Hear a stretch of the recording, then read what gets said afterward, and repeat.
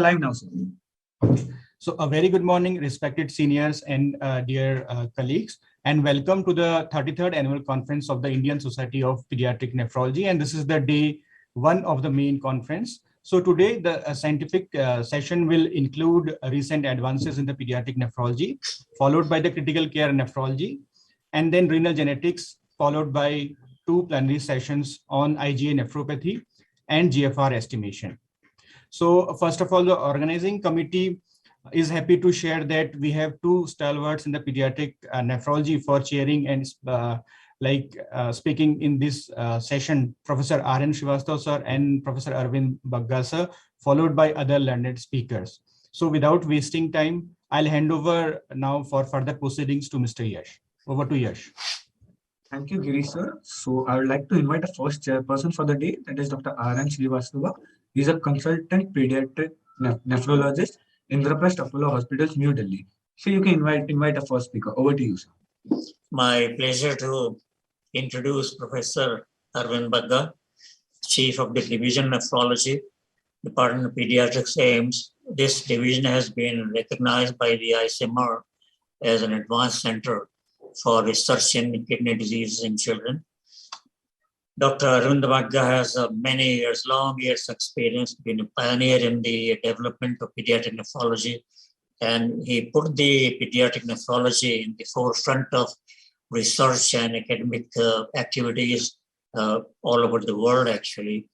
He is presently the Secretary General of the Asian Society of Pediatric Nephrology, one of the founders of this association, and numerous publications, authority on nephrotic syndrome, and in his under his guidance, they have brought out these guidelines for the management of nephrotic syndrome, UTIs, and so on.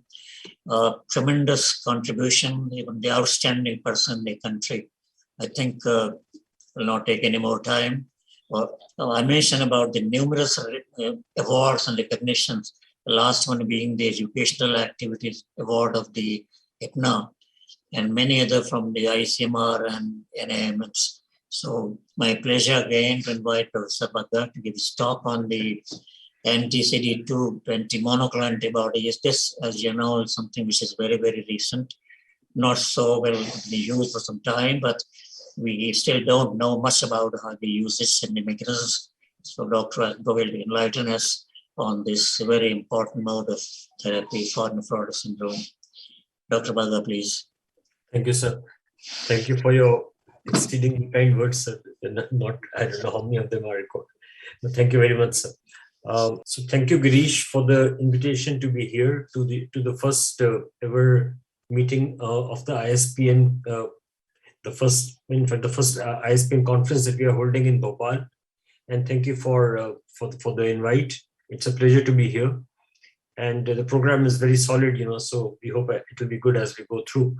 So I'll be talking to you about anti-CD20 monoclonal antibodies, but I'll be essentially focusing on rituximab, because that's one thing that's really been our key anti-CD20. I am sure that some of us are aware that the other anti-CD20, ofatumumab, there was a lot of promise on that drug. But the most recent trial, led to, in fact, the cessation of that trial because the drug was not really working, and there were multiple side effects. So in a way, the only anti-CD20 of value that we have is rituximab. There are other drugs, others may come, but so rituximab we know it's a murine human chimeric anti-CD20 antibody, and what it does is that it primarily leads to depletion of B cells in the body through various mechanisms, which are listed here. In addition, there is an assumption and there is a feeling that perhaps rituximab also works on the podocytes directly on the SMPDL3B, stabilizing the SMPDL3B, and thereby preventing the loss of the podocyte cytoskeletal architecture that may often happen with nephrotic syndrome. So there's a direct action per se on the podocytes that's presumed to be happening. And the picture below, is really a model of the way that you get nephrotic proteinuria and how T and B cells interact. And as is seen in the upper part of the picture, you can see here that there is a B cell and a T cell interaction. And perhaps, when the B cells are not there, T cells are not able to make those cytokines, which may then work as putative mediators, causing proteinuria. One of the important modalities by which T lymphocytes seem to be kind of controlling proteinuria and other things in our body is through T regulatory cells, and I'll talk about this very briefly in a minute. But there is enough data that rituximab would lead to alteration of T regulatory cells. I did mention about the SMPDL3B, which is a sphingomyelin phosphodiesterase, and thereby it works downstream through the acid sphingomyelinase enzyme, and thereby stabilizing the actin cytoskeleton and thereby preventing proteinuria. Some of these mechanisms are well described, others are not that well described. And people, so as I said, people have shown through various studies that rituximab would lead to normalization of the Th17 Treg counts, as is shown in this picture here. Again, they would increase during relapse. This was data from Divya Bhatia, who did a PhD at our center a few years back. It also leads to a change in the number of Th1 to Th2 cells, which again, you are aware that nephrotic syndrome is thought to be a Th2 disease. And by attenuating the number of Th2 cells, it does lead to amelioration of, perhaps that's one of the other mechanisms. But we know for sure, that rituximab does lead to a change in the B cell number. And as is shown in the upper graph here, that patients who do tend to relapse early would have a faster recovery of B cell numbers than do patients who do not show a relapse. The thing that's become more and more important, the thing that's become more and more important is not really the B cell number, but perhaps the recovery of the switched memory B cells, which are the CD27 bearing B cells that perhaps correlate with relapses. And there is a lot of information on this, chiefly from Rome, from Dr. Emma's unit, where they showed, that switched memory B cells recovery correlates with relapses much more than just simple B cells. So I'll be talking about 3 or 4 entities during this talk. I'll be talking chiefly about steroid sensitive disease, because that's one area where rituximab has really had an impact. And then briefly about steroid resistant disease. There is a condition, that's in between, which is steroid resistance. But those patients, after you give them calcineurin inhibitors, they show CNI dependence. And here again, rituximab may have a role.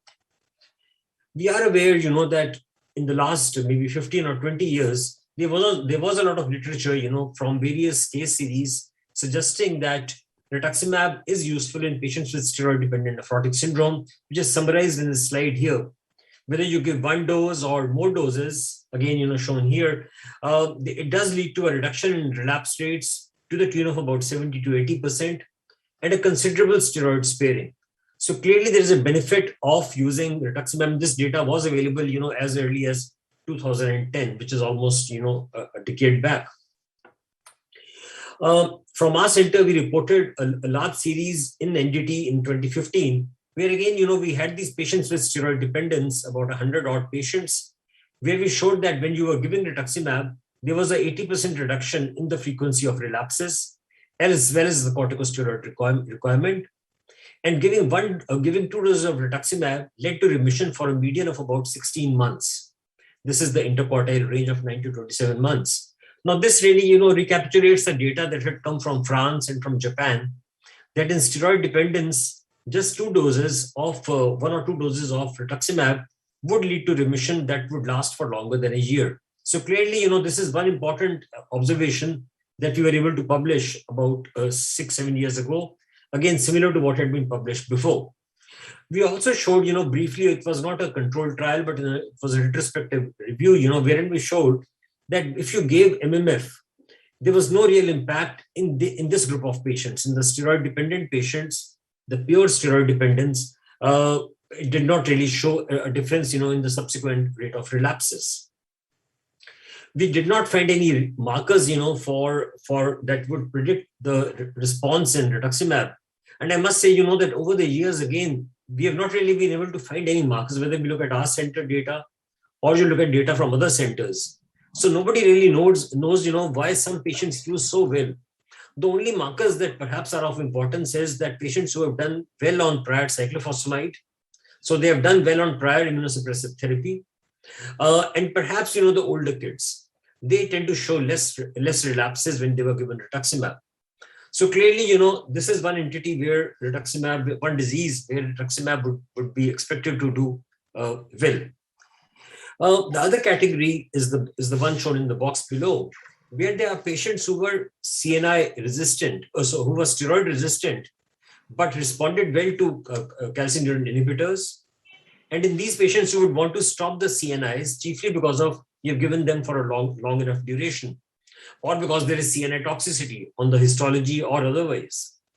In this category, we found, that when you are using rituximab, the duration of remission was shorter. Instead of 16 months here, it was about 10 months, and clearly, shorter than the pure steroid sensitive. And the relapse rates were also about 10% lower. So it was doing well, but it was not doing as well. But this clearly emerged as a new category, which was the CNI dependent, previously steroid resistant patients. I won't go into all the randomized controlled trials that have happened over the last few years, but this is a Cochrane review of last year, showing essentially, that when we are using rituximab, the relapse rates at 3 months, 6 months, and 12 months clearly are significantly better. And I'll talk about this in the next slide. And so there are these 6 studies in almost 300 children, again showing almost similar results. And you can see that the I-square is not very high, it's about 50%. So there is some heterogeneity of data, but overall the heterogeneity is not too great. But clearly there appears to be a benefit. The chief adverse effects of rituximab that have been shown in this Cochrane database, and I'll talk about them a bit later, have been the high risk of infusion reactions, almost 5 times higher risk of infusion reactions, no significant risk of severe infections, but because I think that's kind of linked in many ways to the way you are using the medication. So clearly a safe and effective medication apart from infusion reactions, as far as that was reported in the Cochrane database. Again, really a slightly review of the database, again showing, that at 3 months, there was a almost 68% reduction of the relapse rates, which was sustained at 9 months as well as 12 months. Clearly, infusion reactions are high. The risk of severe infections is not perhaps very high, but perhaps there is some evidence that the risk may be increased, which I think is perhaps linked more to the hypogammaglobulinemia than to rituximab per se. So, and the strength of evidence, as you can see, is moderate to low in various series. The other thing that we also found, and that was also shown by other workers, was that when you're using rituximab, because you're able to reduce the corticosteroid dosage, there is relative steroid sparing, and therefore the height and the SDS does improve. This was first shown in Japan, as well as there was an improvement in the BMI. And again, there was a trend towards our data that was published a year later, wherein we found that the height SDS did improve, and the body mass index did also show a trend to improvement. So both, but again, we did not document this in as strongly as the Japanese had done. But clearly there appears to be an evidence that the height, the stature does get better and the body mass index declines. An important paper that came about 2 years back, which I'm sure many of you are aware about, is how many doses to give. So what Dr. Tullis and the group did from the Great Ormond Street was that they involved centers across the whole world. So they involved centers in Asia, including our center, Europe, Japan, and so on. And they had close to about 511 odd patients, 510 odd patients from 11 centers with a relatively long follow-up, at least an 18-month follow-up. And they divided their data into patients who were given 1 dose, 2 doses, or 3 to 4 doses. And what is shown in the graphs on the right-hand side, on the Kaplan-Meier on the right side, is that when you are not using maintenance immunosuppression, now maintenance immunosuppression, they really meant the use of either cyclosporin or mycophenolate for at least 6 months.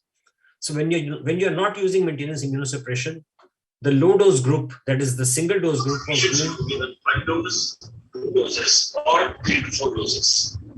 And what is shown in the graphs on the right-hand side, the Kaplan-Meier on the right side, is that when you are not using maintenance immunosuppression, But in this immunosuppression, they really meant the use of either cyclosporin or mycophenolate for at least ready to mute themselves, Dr. Bhatt or organizers. Yes, sir, you can carry on, sir. I'm muted. Okay, so when there was no immunosuppression, the low or a single dose group was not doing as well. But when there was immunosuppression, so when either mycophenolate or cyclosporin was used, essentially there was no difference in the outcomes. So what this suggested was that immunosuppression with mycophenolate or cyclosporin would extend the benefit of a single dose. And this study was published in Kidney International about 2 years ago. And this has, affected the way we have been managing our patients. But just suffice to say, that most of us still across the world would be using 2 doses, and we would not be using standard immunosuppression following the therapy, following rituximab therapy. What about data in adults? And this is a systematic review of data that was published last year that show on 21 studies involving about 400 patients, followed up for almost 12 to 4 years. And they showed that similar to children, there was a satisfactory response in both in minimal change disease as well as in focal segmental glomerulosclerosis. A quarter of all the patients did tend to relapse, and the adverse events were, however, not there. So even in adults, the data in children appears to be recapitulated in many ways, in the sense, that the efficacy seems to be similar in adults with frequent relapses or steroid dependence.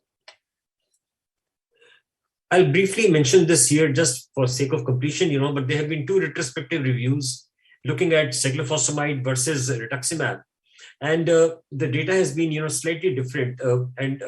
Although it does seem to suggest that rituximab is superior to cyclophosphamide, both in the recent data from Saudi Arabia, as well as data from the Great Ormond Street, where the rituximab did appear to have some advantage. But please remember that these were retrospective case series, and therefore the value of this data may be a bit, it may not be as high.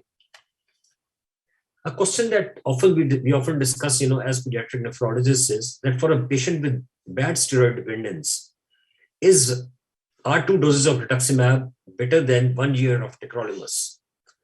The answer, and this is an important question, and there have been at least 2 or 3 reports from our country that have examined this. The first one was a retrospective comparison where we compared tacrolimus 1 year versus rituximab in our patients at the Holiday Institute. And we found that at the end of 1 year, there was really no difference, as far as the proportion of patients who were in sustained remission. This was a retrospective case series. But then, we had this elegant paper from Calcutta, wherein they compared rituximab, again, 2 doses versus tacrolimus for a year. And it was clearly shown that in patients who were a bit younger than our patients and with early duration disease, so please remember that very often here, this was the first line therapy in about 25% patients, clearly rituximab was superior compared to tacrolimus. And it had a significant steroid sparing effect and very few adverse effects. And this data was published about 2 years ago, but a very important paper nevertheless. We still think that the answer is, we still don't have an answer. And the graph below, is a paper that's under consideration in pediatric nephrology from our center, where again, we have tried to compare 2 doses of rituximab to tacrolimus for a year. These were slightly older patients compared to the data that's from Calcutta, who had had a disease for a long duration, and multiple patients had already failed 3 agents. And in these tough patients, we found that the time to relapse was similar, whether you gave them tacrolimus or rituximab, as is shown in the graph here. But when you're looking at frequent relapses, there were more frequent relapses in the rituximab group than the tacrolimus group. They were doing well till almost about 6 months, but once, in fact, the B-cell depletion happened, the patients in the rituximab group started relapsing. And clearly at the end of 1 year, you can see a clear difference between rituximab and TAC. So perhaps one strategy could be, that you give a shot of rituximab at 6 to 9 months, and perhaps you would have as good a long-term benefit as TAC. But we think that this data just seems to suggest that perhaps rituximab, as far as frequent relapses is concerned, may not be a very good drug when used alone in patients with bad steroid dependence. So as we showed in the previous slide, that a high proportion of patients would tend to relapse by 6 to 24 months once you do get B-cell repletion. So the questions are, how do you ensure that the relapses can be prevented? One strategy is obviously adding mycophenolate mofetil, which has been done, so well by the Japanese. And there's one trial happening in Calcutta that's examining the role of long-term mycophenolate after rituximab, and whether it helps. The rituximab trial was being done in France, where they were using IVIG and rituximab. This trial has stopped, because there was no benefit, and the trial had to be discontinued. So this has to be looked at. The other strategy is that you repeat rituximab as soon as you get B-cell recovery. But again, we know that B-cell recovery does happen in 6 to 9 months in many patients. And there are patients where B-cell recovery may happen, but they do not get relapses. So clearly, here you could be overreaching in many ways by giving them a dose of rituximab every 6 monthly. And the third strategy could be that you redose at a relapse. So you let a relapse happen, and if a relapse happens, you treat the relapse, and then you again try to redose with rituximab or with some other medication.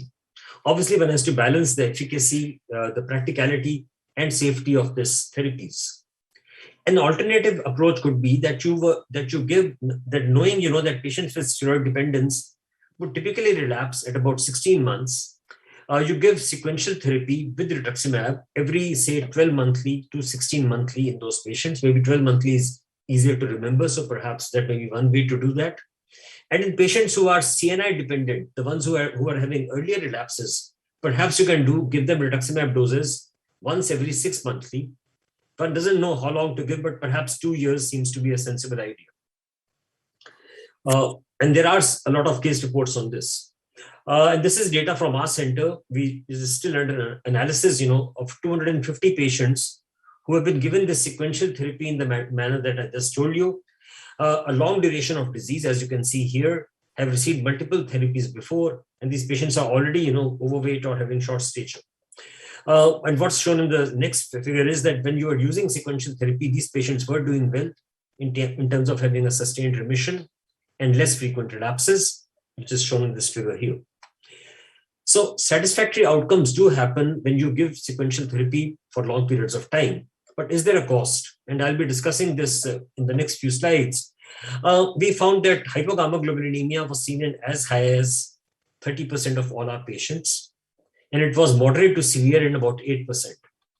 And all these patients would obviously require, patients who have moderate or severe disease would require some prophylactic antibiotics. And some of them, there are at least 5 patients now in our unit who are requiring IVIG every 3 monthly.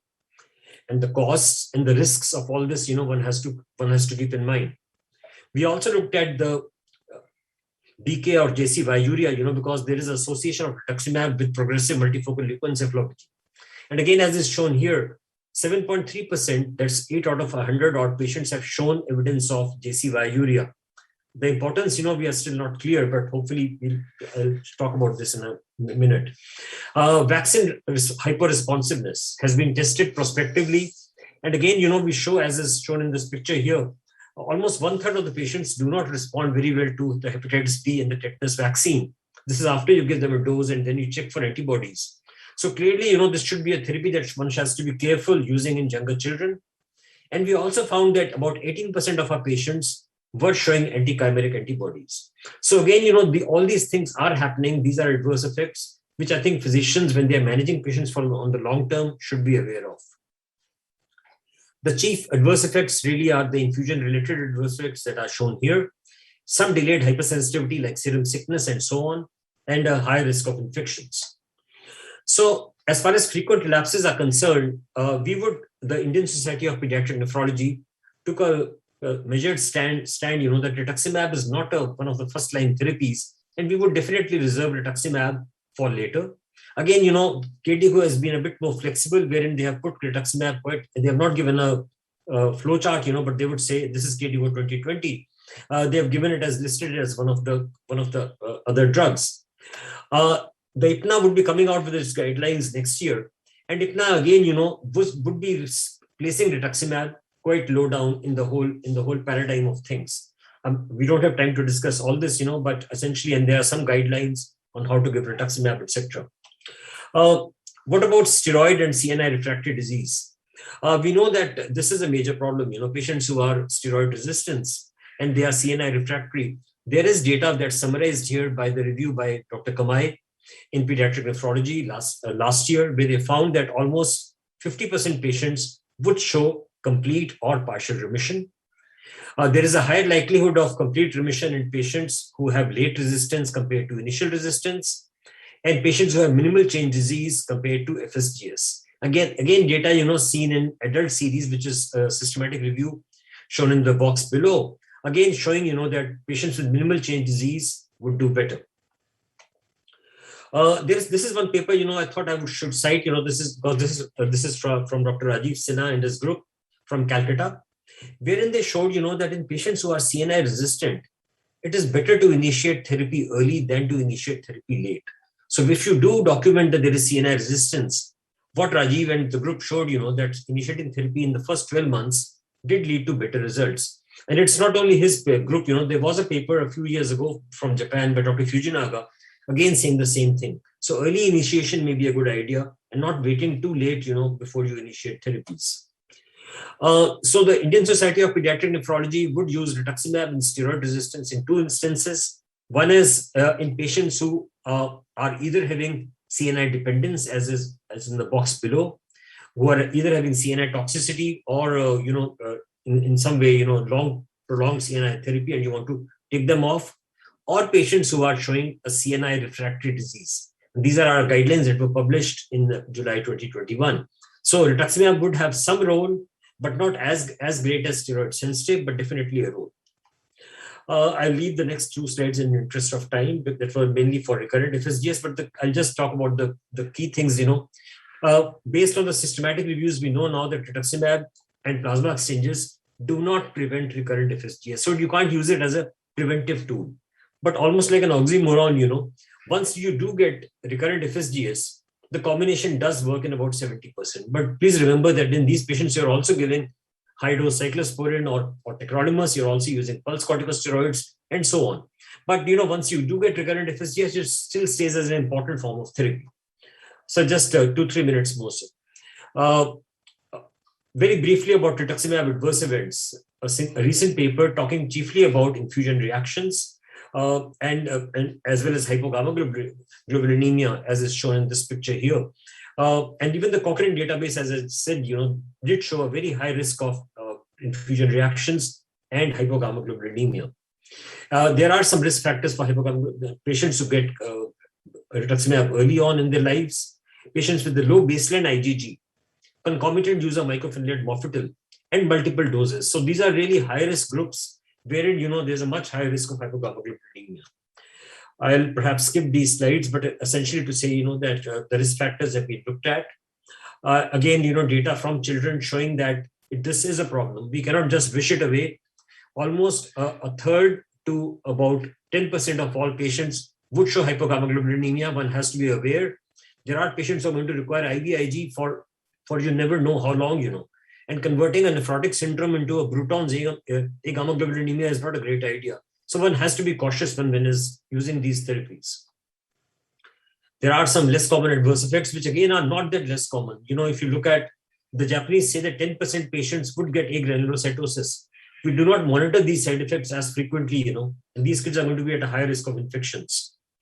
And then finally, the role of anti-chimeric antibodies, in the more doses you give, you are likely to get anti-chimeric antibodies, which would lead to more infusion reactions, less efficacy of the drug per se as well. So to conclude, there are some trials that are still happening on rituximab that are randomized, and they're listed in the box above. So there is a rituximab versus mycophenolate trial in steroid dependence, the trial in Calcutta looking at long-term mycophenolate, and so on. The Japanese trial as well here, using rituximab at the first episode. But I would definitely argue against doing this for children, given its effects on vaccine hyporesponsiveness, agammaglobulinemia, and all those things. So the message is that it's an effective medication for steroid-sensitive disease. However, we would urge our colleagues that it's not the first line or the second line drug. it's perhaps a reserve drug, that should be used as a reserve, maybe as an alternative to CNI or after CNI. Maintenance therapy is required after rituximab in most. It's not a one shot phenomenon, so you do require a follow-up. We still don't know the predictors of efficacy. As I said, they are still not very clear. And our ability to predict relapses is still not that clear. The early use of CNI and CNI there is data that patients who get steroid-resistant nephrotic syndrome and who are refractory to calcineurin inhibitors, one should think about using CNIs early on rather than later in the disease, and the efficacy is about 50%. But parents have to be on board regarding toxicities, and the ones that I've mentioned to you here. So I'll stop here. Thank you, sir, and happy for some questions if there's time. Sorry for overshooting time. Thank you, sir. Thank you, Dr. Bhaga, presenting the current status and bringing update of these studies which are being done. I think there's a lot more we have to learn, and probably we'll need many more good design multi-center trials to seek once that there are difficulties which were not seen earlier, which you have mentioned clearly, and the side effects and toxicity cannot be just ignored. We have to keep in mind. I think there's time for one or two questions. Dr. Agarwal wants to know that what is the youngest age we can use, or have you used rituximab youngest age? Yeah, Vinay, one should be careful, because the toxicities are higher. So we have used at times even in 3-year-olds, but I would prefer not to use. We would prefer to use it above 5 to 7 years. I don't think it's a good drug in the very young children. There is clearly going to be a risk of, and how long, we should all remember that nephrotic syndrome is not a 1 year or a 2-year disease, and the youngest kids, where the disease lasts the longest. So one has to be careful, and but patients, Vinay, if they really have CNI toxicity or whatever, and you cannot use calcineurin inhibitors, maybe even in the very young, but we would be very careful. You ask about if we are using MMF as adjunct to rituximab, when is the best time to start it? You mentioned about 6 to 9 months you can use. I don't know. So Ranjit, we don't use mycophenolate, as you are aware, as an adjunct, and because as we found, we don't think it really changes the course very much. The Japanese obviously use a lot of rituximab of mycophenolate. There is some data also, that if you use mycophenolate, there is a higher risk of hypogammaglobulinemia. So just be aware. But if you do want to use, maybe 2 months into the course, one could consider adding, and maybe then carry on, because I would imagine that you are relatively safe for the first 3-4 months. So maybe 3 months perhaps may be a reasonable time to use. I think we should be stopping here now, and I thank Dr. Bhaga very much. I mean, you have brought up the problems actually. I think we have a lot more to learn, and probably next few years, some better guidelines may be available. Thank you, sir. Thank you. Thank you. I hand over to the Dr. Bhatta. Thank you, Dr. Srivastava and Dr. Arvind Bhatta, sir. We move on to our next session. We'll be having Dr. Francisco's MR talks first, followed by Dr. Samita Bagchi's lecture. So I invite Dr. P.K. Purti, who is the Director, Institute of Child Health, Chairman, Division of Pediatric Nephrology, Sir Gangaram Hospital, New Delhi, to invite our speakers. Over to you, Purti. Good morning, everyone. Am I audible? Yes, sir.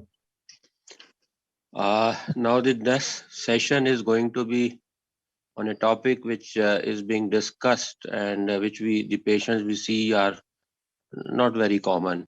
And the topic is X-linked hypophosphatemic rickets. The speaker is none other than a very prominent international pediatric nephrologist, Dr. Francisco Ema. He has a very clear interest and deep interest in rare kidney diseases, in tubulopathies, and in nephrotic syndrome.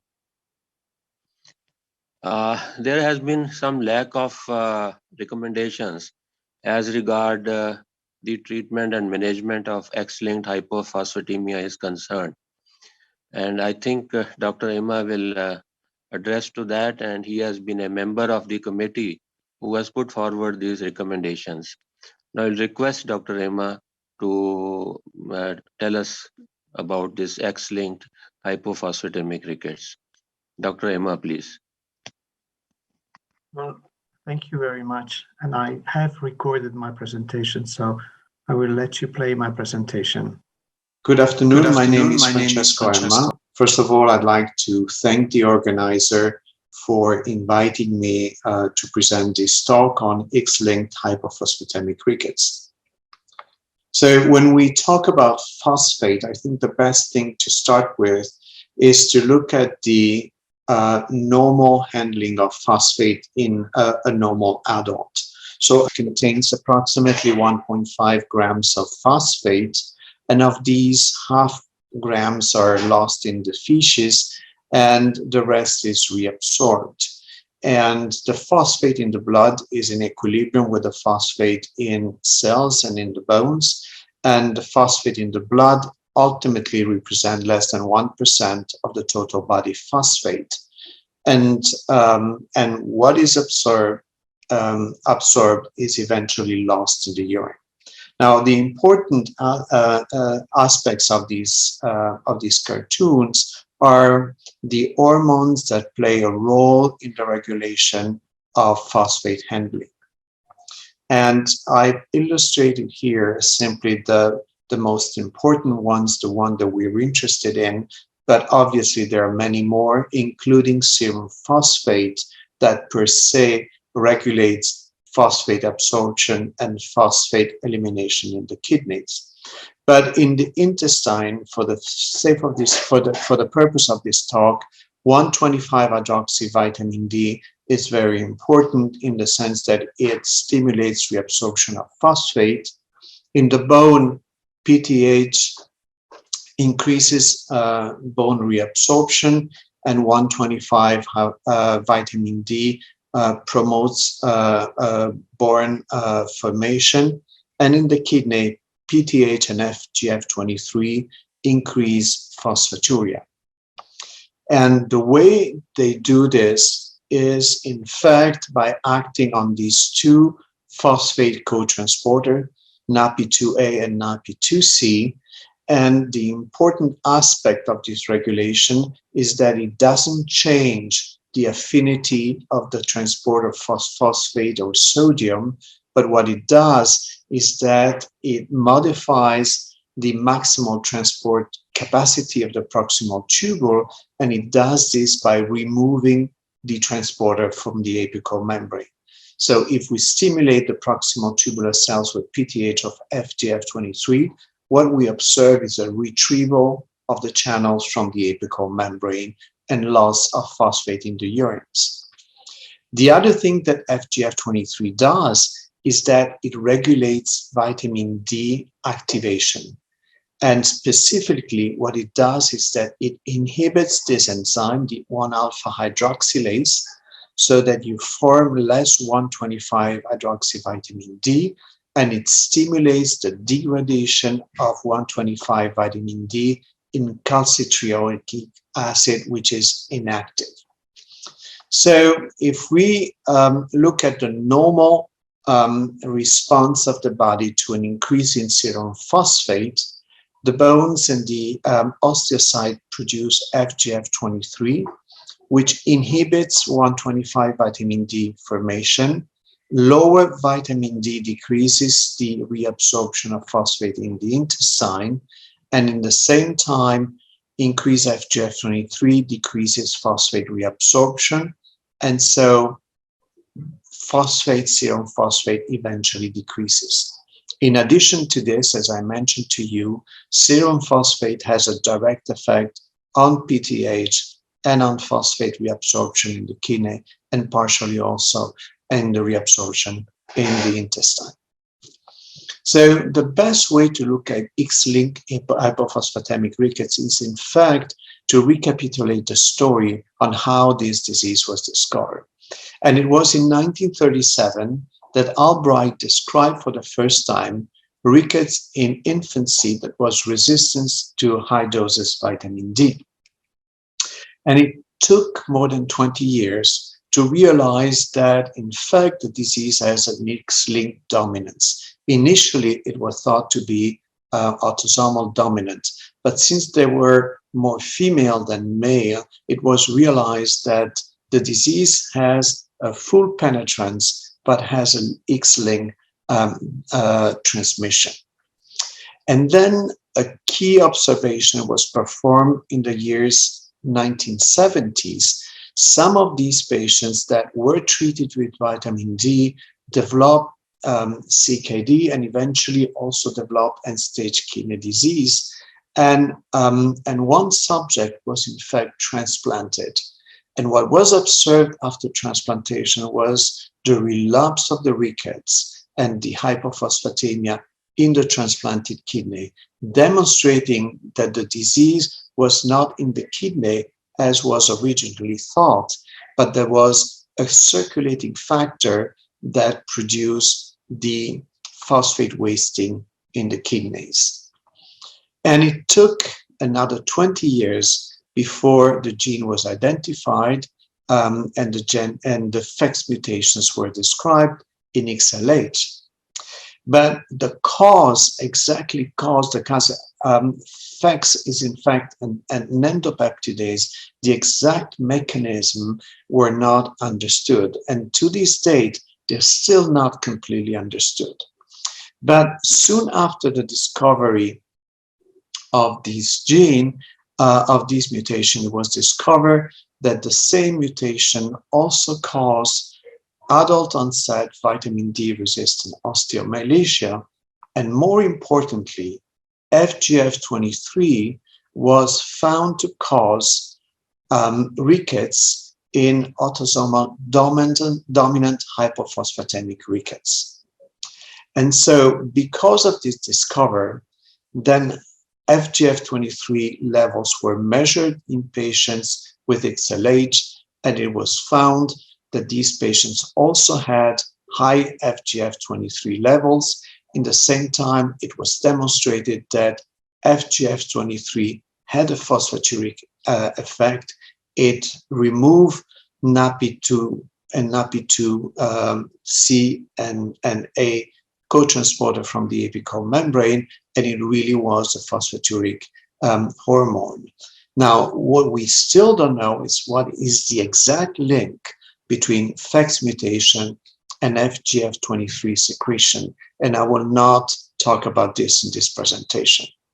So based on this data, antibody anti-FGF23 were developed and were found to reverse the Rickett phenotype of the hip mouse, which is an ortholog model of XLH in mice. And in 2014, the first clinical trial with burosumab, which is a humanized antibody against FGF23, was performed. So in addition to this, as a brief introduction, FGF23 is indeed increased in patients that have FEX mutations, but there are more rare mutations in these other peptidases and factors that can also cause increased FGF23 levels. There are also some rare mutations where there are gain of function in the FGF receptor 1. And in addition, you may find cases of increased FGF23 secretion in patients that have a McCune-Albright syndrome, a fibrous dysplasia, in patients that have an epidermal nervous syndrome, where the mutations of these two transcription factors can cause an increased FGF23 production, and also in some rare tumors that are associated with osteomalacia that are nearly always only in adult patients. So in all these patients, you can have rickets caused by, or osteomalacia caused by increased excretion of FGF23. I'm insisting on this because the other possibility is that patients have a mutation in the sodium phosphate cotransporters. And there are two diseases that have been described that are caused by mutation of NaPi2A or NaPi2C. And it is important to recognize them because these patients should not receive vitamin D because this will cause severe hypercalciuria and nephrocalcinosis. So coming back to XLH, so the first physiopathological event is the mutation of the FEX enzyme. And as I mentioned to you, for reasons that we don't understand completely, the osteocyte produce high level of FGF23, which in turn decrease phosphate transporter in the kidney, decrease vitamin D activation, which eventually leads to phosphaturia, decrease active vitamin D, and decreases serum phosphate. And this will result in rickets, which are characterized by high alkaline phosphatase and low TMP of a GFR in the kidneys. Now, importantly, the level of 25-hydroxyvitamin D are normal. PTH is usually normal, just slightly elevated, and serum calcium is normal, which differentiate this form of rickets from vitamin D deficiency. And you can have a positive family history. Now, the mutation, the de novo mutation rate are estimated around 10 to 20%. So you expect that about 80% of these patients will actually have a positive family history, but sometimes it's not recognized. You simply have one of the two parents which are short. In this cartoon, I put this question mark to illustrate also that FGF23 probably has a direct effect on the kidney and that on bones, and that we don't know whether the FEX mutation per se in osteocyte doesn't cause, at least in parts of the bone phenotype. So what are the symptoms of XLH? Well, they're different between pediatric and adults to some extent. Pediatric patients have delay and disproportional growth. They can have crymosynostosis, rickets, delayed motor development, and they walk with an enlarged gait. And this is due in part because they usually have a coxavara, but also because they have a muscle tone deficiency. And so they typically have this wandering gait. And then there are common features between pediatric and adult patients. They have a short stature, they have a deformity of their lung, of the legs. They have tooth abnormalities, and we'll come back to this. Osteomalacia, they complain of bone and joint pain. They have joint stiffness, muscle pain and muscle weakness. They can have a Chiari malformation. They have these gait abnormalities, and they have an overall decreased quality of life, especially as adults. And then adults also develop symptoms that are related to osteomalacia and to the deformities that have developed during growth. So they can have pathological fractures, osteoarthritis, and one of the things that they complain a lot is of the enthesiopathy, which is the calcification of ligaments that can be very painful. Some of them can have hearing losses that are mostly due to the compression of nerves, at least this is what we think. And sometimes they have disabilities that impact on their daily life and capability to work. So this is the typical lesion of an XLH patient. You can see here the leg bowing, the metaphysio splaying, the irregular calcification at the growth plates, and notice that there is no evidence of bone reabsorption as you would expect to see, for example, in nutritional rickets. And as I mentioned to you, these patients have low phosphate, high FGF23, but they have normal serum calcium, normal PTH. Serum calcium can be in the low limits of normal, PTH slightly elevated because vitamin D is not activated, but in most cases, they're normal. And this is before therapy. Obviously, once you start treatment, this is no longer valid. And this is the typical lesions that you would see.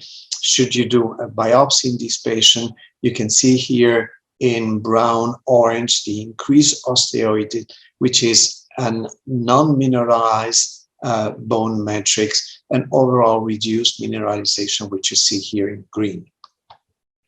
These are other images of patients. Here you can see, obviously, the widened knee joints, the growth plates which are abnormal, and you can see in this figure here, in this X-ray, a coxavara, or you can also see here some valgism. In this case, it's a combination of varism and valgism, which is a very severe lesion that doesn't allow patients to walk.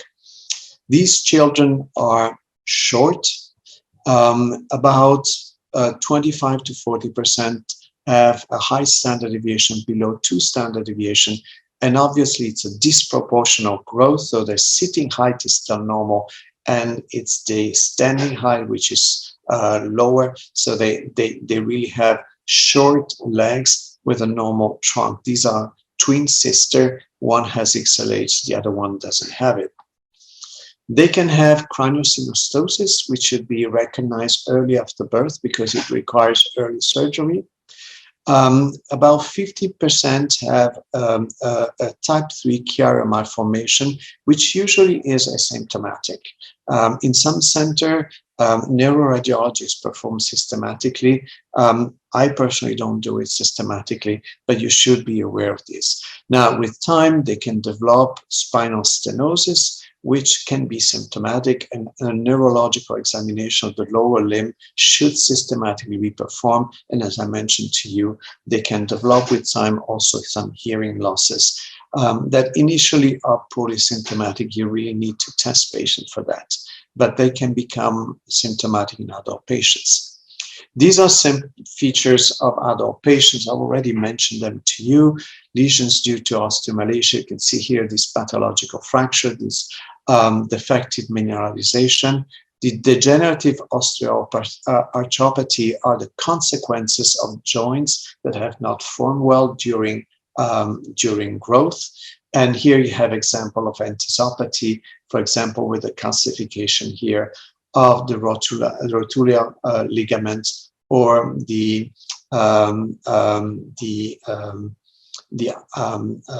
ligament here in the Achilles ligament. Now, the other very frequent complication that patients complain with is dental problems. What they have is hypomineralized dentin, because FGF23 is important for the mineralization of dentin. So they have an hypoplasia of the enamel, and they have these enlarged pulp chambers. And many patients eventually will lose teeth due to abscesses and periodontitis.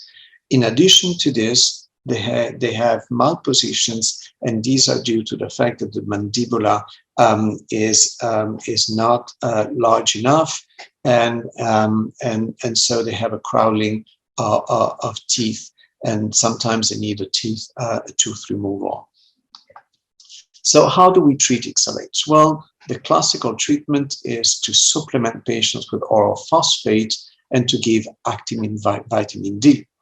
And the goals here are to the healing of rickets, but this is usually impossible to achieve. But at least what we would like to achieve is to decrease the alkaline phosphatase at least below 1.5 levels of fall the upper level of the limit, and to achieve clinical improvement and radiological improvements. What we would like to achieve with the treatment is to have patients grow at least at the lower limit of the normal range. to control pain, but the goal is not to normalize serum phosphate, which is a mistake that some physicians make. If you want to normalize phosphate, you really need to give a huge amounts of phosphate, which will cause hyperparathyroidism and may, in fact, also worsen the risk of nephrocalcinosis, because excess phosphate in the urine will also drive calcium in the urine. Early treatment is clearly associated with better outcome, and this is an historical study from the 1980s showing, in fact, improved bone biopsy. However, treatment has limitation. It improves symptoms, but it seldom cures the disease. About 10 to 20% of patients really have a good response, but the other patients are improved, but they're clearly not cured. Linear growth remains insufficient. Patients can still develop hearing losses. Enthesopathy is not treated by symptomatic treatment, and symptomatic treatment paradoxically can increase FGF23 levels. And the side effect, the one that we are concerned of, is the development of nephrocalcinosis if we give excess vitamin D, and the development of hyperparathyroidism, especially since puberty, if we give too much phosphate. So it's all a balance between giving enough treatment and not too much, and to try to find a balance that would decrease rickets but still prevent the development of excessive complications. So now we have a new treatment, which is burosumab. And burosumab is an antibody that blocks directly FGF23. So with burosumab, you expect to compensate for the decreased 1,25-hydroxy vitamin D synthesis and to prevent phosphate losses in the kidney. In addition to this, you will block the direct effect of FGF23 of the XLH phenotype. And this is really the seminal study that has been made in children. These children were aged 5 to 12 years and had XLH. And you can see that once they started treatment with burosumab, serum phosphate increased, the renal threshold for phosphate reabsorption increased, hydroxylation of vitamin D improved, and serum alkaline phosphatases over time normalized. Radiologically, within 1 year, the majority of patients really improved dramatically the radiological lesions of Ricketts. And this is a score which is called the Rickett Severity score. And you can see that the score really improved dramatically even after 6 months. You have here other example of patients here at baseline, and you see the same patients after 40 weeks of treatment. If you look at the ulna here and the radius, you can see here this clear spraying of the metaphysis, and you can see this nearly complete improvement after 40 weeks of treatment. In addition to this, all patients have a significant functional improvement, and pain control is very rapid. Even after a few weeks, patients tell you that the pain is dramatically decreased. What we still don't know is what will happen of growth. And there are data in patients that have been treated now for several years. What is very clear is that growth is stabilized, but the catch-up growth is not spectacular, at least in the first years after beginning treatment. It is estimated to be 0.1 standard deviation per year, which is not much. But if you treat early enough patients, they may not have accumulated a lot of growth retardation, and they may have enough time to have a significant catch-up growth over time. And these are information that we still don't have. We need to wait to have more long-term data. And I will simply finish by telling you that burosumab has also been given to adult patients, and it shows similar improvement in terms of stiffness, physical impairment, fracture healing, and pain control. And from the metabolic standpoint, the exact same effect that have been observed in children have been reproduced in adults.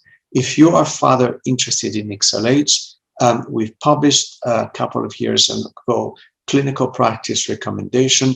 These will be updated in the coming years to include also more information on pyrosmap, but a lot of information is already contained in these recommendations. And with this, I would like to thank you very much for your attention. So I must thank Dr. Emma for a very, very comprehensive talk.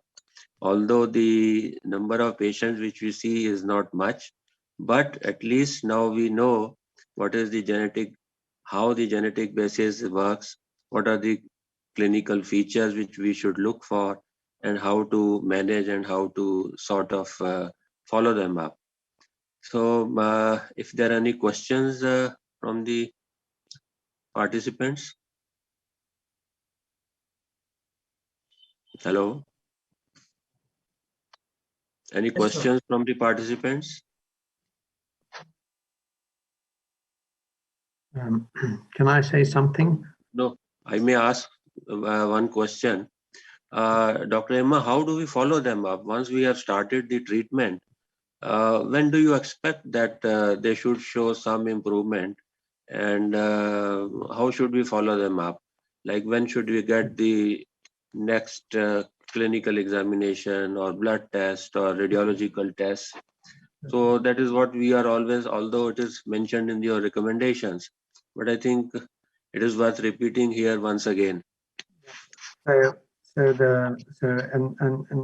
thank you again. And I would just mention that there are questions in the chat. So I'm actually seeing question coming up. So the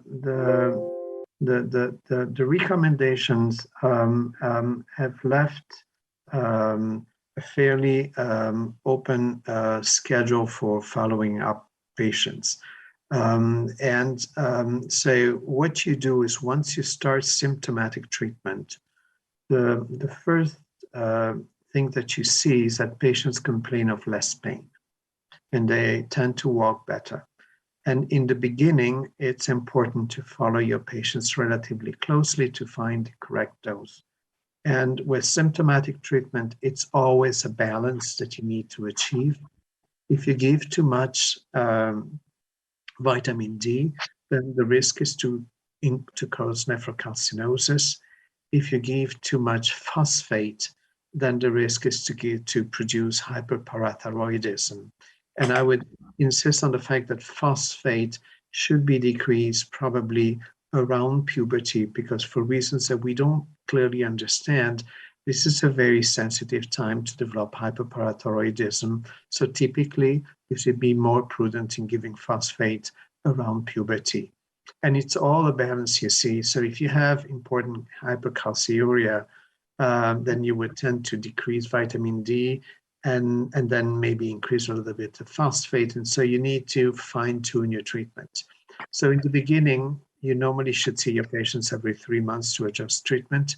If they are stable during growth, then you can see them every 6 months or even every year. The one thing that we have been insisting is that during periods of accelerated growth, then you should see them more often, because in these periods, patients require to adjust their treatment more often. In terms of radiological assessment, we suggest to perform an X-ray evaluation at diagnosis, but we do not suggest to perform continuous X-ray evaluations. However, we suggest to perform, I think every 2 years, a renal ultrasound to make sure that you're not developing nephrocalcinosis. There's one question. In a child presenting with resistant rickets with very low serum phosphorus but normal TMP GFR, is there any harm in starting phosphate supplements if we are not able to conclusively rule out hypophosphatemic rickets? So I think you have,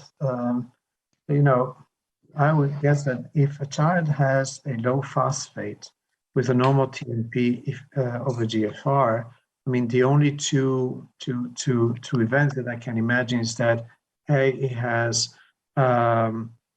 deficient has a phosphate deficient diet, and he is malnourished, or he may have a phase of hungry bone disease where he's producing a lot of bone, and in both cases, I think it would be appropriate to increase his phosphate intake.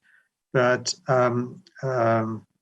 this is what I would say. So the only thing I can imagine is that patient, if he has Rickett, had in the past a vitamin deficiency Ricketts, and that now he has been corrected and he has a phase of hungry bone disease. And in that case, yes, I mean, this is the only hypothesis I could come up with. But I would still suggest to double check your TMP of a GFR, just make sure that it is normal. He could be having nutritional rickets. Sorry? He could be having nutritional rickets. If he has a normal TMP of a GFR, you do not expect him to have a normal TMP of a GFR. If he has, if he has a nutritional rickets, you would expect him to have high PTH. And if he has high PTH, your TMP of a GFR should be decreased. So what I can imagine is that he had in the past, that he has been corrected, and he is now in a correction phase where calcium has normalized, PTH has normalized, and he's making actively bones. And maybe during this phase, he could have somewhat lower PTH. That's the only thing that I could come up with. Okay, so nice of you. And one last question I would like to ask: for how long or how do you give Virosumab? So when Virosumab is available now, it's available in Europe, and it's still not available in every country because it's actually a very expensive treatment. Right now, for example, in the country where I work in Italy, we can prescribe the drug to patients if they are children, if they have severe rickets, and if so, we can prescribe it until their growth plate is fused. So we systematically have to perform X-ray every year, and once the growth plates are fused, for the moment, we have to stop treatment in Italy. In other countries, it has been approved also for the use in adults, and so they can continue treatment beyond the normal growth period. So nice of you. Thanks very much for a nice presentation. Thank you very much for having me. Thank you. Thank you very much. Okay. And I don't think there are any more questions. So I think we will wind up this session. Thanks very much. Thank you very much. Good afternoon. Our next chairperson is Dr. Uma Ali, Consultant Pediatric Nephrologist, Leelavati Hospital and Research Center, Mumbai. Due to some technical glitches, she is not able to join. So I will introduce the next speaker. Our next speaker is Dr. Samita Bagchi, Additional Professor, Department of Nephrology, AIIMS, New Delhi, and she will be talking on the topic Membranous Nephropathy, Recent Advances. Over to you, ma'am. Good afternoon, everyone. So thank you for the opportunity for this talk. So I will be talking in the next few minutes on membranous nephropathy, how the management and diagnosis has changed over the last decade. It is a common cause of nephrotic syndrome in adults, as we know, and in our patients, around 22% of all nephrotics have membranous, which is the second most common cause after minimal change disease. As we can see here, it is less frequent in children, evident from this recent pediatric biopsy data from the South. The prevalence progressively increases with age, and in our cohort, about 20 to 30% of elderly patients had membranous nephropathy with nephrotic syndrome. It is conventionally been classified as idiopathic or primary membranous nephropathy when there was no underlying cause identified or a secondary disease. When we talk about advances in membranous, in the last decade, there has been a lot of research on identifying biomarkers, mainly identifying target autoantigens and antibodies. And I think this is one disease where there has been significant bench to bedside transition of research. There have also been some landmark drug trials, and these combined have significantly changed how we diagnose, classify, and manage patients with membranous disease. And this is reflected by the KDIGO guidelines, which were recently published this year. And this is what I will be focusing on in my subsequent slides. So the immune-mediated pathogenesis of primary membranous nephropathy was eloquently described in the human nephritis mouse model in the early 1950s. But after a long time, the first human podocyte antigen was identified only in early 2000s when maternal alloantibodies were detected to the neutral endopeptidase antigen in some rare cases of fetal-maternal alloimmune-associated membranous. So the major breakthrough was when the phospholipase A2 receptor 1, which was a podocyte antigen and was identified as the main culprit for most of the cases of membranous disease in 2009. 5 years later, a second molecule, again a podocyte antigen, THSD7A, was identified. In the last few years, there has been a lot of new target antigens discovered. The main work has been from the Mayo group. What they did was they did laser microdissection of membranous biopsies, which were PLA2R and THSD7A negative. And then mass spectroscopy analysis identified new antigens. So coming to the first antigen, phospholipase A2 receptor 1, in the seminal paper, which came in NEJM in 2009, they showed that circulating antibodies, IgG4 subclass to phospholipase A2 receptor, was identified in 70% of patients who were previously considered to have idiopathic or primary disease. This antibody was absent in secondary cases in this cohort, though it has been found in secondary patients subsequently. And after that, there have been a slew of studies on PLA2R and membranous. These studies have helped us to understand the evolution of the disease.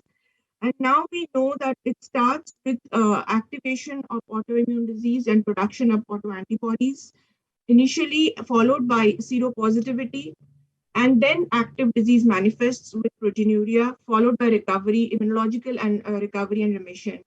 So if we see here, there's a considerable lag period between onset of immunological activity and disease manifestation, and also there's a lag between immunological and clinical remission.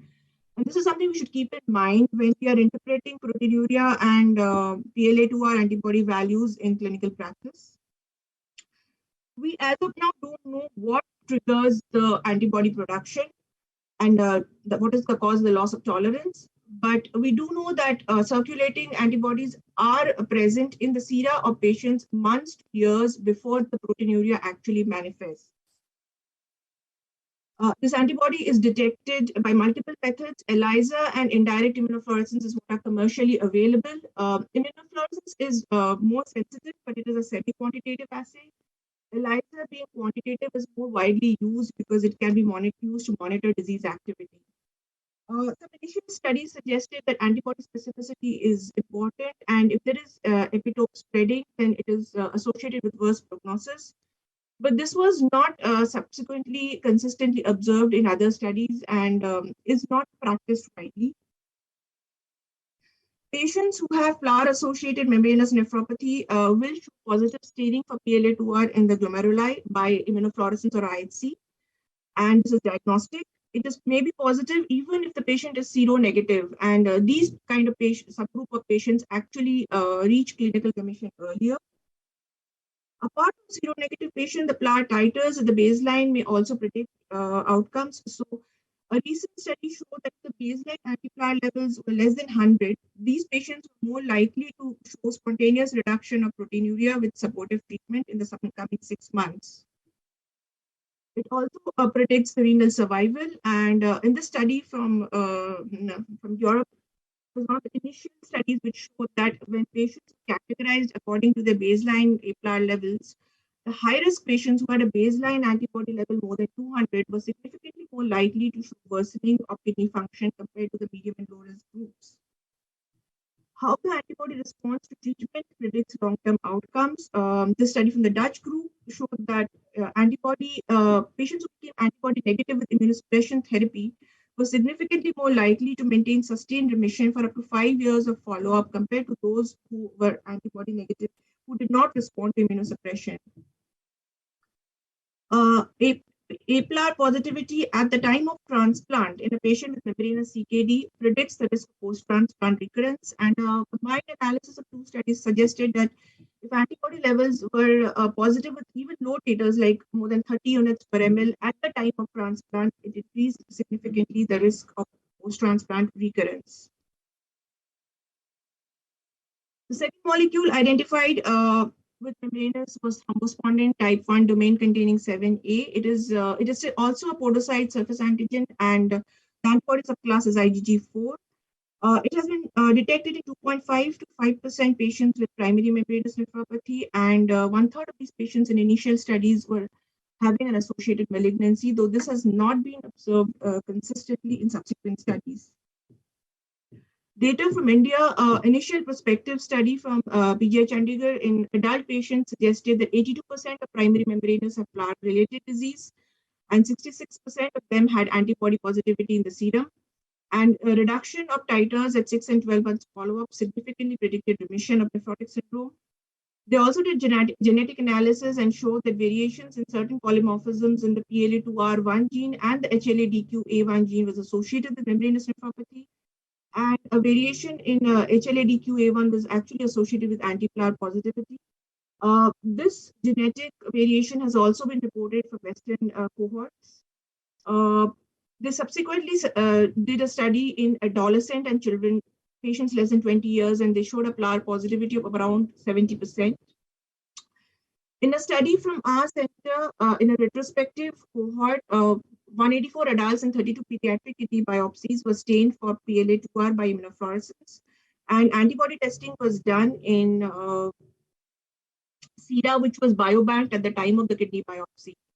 And the prevalence of PLAR-related disease was 72% in our cohort, while in the pediatric cohort, per se, it was around 44% based on PLAR tissue positivity. This has also been reported in multiple other studies. The data in pediatric cohorts is less, but most studies have shown that the PLAR positivity rates are overall lower in pediatric patients compared to adults. 13.5% of our secondary membranous patients also had PLAR positivity, suggesting that even if PLA2R is positive, we should look for a secondary cause. And this study showed that 3.4% patients had THSD7A positivity on IHC, but there was no association with any malignancy. The subsequent molecule which was detected by the Mayo group was exhaustocin 1 and 2. It is an interesting molecule. No antibody has been identified per se, more commonly seen in women and significantly associated with secondary systemic autoimmune diseases. Subsequent studies have shown that more than 30% cases of lupus membranous nephritis would be exhaustocin positive, and it defines a very niche clinical phenotype. Patients are younger, they have lower serum creatinine, a higher proteinuria, and less chronicity on biopsy, and they're less likely to progress to end-stage kidney disease compared to those who are exhaustocin negative on biopsy.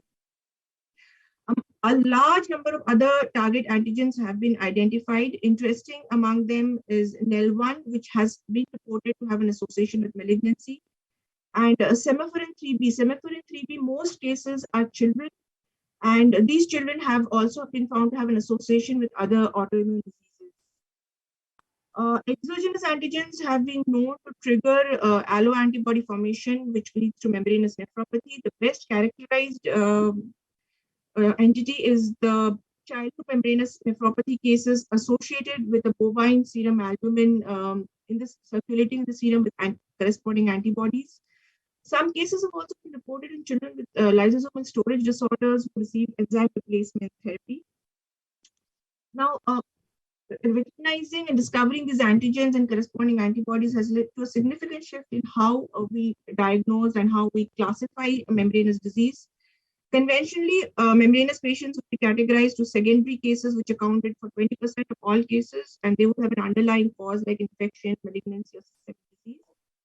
But a large portion of them, 80%, would be called primary or idiopathic because there was no underlying cause. Now we know that this 80% is actually a group of disparate kidney-specific autoimmune glomerular diseases, wherein the Predominant subtype is PLA2R related disease, though the antigen may not be identified sometimes, especially in routine clinical practice.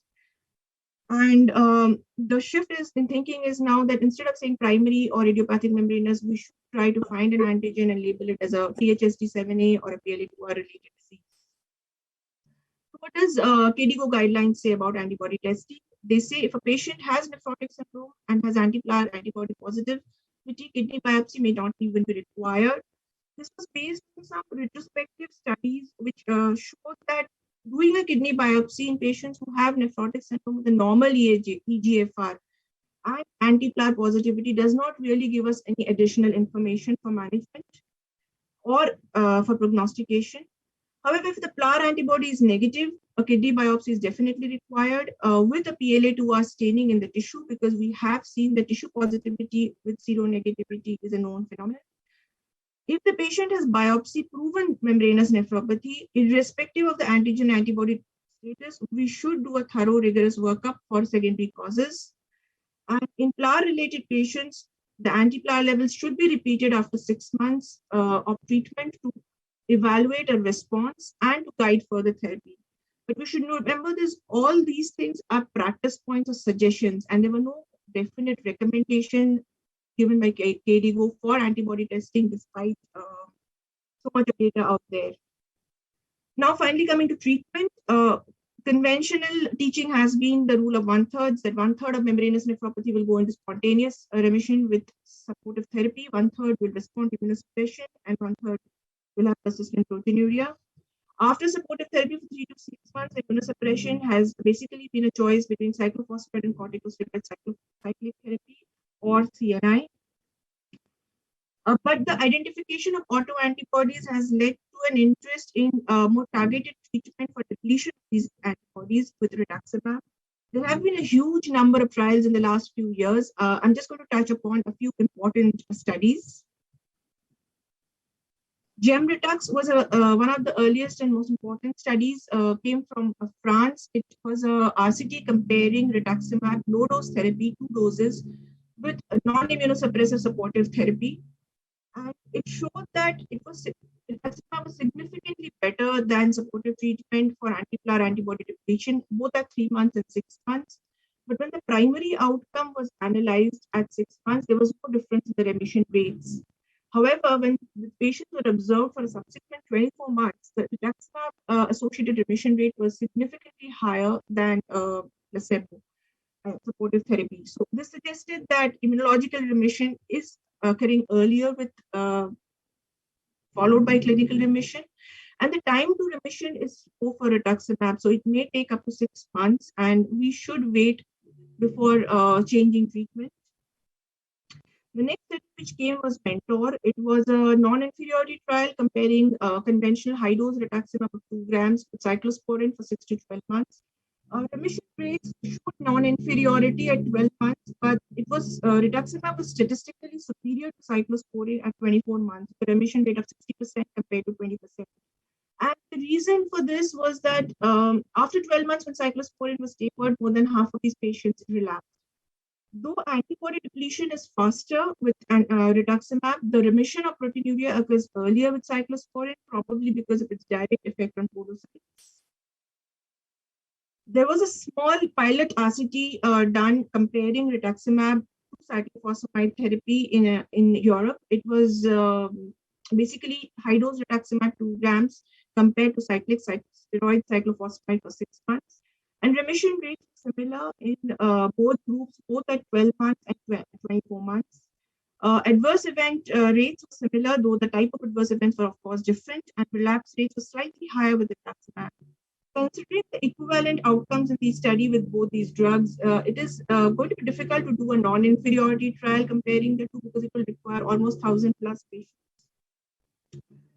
The STARMAN was an interesting trial. It basically had 2 arms. One arm got corticosteroid with cyclophosphamide cyclic therapy again, but the other arm got tacrolimus for 6 months, tapering over the next 3 months, with a 1 dose of rituximab 1 gram added at 6 months.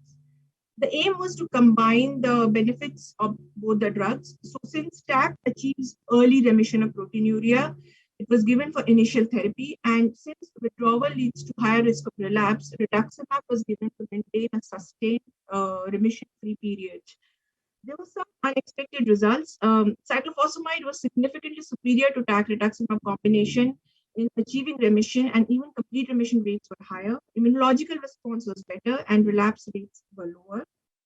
This was attributed to the fact that cyclophosphamide depletes plasma cells as well, and not just B cells, and this leads to more profound antibody depletion in these patients. So, a large number of studies and subsequent meta-analysis have said that rituximab is superior to supportive treatment and almost gives equivalent results to other established therapies. The dose remains a matter of controversy. Though KDIGO says the conventional 2 grams or 4 into 375 milligram per meter square dose should be given, low doses have been tried. It ranges from single dose to 2 doses with usually CD19 monitoring, and repeat dosing is done if B cells are not depleted. But again, as we saw in the earlier talk, B cell depletion monitoring is controversial. Though some studies have shown that it has been linked to remission rates in rituximab in membranous nephropathy, this association has not been consistently observed. Choosing the dose is a toss-up between efficacy, which may be lower with low doses, and safety and costs. We have seen the issues of safety in the earlier discussion. And so, especially in adult patients, there is a risk of reactivation of tuberculosis with high doses. And cost is definitely an issue in a resource-limited setting like ours. When we started using membranous rituximab in membranous nephropathy, we basically used it for resistant disease, and we started with low-dose therapy, 2 doses of 500 milligrams each. It worked well, and 60% of patients achieved remission. A subsequent recent study from Chandigarh again has looked at 109 patients, mixed cohort, and a single dose therapy with a redosing based on CD19 counts was as good as conventional high dose protocols. And but half of the single dose regimen patients needed a repeat dose based on the CD19 counts. So rituximab works. Then we come to CNI compared to cyclophosphamide. These are 2 established therapies. There have been multiple RCTs comparing them, and RCT from India showed that at 6 and 12 months, both the drugs had equivalent remission rates. But the long-term follow-up results from this cohort were recently published, and they showed that once the tacrolimus was tapered off beyond 12 months, the relapse rates were significantly higher in that arm compared to the modified Ponticelli or cyclophosphamide regimen. And so cyclophosphamide is tried and tested. It does do better in maintaining prolonged disease-free remission periods. Now, though rituximab is well studied, we should remember that it has not really been studied very well in patients who are at high risk of deterioration of renal function.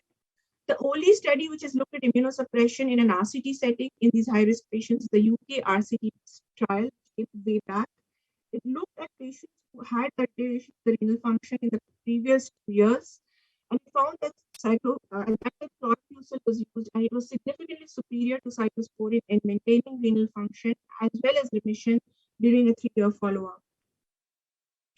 So what does KDIGO say for management? It says patients should be stratified based on the risk of progressive loss of kidney function. And unlike the previous guideline, it says this stratification should not be done just based on serum creatinine, eGFR, and proteinuria. We should also look at other factors, including the serum albumin levels and the anti-PLAR antibody levels. Based on this risk categories, low-risk patients can be given supportive treatment. Moderate-risk patients can be also managed in supportive treatment, as most of these patients will eventually go into spontaneous remission. On a case-to-case basis, they may be given rituximab or CNI. But those who are at a high risk of renal deterioration should be given immunosuppression. And this is important. This is the only guideline recommendation given by KDIGO. Everything else regarding membranous is a practice point or a suggestion. But for this fact, it says that all patients with membranous who have at least one risk factor for disease progression should be treated with immunosuppression immediately. It can be given as rituximab or cyclophosphamide with steroids or CNI with Ritux. CNI alone should be avoided because of the high risk of relapse.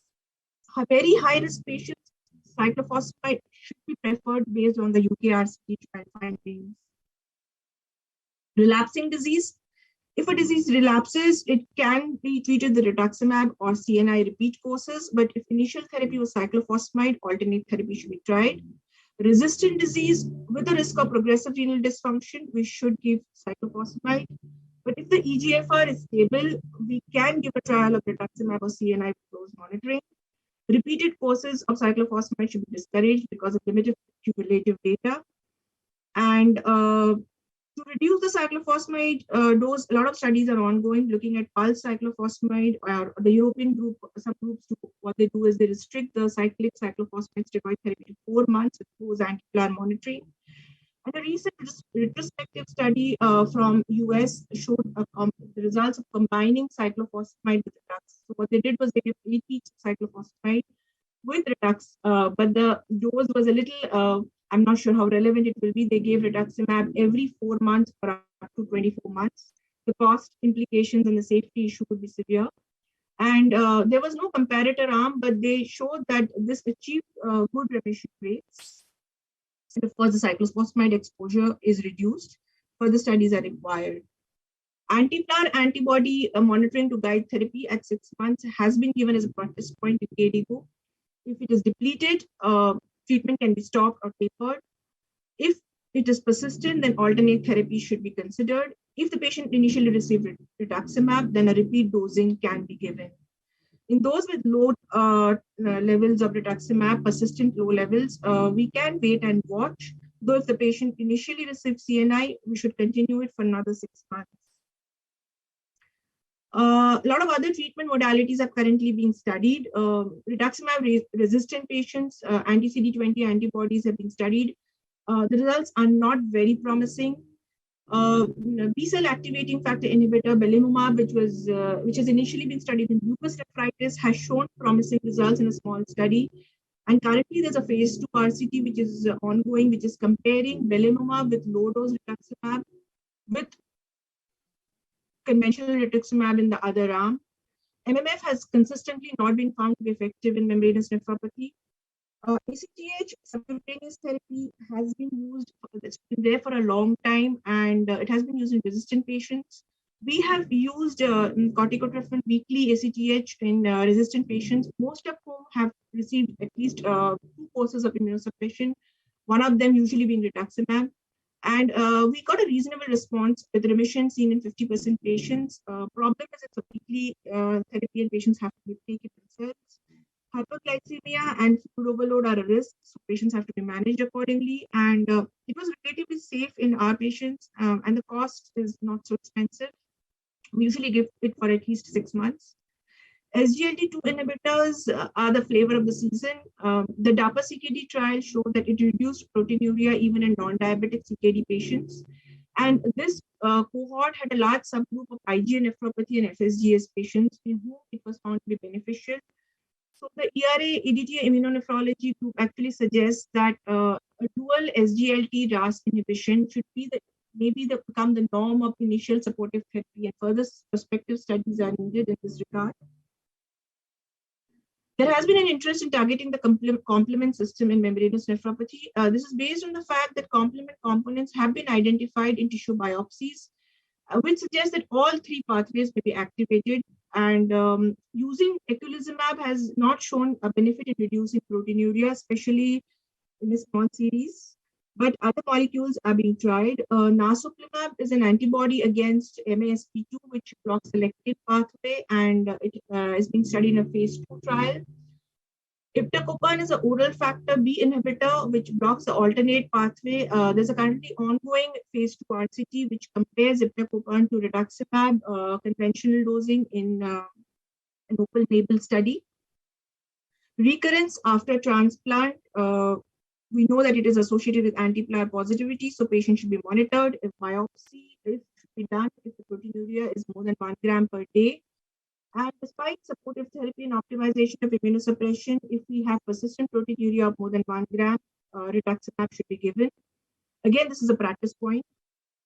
I should not be talking about membranous nephropathy in children in this forum, but to complete the story, KDIGO says that there is a paucity of evidence, but a kidney biopsy should be performed. Supportive therapy, unlike adult patients, is not usually given in children, and usually they receive 8 to 12 weeks of steroids as in childhood nephrotic syndromes. This may be combined with rituximab or CNI. And if patients are PLA2R and THST7A negative, the search should be made for cationic bovine serum albumin, especially in very young children. This is some data from an ongoing prospective study in our department. It is basically looking at serial PLA2R levels prospectively. 89 patients recruited so far, 64% were anti-PLAR antibody positive at baseline. All patients were immunosuppression naive, and we plan to look at PLAR levels at baseline, during remission, and 3 monthly up till 18 months. Though PLAR monitoring has been recommended at baseline and 6 months by KDIGO, serial monitoring is still controversial. We don't know what to do with those values, because suppose the patient is in clinical remission, but antibody reappears at some time point. Do we treat them? Do we wait and watch? As you can see from here, our treatment regimens have changed, and from cyclophosphamide we have shifted predominantly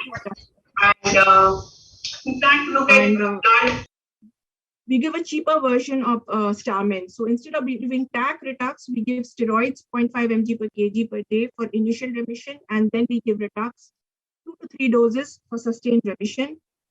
And as we see here, the PLAR levels consistently decrease over the next 12 to 15 months, and there is a corresponding reduction in proteinuria seen accordingly.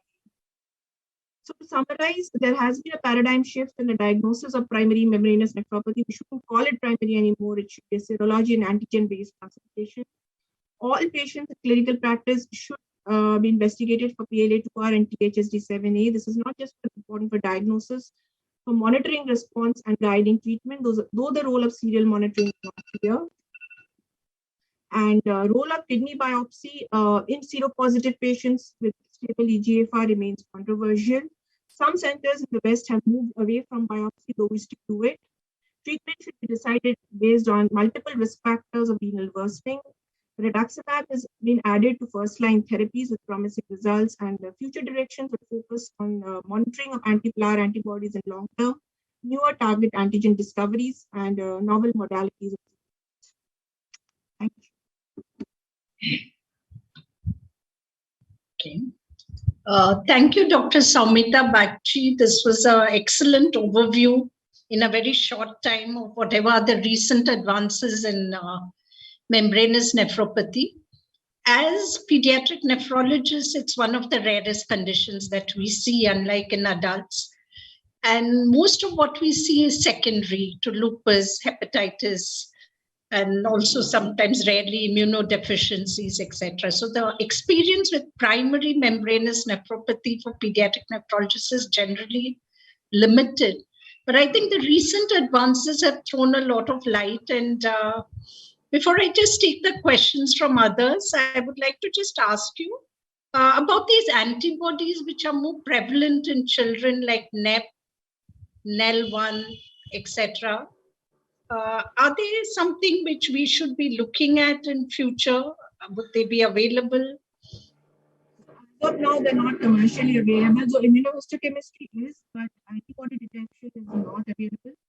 IHC is available. It depends on how much you want to look. So we actually look at PLA2R in all patients, and our pathologists do THSD7A as well. Right. Beyond that, it is still mainly a research tool. Right. So those two are still the commonest in children as well. It would account for around 80% of the cases. Cases, right. Okay, so I don't see any questions on the chat box. So just like one more thing that, I mean, recently, because of there have been so many RCTs comparing the old conventional regime, Ponticelli's regime, with all the newer molecules, we still seem to stand in a space where the steroid cyclophosphamide, in terms of long-term remission, is still riding high above the others, despite attempts to find what we feel are more benign drugs. Cyclophosphamide has been verified a lot. it does cause serious infections, but the thing is, with rituximab, the advantage is compliance is a big advantage. Especially for adult patients, what we find an issue is when we use CNI, we have to give it for more than a year, and we usually end up giving it for at least 2 years. And that becomes more expensive than rituximab, and the compliance is definitely an issue. Are there any more questions from the audience? Because there's nothing, I cannot see anything in the chat box. No questions at all, ma'am. Yeah, if there are none, thank you very much, Dr. Bagchi, for this excellent talk, and I'll hand over the session to the organizers. Good afternoon, all. Now I would like to invite our next chairperson, Dr. Vinay Agarwal, Associate Director, Pediatric Nephrology, Max Hospital, Saket, New Delhi. Over to you, sir. The next talk is about HUS. We all know as pediatric nephrologists that it is a rare disease. And if you really want to properly manage it, you need two things. You need a good lab supportive services, which are not universally available, and you need a dedicated medical staff. I think in Delhi, we are lucky that in AIIMS, we have both of them. Dr. Priyanka Khandelwal is the key person in AIIMS who looks after these HUS patients. And she has given a great contribution in writing the guidelines in managing HUS in developing countries. She's a senior research associate at AIIMS at the moment. She's the right person to talk about atypical HUS. Hand over to you, Dr. Priyanka Khandelwal. I'm looking forward to listen to you. So I thank the organizers for giving me this opportunity to speak on this topic, which is therapies for atypical hemolytic uremic syndrome. HUS is basically a form of thrombotic microangiopathy, which denotes pathological features of microvascular injury, fibrin and platelet thrombi, and that causes the classical triad of hemolysis, microangiopathic hemolysis with schistocytes, thrombocytopenia, and acute kidney injury. Hemolytic uremic syndrome should be differentiated from TTP in children, which is a rare disorder, and it occurs because of either congenital deficiency or acquired antibodies to ADAMS13. Worldwide, the most important and the commonest cause of HUS is because of that occurs due to sugar toxin associated HUS. HUS can also occur secondary to diseases such as lupus, drugs following transplant, malignant hypertension. Covalent C deficiency is a rare disorder that often causes HUS.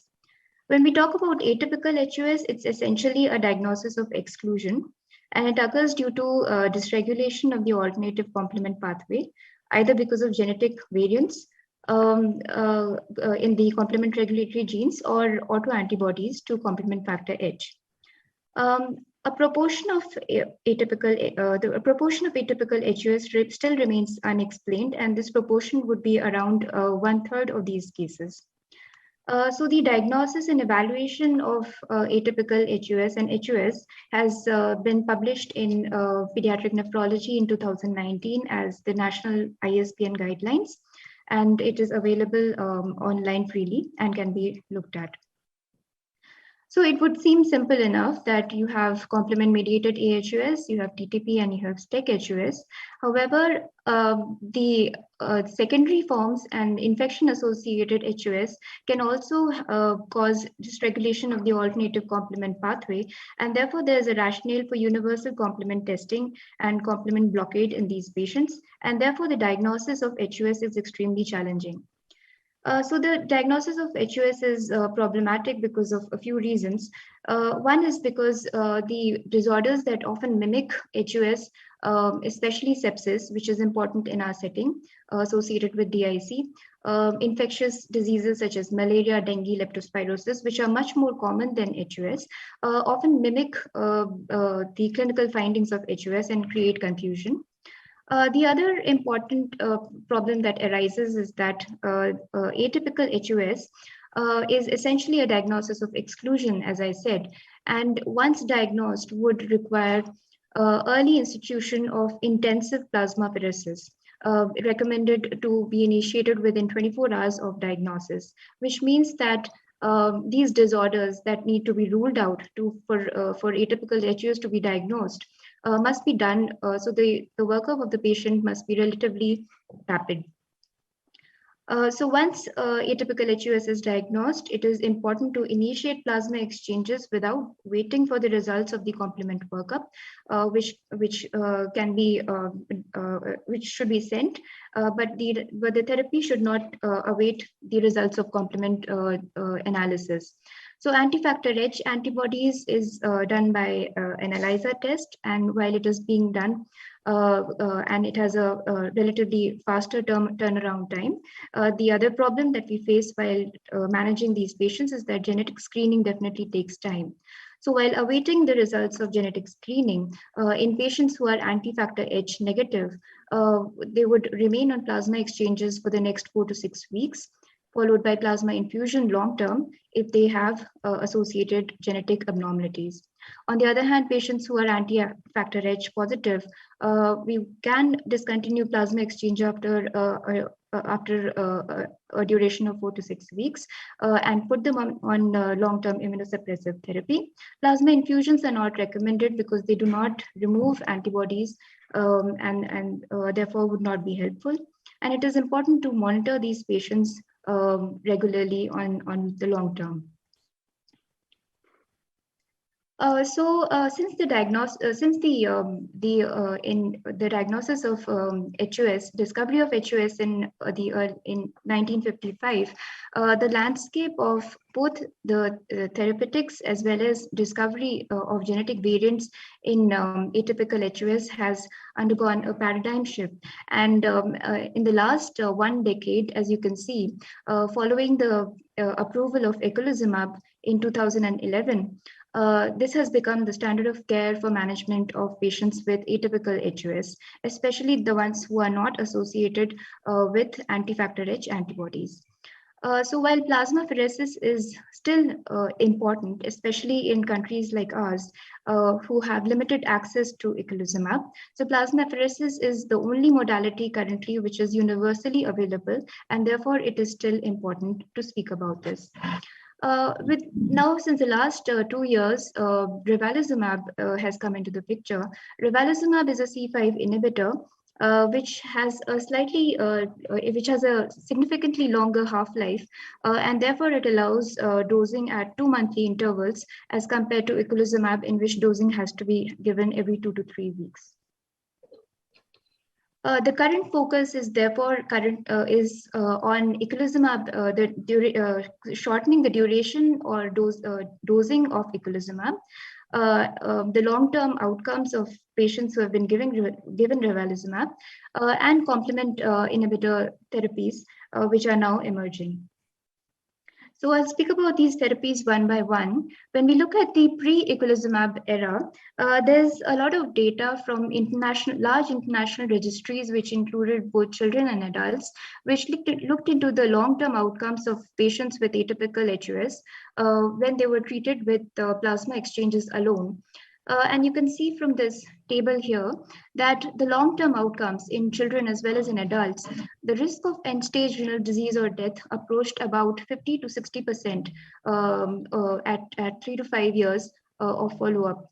And this, of course, depended on the kind of genetic variants that they were carrying.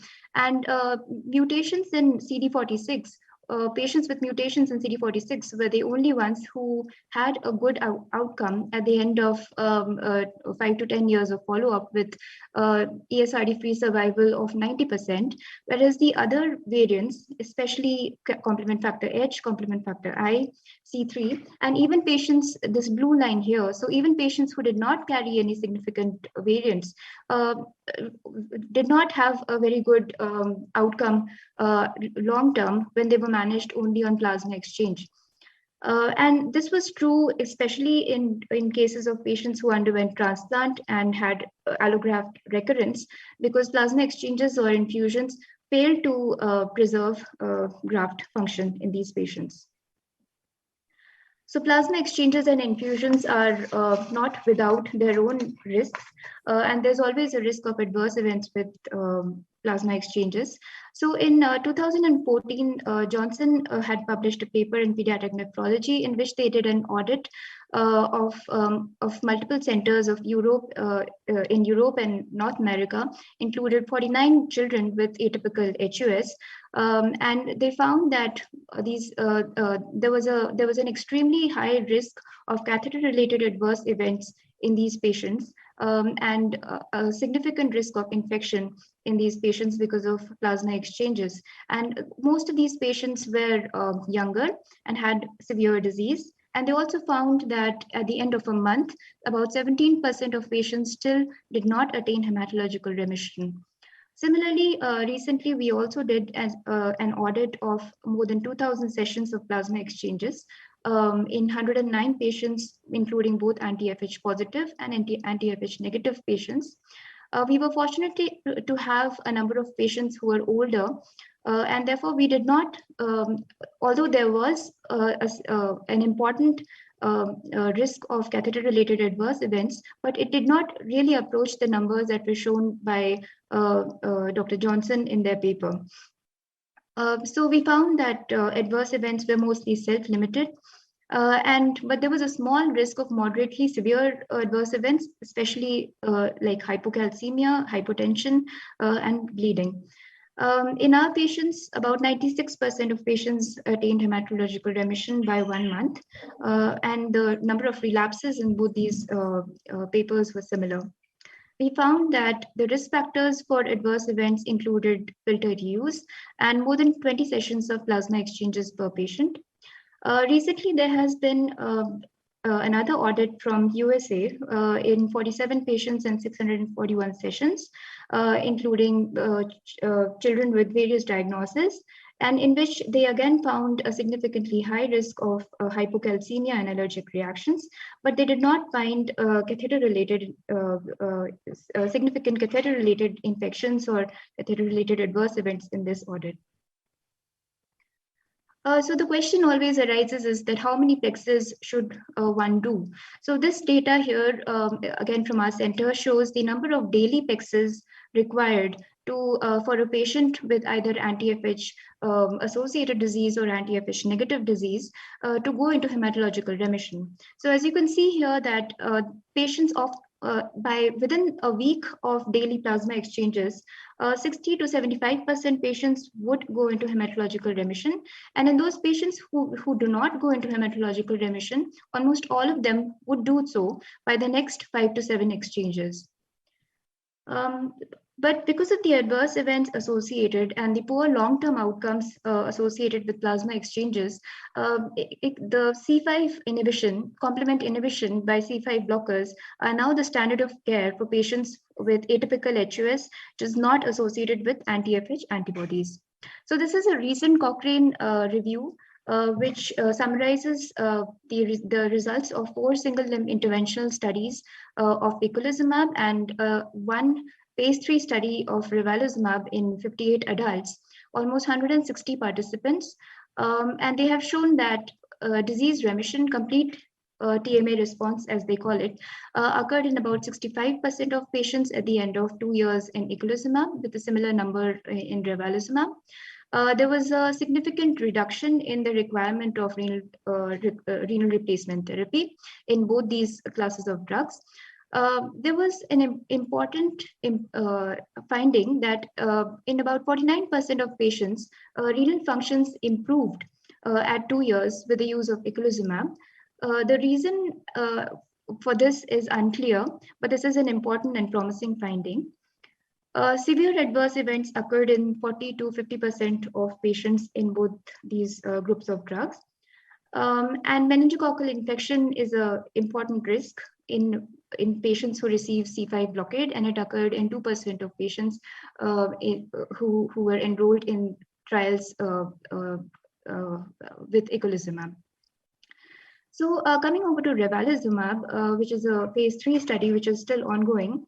The results of 21 children who were given ravulizumab at onset and 10 children who were switched from eculizumab to ravulizumab has now been published, and the results are similar to that which we have seen in adults, including the rates of adverse events. So the ISPN guidelines of 2021 recommend that in the absence of eculizumab, plasma exchanges would be the only therapy, and a prompt initiation is required. For initial therapy, plasma exchanges are preferred to plasma infusion. Plasma exchanges should be administered daily until hematological remission, and I'll be coming to this in the next slide. Patients require monitoring for complications of catheter-related infection, thrombosis, and for plasma or filter-related complications.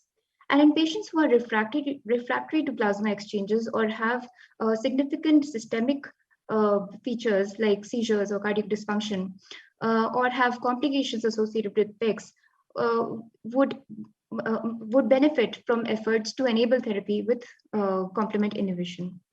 So this is the protocol of plasma exchange that we follow, and it is available in the guidelines. So initially 60 ml per kg plasma daily for 5 days or until hematological remission, whichever is later. And hematological remission is defined quite arbitrarily as platelets consistently more than 1 lakh with absence of schistocytes and LDH less than the upper limit of normal on 2 consecutive days.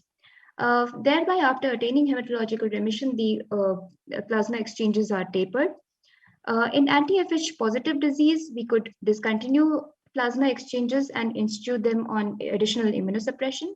Whereas in anti-FH negative patients, in patients who carry CD46 or DJK variants, or there is no significant genetic variation, discontinuation of PECs or plasma exchanges can be considered. Whereas in patients who have significant genetic variations, long-term plasma infusions are required, and these are the ones who would benefit from consideration of complement blockade.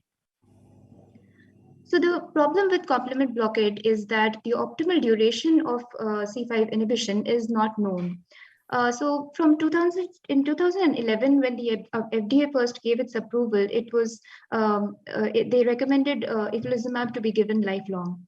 But over the years, a number of retrospective reviews authors have tried to reduce the duration of eculizumab and have followed these patients for variable lengths of time. Recently, there has been a prospective multicenter study in which enrolled 55 patients and gave them and allowed them protocolized eculizumab withdrawal and followed them up for about 2 years.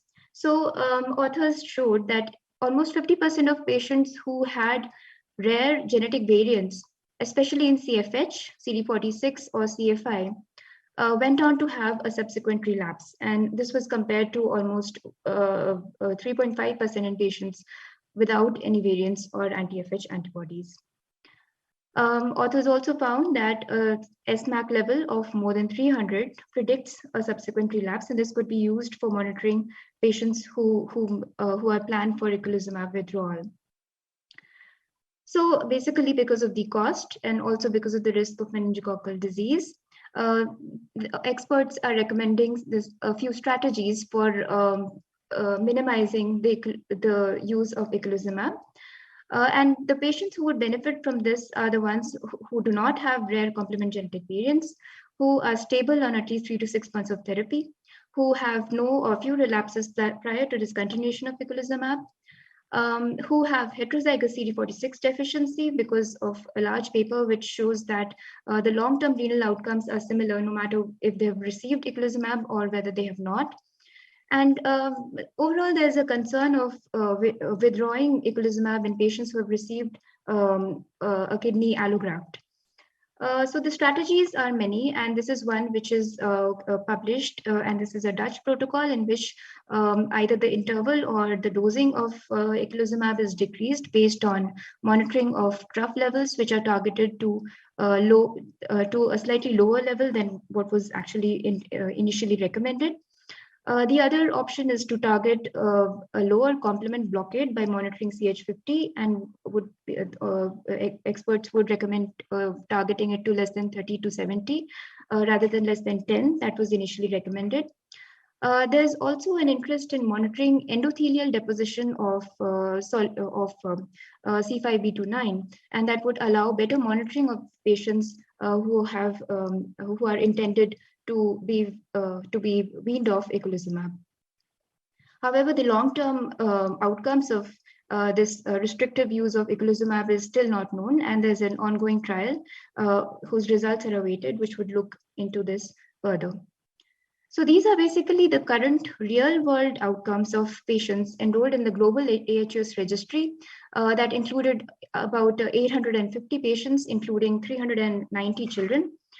And this is a real-world data. As I said, this is not data of patients on eculizumab. This is actually patients who were on plasma exchanges or infusions, and then later when eculizumab became available, they were switched to eculizumab. And it is important to note that about 1/4 of these patients already had ESRD prior to the entry into the registry. As you can see, the 5-year outcomes of pediatric patients with atypical HUS is about the renal survival is 73% compared to 51% in adults, which is significantly better. And patients with CFH variants have a much poorer overall survival long-term, and patients with CD46 variants have longer ESRD-free survival as compared to other variants. And these two are important because in most of the series, CFH and CD46 constitute about 50% of patients with genetic variants, patients with atypical HUS having genetic variants. A word about DJK variant, because this is a distinct entity and it is not because of complement dysregulation. A recent paper in 2019 looked at long-term follow-up in 16 patients with DJK variants.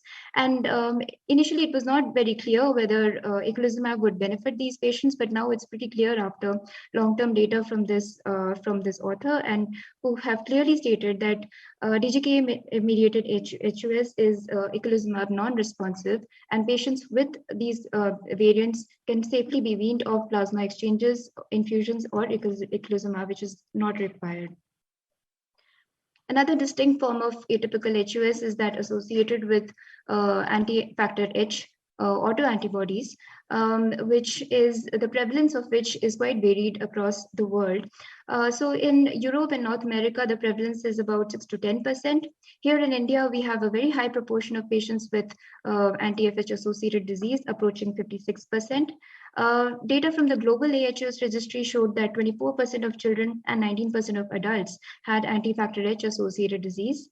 And this anti-factor H autoantibodies developed on a background of homozygous complement factor H related protein 1, SCFHR1 deficiency that occurs in about 85% of patients with anti-FH antibodies.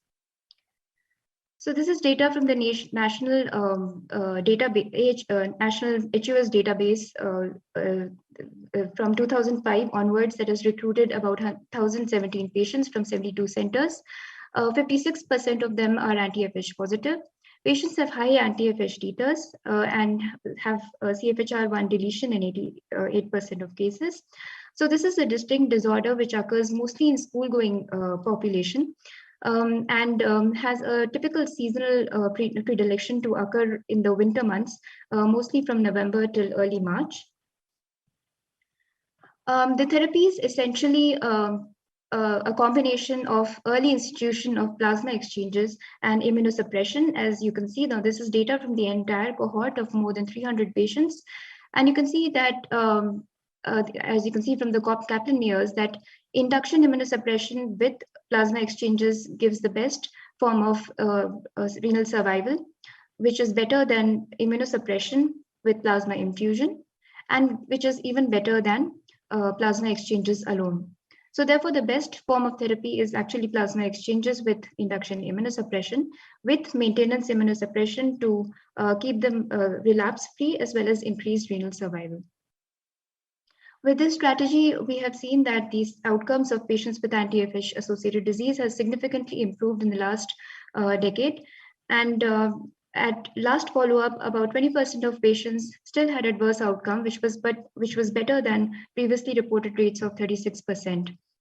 It is important to note here that about 1/3 of patients will still have significant proteinuria and hypertension and some form of deranged renal functions at last long-term follow-up. So therefore, these patients require extremely careful monitoring and long-term follow-up. Now, these are predictors of adverse outcomes in patients from the entire cohort, that is about 350 patients. And these have remained constant over the years whenever we have analyzed them. So factor H antibody of more than 8,000 would predict a poorer survival, long-term renal survival. A shorter duration of plasma exchanges, less than 2 weeks, or a delayed time to plasma exchanges of more than 2 weeks would again predict a poor renal survival. And as I said earlier, combination of plasma exchanges and immunosuppression would improve survival and outcomes. Maintenance immunosuppression significantly decrease the risk of relapses. The duration of plasma exchanges is again empirical in this disease. And here at AIIMS, we are currently doing a study as a part of an MD thesis in which we are looking at therapy, short-term outcomes following abbreviation of plasma exchanges. And here we've almost reduced the duration to almost half of what we used to do earlier. That is 2 to 3 weeks versus 4 to 5 weeks that we were doing. Overall, among 19 patients that have been included, abbreviation was feasible in about 80%. And most of these patients had acceptable short-term follow-up data of hematological remission, hypertension, proteinuria, and as well as fall in anti-FH titers. We have seen that these soluble MAP levels remain high even during remission at 3 months, and this we had shown earlier in patients receiving standard plasma exchanges as well. Relapses in anti-FH associated disease usually occurs in the first 6 months of therapy. And this has been shown in a number of other cohorts apart from ours. But it is also important to see that in a subset of patients, about 23% of patients from the entire cohort, 23% of patients continue to show delayed relapses over many years from the onset. Overall, the relapse rate was 18.7%, and median time to relapse in our database was 11.3 months. And the reasons for relapse was primarily discontinuation of immunosuppression before 2 years, the intended duration of 2 years. And most of these relapses, about 40% of relapses, were associated with some kind of prodromal trigger. We have shown previously that an antibody titer of more than 1300 predicts early relapses, and so does a low free factor H during remission. These two factors would predict relapses by 6 months, and this low free factor H has a hazards of 6.3 of predicting for subsequent relapses. This is basically a flowchart depicting the early initiation of plasma exchanges, which is beneficial, combined with oral prednisolone, followed by IV cyclophosphamide. And this is taken from the ISPN guidelines and is available online. Subsequently, it is important to maintain these patients for at least 2 years on maintenance immunosuppression consisting of either azathioprine or MMF with tapering doses of prednisolone. There's always a debate of whether patients with anti-FH associated AHUS would benefit from institution of plasma exchange versus eculizumab. In our country, this choice is simple because we do not have eculizumab, but in countries where this is available, there's always an ongoing debate, which has not yet been sorted. So plasma exchanges, there are benefits and there are disadvantages of both these forms of therapies. So plasma exchanges would enable rapid decline of therapies, titers following so about 80 to 85% decline in titers following 3 to 7 exchanges. These are less expensive. However, these are plasma exchanges are invasive, and there would be technique or FFP-related adverse events. Eculizumab is convenient to use, although it is expensive. The endpoint is unclear, and it does not affect the antibody levels. There's a concern of whether patients with anti-FH associated AHUS would have coexisting mutation variations, significant genetic variations in other complement regulatory genes that would merit the use of eculizumab.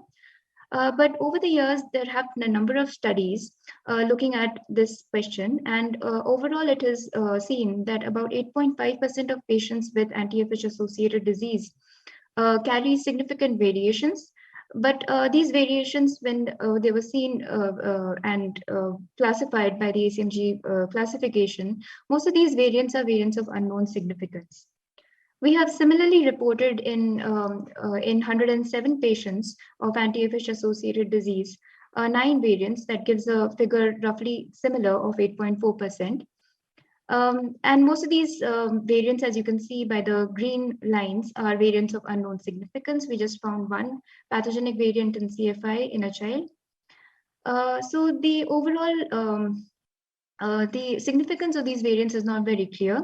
However, the relapse rates were significantly higher in patients who were carrying these variations as compared to patients who were not.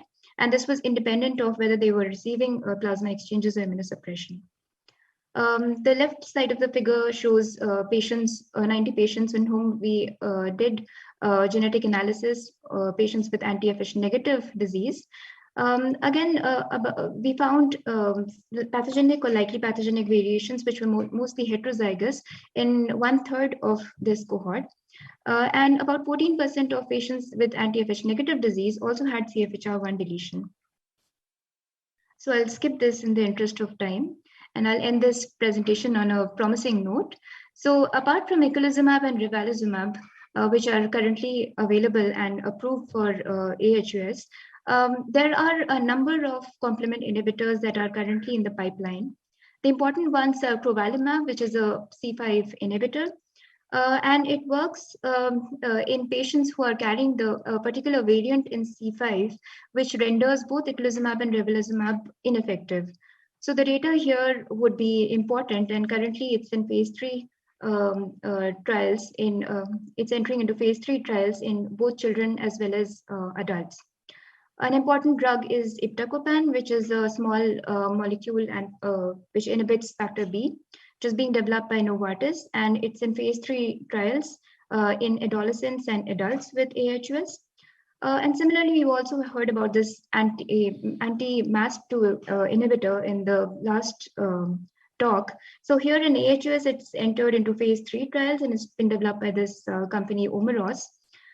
There are several other molecules which are in phase 2 trials, and another one which is in phase 3 trial, but it's been primarily being developed in C3G, patients with C3G. So last but not the least, it is important to involve parents into the care of children with atypical HUS and give them the right information to enable long-term follow-up. So we have developed this booklet, which the AHUS Alliance has translated for us into Hindi, and it is available on the website on this web link. Thank you. Thank you very much, Dr. Priyanka, for such a comprehensive talk. I can't see any questions in the chat box. Dr. Agrawal, this is Rupesh. I'll ask a couple of questions. Okay. Yep. Yeah, go Sorry, ahead. it's too early in the morning for me. It's 3:30. Yeah.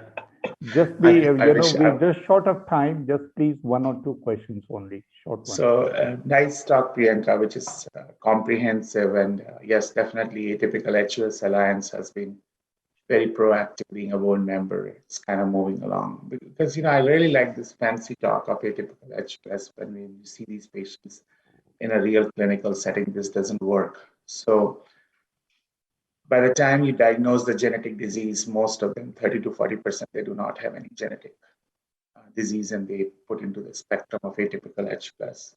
What are your odds or specificity for some kind of parameters that will preclude these patients towards atypical HUS than any other normal cause of thrombocytopenia or non-atypical or infectious-related HUS.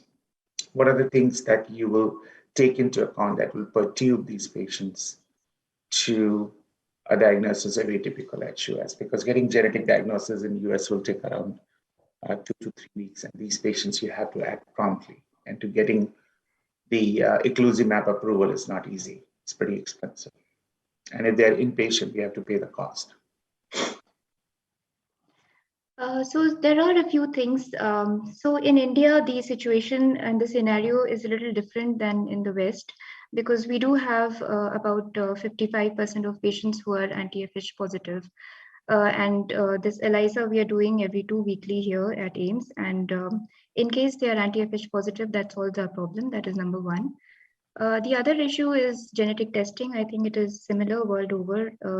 Even here, it would take about 4 to 6 weeks for the test, the reports. No, I'm not asking the genetic causes. I'm asking what clinically armamentarium you have to increase the odds of these having an atypical HUS in any variety. It doesn't matter, antibody or genetic cause.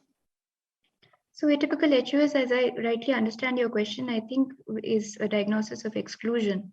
So once we've excluded infection-associated illnesses, once we excluded STEC HUS, and TTP is a very rare disorder in children. You hardly see children. Yes, so they would fall into the category of atypical HUS. And as you rightly said, that about 1/3 of patients with atypical HUS, the so-called clinical atypical HUS, would not have genetic variants. So the diagnosis is essentially clinical. There are not many biomarkers that we know that would help in the diagnosis of atypical HUS, so as to speak.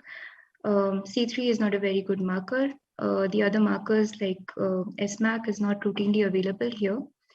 And we are yet to see other good biomarkers to be able to diagnose HUS rapidly. Thank you very much, Dr. Priyanka.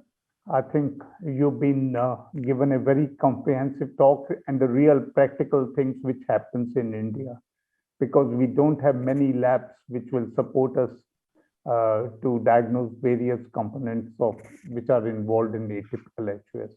Thanks a lot. We conclude this session, but thank you. Good afternoon. Next chairperson is Dr. Neelam Thakur, Pediatric Nephrologist, CIMS Hospital, Gujarat Childcare Hospital, Synergy Hospital. Over to you, ma'am. Thank you. Yeah, the next talk is on hyperoxaluria, a novel therapeutic approach. And for this talk, I would like to invite Dr. Nivedita Kamath. Dr. Nivedita, she is the Associate Professor at St. John's Hospital, Bangalore. And her special area of interest is in CKD, chronic dialysis, and the neonatal AKI. I welcome Dr. Nivedita to deliver her talk. Dr. Nivedita. Thank you, Dr. Neelam. Good afternoon, and thank you to Dr. Girish and the scientific committee of ISPNCON for giving me this opportunity to talk about primary hyperoxaluria, the novel therapeutic approaches. In the next few minutes, let's have a glimpse of the journey from current management strategies to novel therapeutic options for this orphan disease, made possible by an in-depth understanding of the pathophysiology of hyperoxaluria and translating research from bench to bedside. Before we do that, let's look at what are the common scenarios in which we need to decide the management strategies for these children. And here are a few case scenarios of children we see in our practice. A 6-month-old girl diagnosed with echogenic kidneys and an eGFR of less than 10, on evaluation found to have a pathogenic mutation of AGXT. A 13-year-old boy with recurrent stones, CKD, genetic evaluation showing a variant of unknown significance, but parents sang us showing a heterozygous similar variant. A 6-year-old girl, asymptomatic, having small calculi and ultrasound screening. The screening was initiated because a sibling is an index case for a pathogenic AGXT mutation, and genetic evaluation of this girl also showed a similar variant. a 3-year-old girl with multiple stones, recurrent UTIs, and abnormal renal function with a pathogenic mutation in the GR-HPR. So this is the wide spectrum of clinical manifestations that one might see. So primary hyperoxalurias, as we all know, are autosomal recessive rare disorders, which are basically deficiencies in enzymes that are required to metabolize glyoxylate. These are enzymes localized both in the peroxisome and in the mitochondria, mainly in the hepatocytes. The most common of these is primary hyperoxaluria type 1, which is a deficiency of alanine glyoxylate aminotransferase, which is required for converting glyoxylate to glycine. And this is located in the peroxisome. PH2 is the next most common, accounting for about 10 to 15%, which is a deficiency of glyoxylate reductase hydroxypyruvate reductase, which is required for converting glyoxylate to its non-toxic metabolite glycolate. And the most rare form, which is PH3, is a deficiency of hydroxyoxyglutarate aldolase, which is required for converting hydroxyproline to glyoxylate. So if you note here, the glyoxylate is the toxic metabolite, which is converted to soluble non-toxic substances like glycolate and glycine. And in the absence of these enzymes, glyoxylate gets converted with the help of LDH to another insoluble toxic metabolite oxalate, which is excreted mainly by the kidney. Another important enzyme in this metabolic pathway is glycolate oxidase, which is required for conversion of glycolate to glyoxylate. And we'll see why these enzymes are important when we come to the novel therapeutic options that we have. The clinical spectrum of primary hyperoxaluria is extremely variable and can manifest anywhere from the neonatal period to adults. It accounts for 1 to 10% of pediatric ESRD, the higher percentage seen more commonly in North African and Middle Eastern countries where consanguinity is common. About 25% of children with hyperoxaluria present in the first year with ESRD, and 50% progress within adolescence. They may present at any age with variable amount of renal dysfunction. Nephrocalcinosis and nephrolithiasis are the most common presentations. Sometimes they are detected on family screening of index cases like we saw in our patient, and sometimes, quite unfortunately, they may be detected only when they have a recurrence post-transplant following inadvertent kidney transplant in a child with CKD of unknown etiology. When the glomerular filtration rate drops below 30, oxalate then starts getting deposited in various organ systems, resulting in systemic oxalosis. The most important reservoir for oxalate is the skeleton, resulting in pain, fractures, arthritis, and myopathy. It can also get deposited in the cardiac muscle, resulting in arrhythmias, heart blocks, cardiomyopathy, and coronary calcification.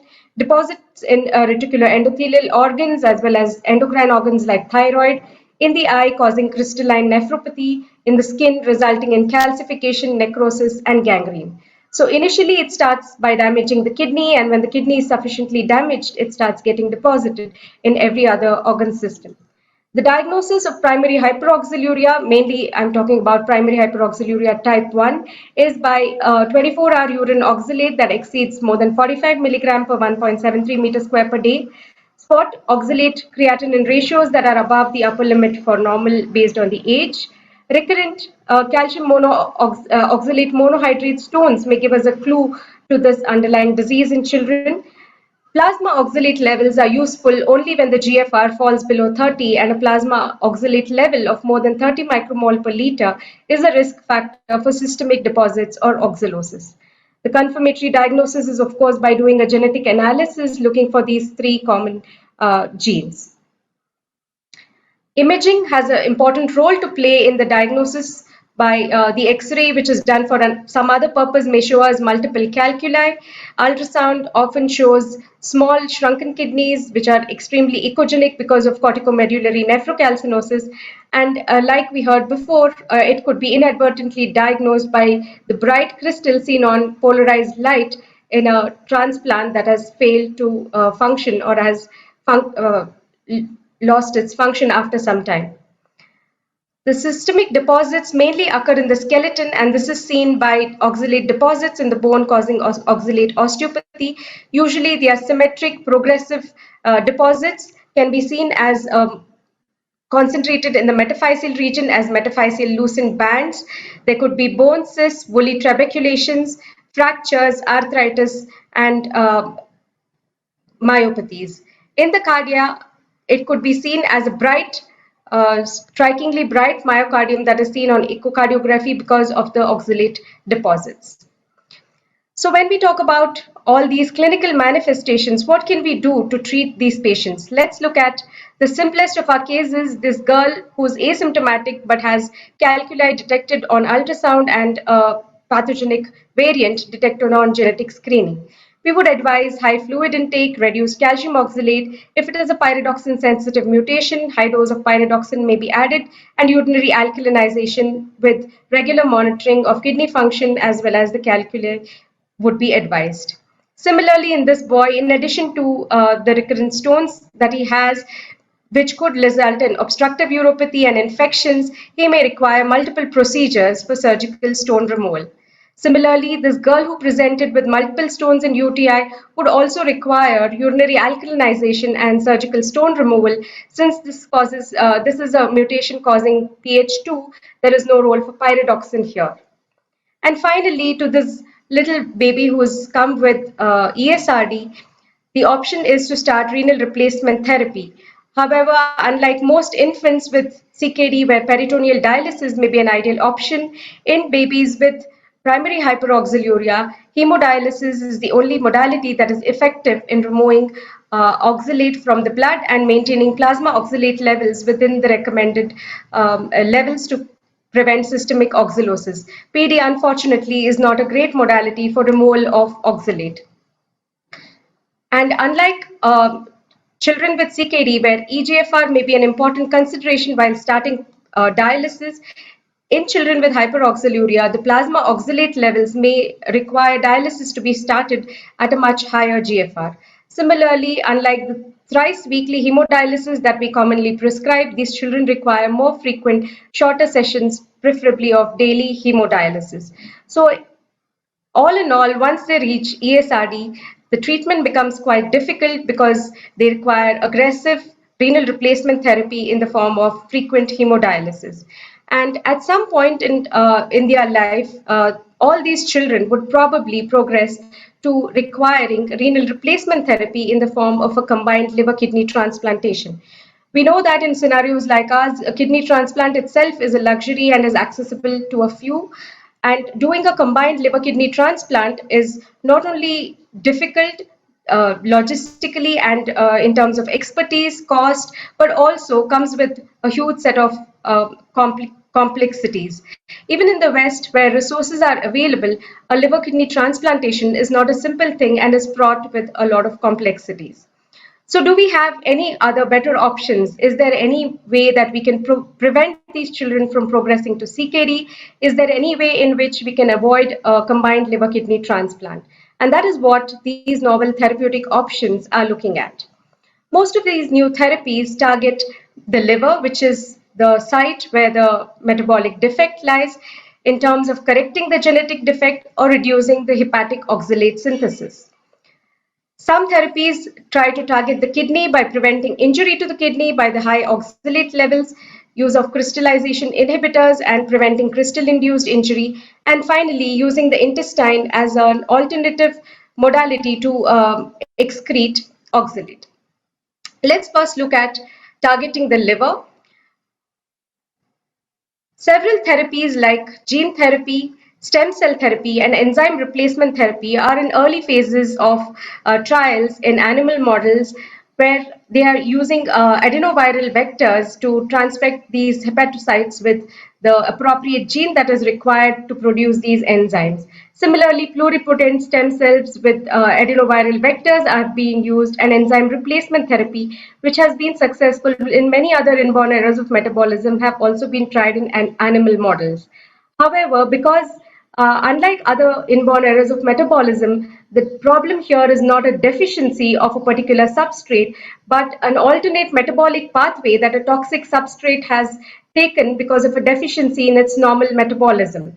So a large number of hepatocytes need to be able to produce the normal enzyme and allow glyoxylate to be convert it to its non-toxic metabolites before it can solve the problem. So more important therapies probably are substrate reduction therapies trying to reduce glyoxylate itself or conversion of glyoxylate to oxalate, and chaperone-mediated therapies in certain situations. Let's revisit this glyoxylate metabolism. As we said, glyoxylate is converted to non-toxic glycolate, which is soluble, or glycine using AGT and GR-HPR, which are deficient in pH1 and pH2 respectively. And the other important enzymes are glycolate oxidase, which converts glycolate to glyoxylate, and inhibition of this enzyme is an important modality that has been used by understanding the pathophysiology of generation of glyoxylate. Glycolate oxidase inhibitors may be in the form of interference RNA, the most important front runner in the novel therapeutic approaches to primary hyperoxaluria, lumasiran, or using gene editing techniques like CRISPR-Cas9 adenoviral vector associated techniques. The next important enzyme is LDH, which converts glyoxylate to oxalate, which is then responsible for the kidney damage and the ensuing oxalosis, which can be inhibited again using RNA interference, the drug nedusaran, which is currently undergoing phase 3 trials, and LDH-specific inhibitors like styripentol. We know that pyridoxine acts as a cofactor for AGT, and in certain defects of the genetic mutation, which are important for AGT folding and dimerization, these chaperones like pyridoxine and some others are important in stabilizing the AGT enzyme and preventing its mislocation from the peroxisome to the mitochondria. Also, some drugs like diqualinium chloride and monacin inhibit the mitochondrial translocation and allow the enzyme to stay in its normal position, that is the peroxisome.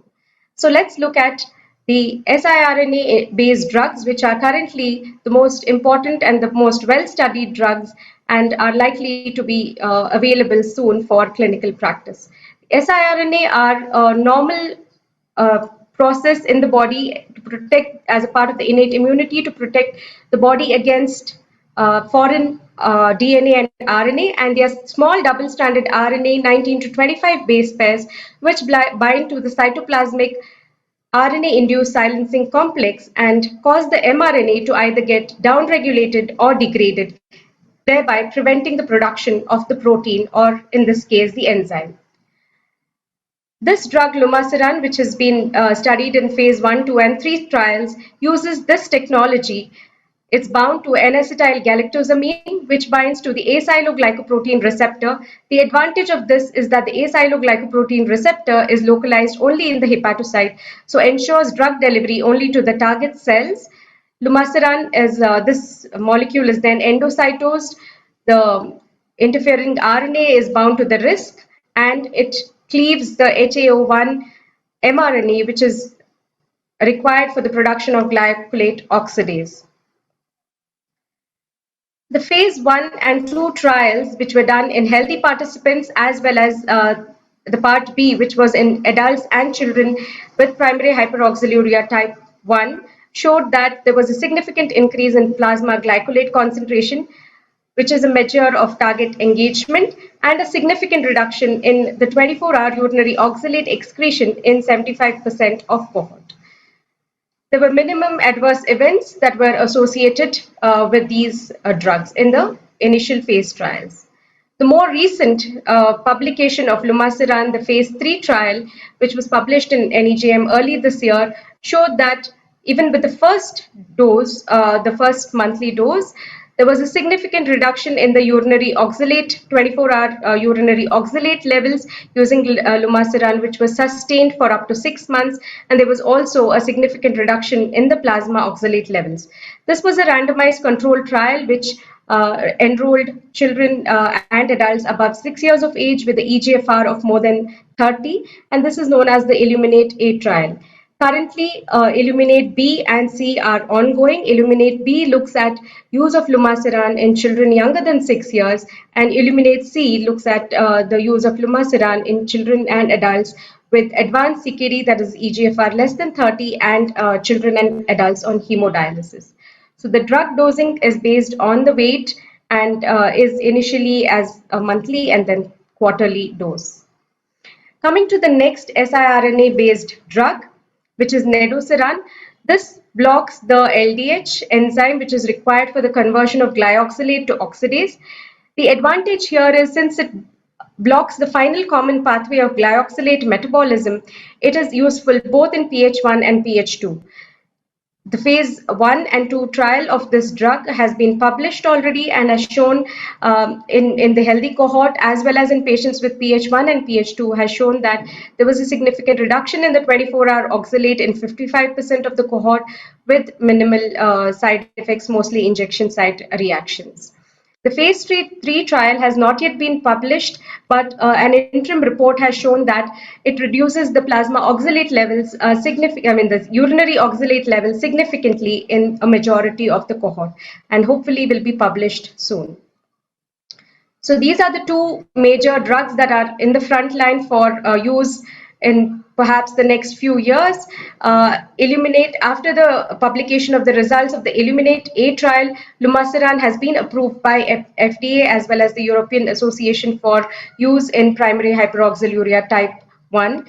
Nedosiran, of course, is more promising because it can be used both in pH1 as well as pH2, and trials are underway for use in pH3 as well. Coming to the next technology using CRISPR-Cas9, which uses endonuclease bound to a single guide RNA to identify specific genomic locus and induce double-stranded DNA breaks in the enzyme. Here, of course, these are not yet used in human trials, but are still in animal trials.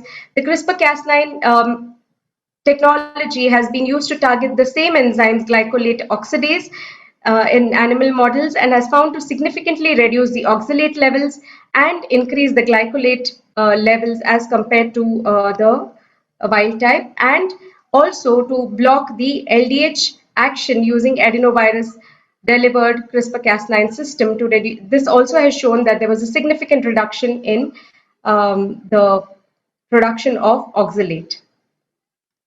Coming to direct inhibitors of LDH, styripentol is a drug that is used in children with a specific kind of epilepsy called Dravet syndrome. And this has been utilized because they found that in these children there was a significant reduction in the urinary oxalate secretion. So since this is a specific enzyme inhibitor, it has been used in animal studies and shown to reduce the urinary oxalate excretion and synthesis by the hepatocytes itself. Chemical chaperones, as we said, AGT uses pyridoxal phosphate as a coenzyme. Some specific mutations like the G170R and the F152I result in abnormal folding and dimerization, which causes mislocation, degradation, aggregation, and dysfunction of this enzyme. By using chaperones like pyridoxal phosphate or pyridoxine or betaine, which of course need to be used in high doses, pharmacological doses of 5 to 20 mg per kg, there have been studies in children and registry data in children and adults which show that there is a significant reduction in the 24-hour oxalate levels. Some patients, there are case reports of patients coming off dialysis and reduction in the plasma and urinary oxalate levels. However, there have not been systemic studies like drug trials using these drug molecules as yet. Other drugs which prevent mislocation of these enzymes to the mitochondria, like DECA and monesin, have not yet been studied in humans, but are probably in the pipeline in animal models. Having looked at what therapies can be used targeting the liver, let's look at the kidney, which is the victim here.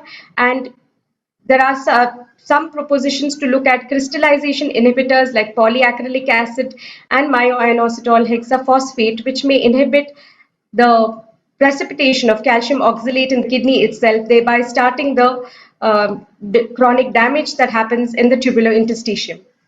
Blocking calcium oxalated mediated injury itself is another technique that is being looked at, because these crystals get deposited in the interstitium and activate the inflammasome. The inflammasome then releases interleukin 1 beta, and through the TNF alpha pathway, recruits inflammatory cells, resulting in chronic inflammation and tubular atrophy and interstitial fibrosis. So certain experimental drugs like CRID3, which are inflammasome inhibitors, as well as certain drugs like R7050, which prevent the adhesion of calcium oxalate crystals to the interstitium, are being studied in animal models. Another interesting approach is using the intestine as a bypass mechanism for degradation of oxalate. This has been studied well, especially the oxalate degrading enzyme, oxalate decarboxylase, has been studied well in enteric hyperoxalurias, where there is an increased absorption of oxalate from the gut, and they have been found to reduce the risk of progression to CKD. However, studies have not yet been done in primary hyperoxaluria using oxalate decarboxylase. Oxalate degrading bacteria like Oxalobacter formigens have been studied in phase 1 and phase 2-3 trials in humans, but unfortunately so far there has been no significant difference in the urinary oxalate levels using Oxalobacter formigens. A very recent interim analysis of an open label trial from a single center of patients on hemodialysis with Oxalobacter showed that there was a reduction in the urinary oxalate levels, but of course much more needs to be known before it can be used as a therapeutic modality in children and adults with primary hyperoxaluria. So to summarize, we know what the shortcomings of the current management strategies are, and hence there is a search for newer therapies that may be beneficial. Most of these therapies are targeting the liver and aim at reducing the substrate, that is glyoxylate, and prevent the conversion of glyoxylate to oxalate. Also using chaperone-mediated therapies in certain select mutations which are sensitive to pyridoxine and are mainly involved with the folding and mislocalization of this enzyme. Also, newer therapies trying to aim at reducing the injury to the kidney and trying to look at the intestine as an alternate pathway for excretion of the excess oxalate that is produced in the body. However, with these new drugs, there are several new questions that arise. Will novel therapies reduce the incidence of ESRD? Will they obviate the need for a liver transplant? And what are the long-term effects of these therapies? For now, of course, these are the questions that we have. There are no easy answers to these, but we hope this is a sort of scenario that we will see with these new drugs that are coming in, that in children or adults with maintained or stable CKD, these drugs may be able to reduce the progression of CKD. In patients with late stages of CKD, these drugs may be able to prevent systemic oxalosis and allow early kidney transplantation. And in patients who are unfortunately diagnosed in late CKD requiring dialysis, these drugs may help maintain the plasma oxalate levels and probably help us with performing a kidney transplantation alone, obviating the need for a liver transplant. Thank you. Thank you, Dr. Nivedita. Nicely presented with a good case scenario and very well summarized the novel upcoming therapy. And moving to the next session of free paper. And for this, I would like to invite Dr. Priyanka Kumari from Department of Pediatric and Rajiv Gandhi Center for Diabetes and Endocrinology, Jawaharlal Nehru Medical College. And the paper is about vitamin D status, 7 bone health in children with nephrotic syndrome. So I welcome Dr. Priyanka. Good afternoon, everyone. I am Dr. Priyanka, JR of Department of Pediatrics from Jawaharlal Nehru Medical College, EMU, Aligarh. My topic is vitamin D status and bone health in children with nephrotic syndrome. Background of our study is nephrotic syndrome is one of common renal disorder in children. Oral prednisolone is mainstay of treatment administered for variable duration depending on disease type. Nephrotic syndrome and its treatment, glucocorticoids, affect bone health and predispose children to vitamin D deficiency. Published data on vitamin D status and bone health of children with nephrotic syndrome from this region is scanty. Our aims and our first objective is to evaluate the vitamin D status, whether they were deficient, insufficient, or sufficient, and its distribution with types of nephrotic syndrome, whether they were in first episode infrequent, frequent relapses, steroid dependent, or steroid resistant. Second is to measure serum level of PTH, calcium, phosphorus, alkaline phosphatase, and to assess their relationship to BMD and vitamin D level. To study the correlation of serum vitamin D and bone mineral density and bone mineral content. Material and methods. Our study design is single center hospital-based cross-sectional study. Place of study is Nephrology Clinic, Pediatric Ward, Jawaharlal Nehru Medical College, AMU, Aligarh.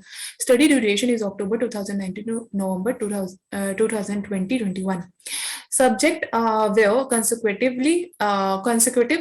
children with nephrotic syndrome aged 1 to 14 years in remission for at least 4 weeks. Exclusion criteria were first, the children on long-term medication that affect the vitamin D metabolism except the corticosteroids such as anticonvulsant, antifungal, antiretroviral. And second is the patient with a coexisting element that affect the vitamin D and chronic liver disease and chronic kidney disease. Our sample size were 60 in number of the children with nephrotic syndrome who were attending the pediatric nephrology clinic. Methods, a written informed consent were obtained from the legal guardian. Serum vitamin D, PTH, calcium, phosphorus, and alkaline phosphatase level were measured for all. Vitamin D and the PTH were assessed using the chemoluminescence on Beckman-Coulter assess-2 machine.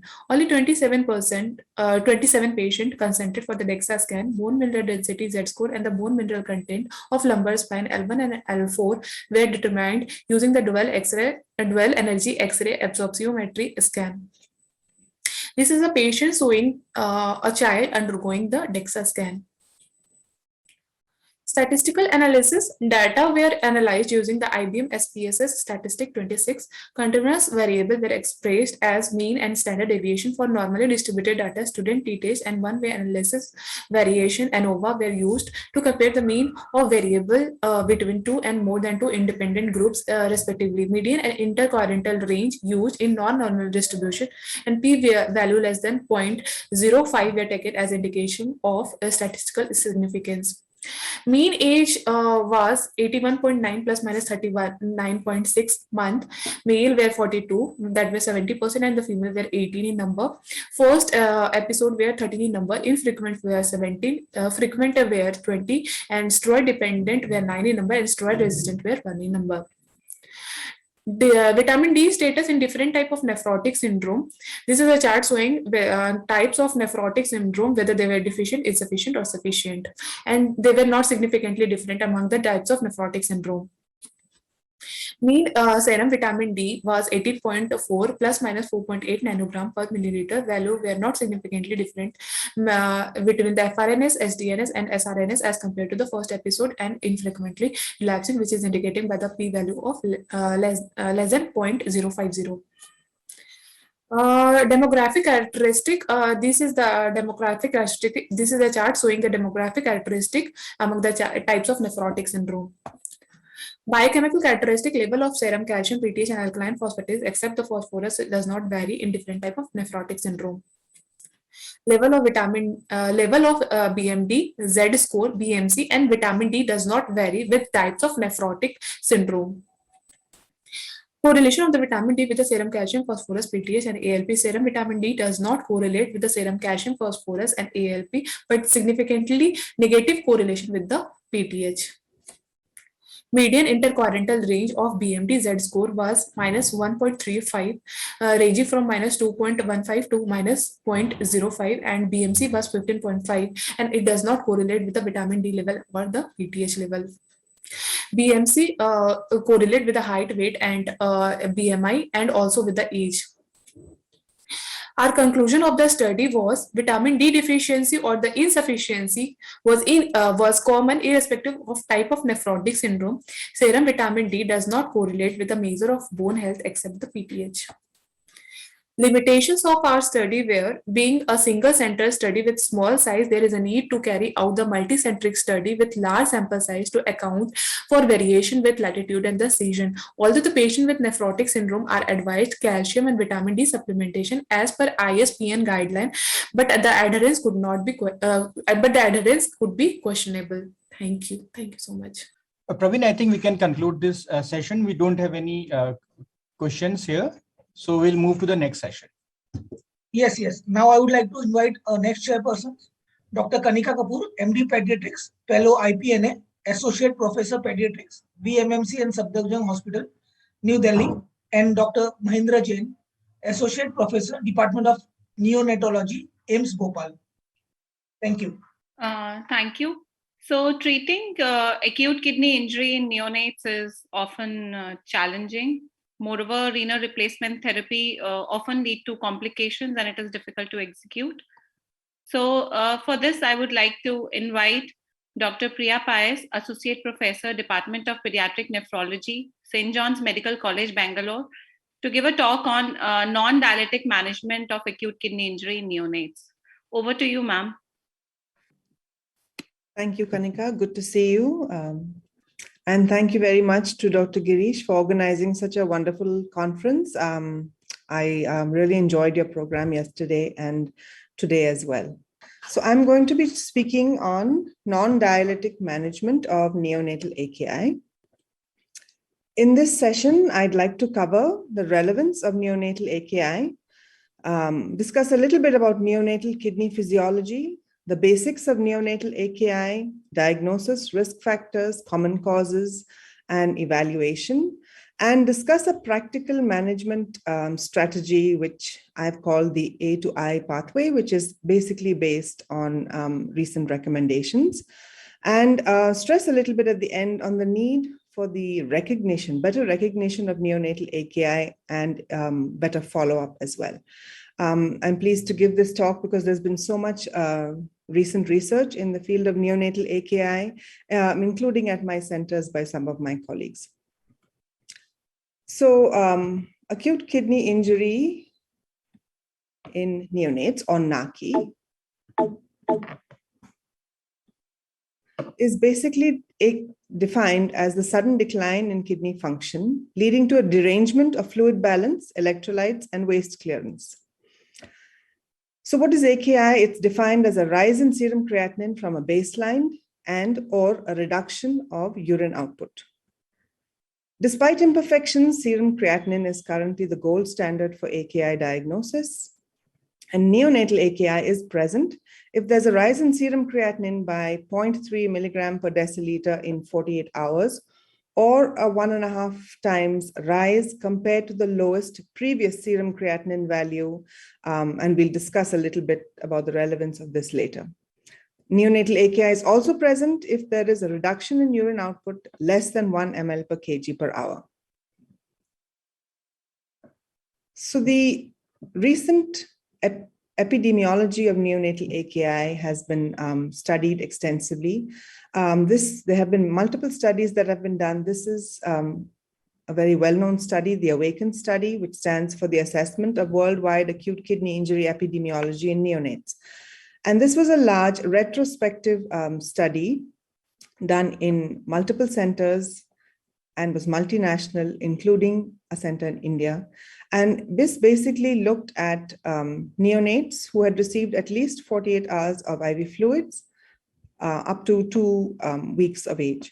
And so they excluded those who were extremely sick, but looked at the incidence of AKI in all those who had had adequate creatinine measurements. And so the AKI incidence overall was 30%, and this is a really high number. It varied by gestational age. So if we look at the diagram on the figure on the right side, you'll see that in orange are the incidence of AKI, and the highest incidence was in those who were less than 29 weeks gestational age at 48%. The next group with the next highest incidence of AKI was those who were late preterms, who were probably not sick from prematurity, but had serious other problems. And the lowest incidence was those who were 29 to 36 weeks gestational age. So what is the relevance of neonatal AKI on outcomes? So neonates with AKI have almost a 5 times higher odds of death after adjusting for other risk factors. And if you look at the figure on the right, the line in red shows the survival of neonates with AKI being significantly lower than those without AKI. Also, the stage of AKI matters. Stage 3 AKI mortality is higher than stage 1 and 2.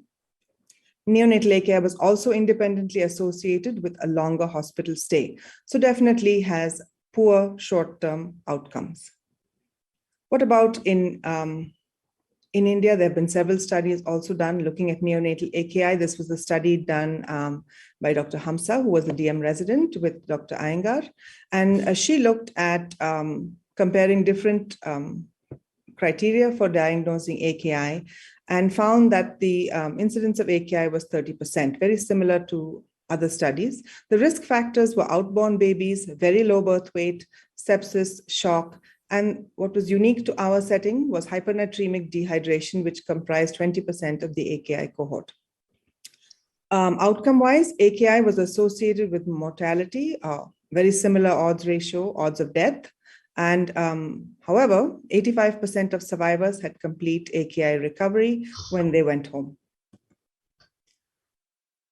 The AWAKEN study was a retrospective study, and this group in India of 11 centers led by Dr. Siddharth Sethi is looking at the epidemiology of AKI prospectively. And they've identified a number of risk factors and have published a risk stratification score where they've looked at various variables such as needing positive pressure ventilation, a low gestational age, sepsis, cardiac disease, oliguria at birth, serum creatinine, and the use of nephrotoxic drugs and inotropes.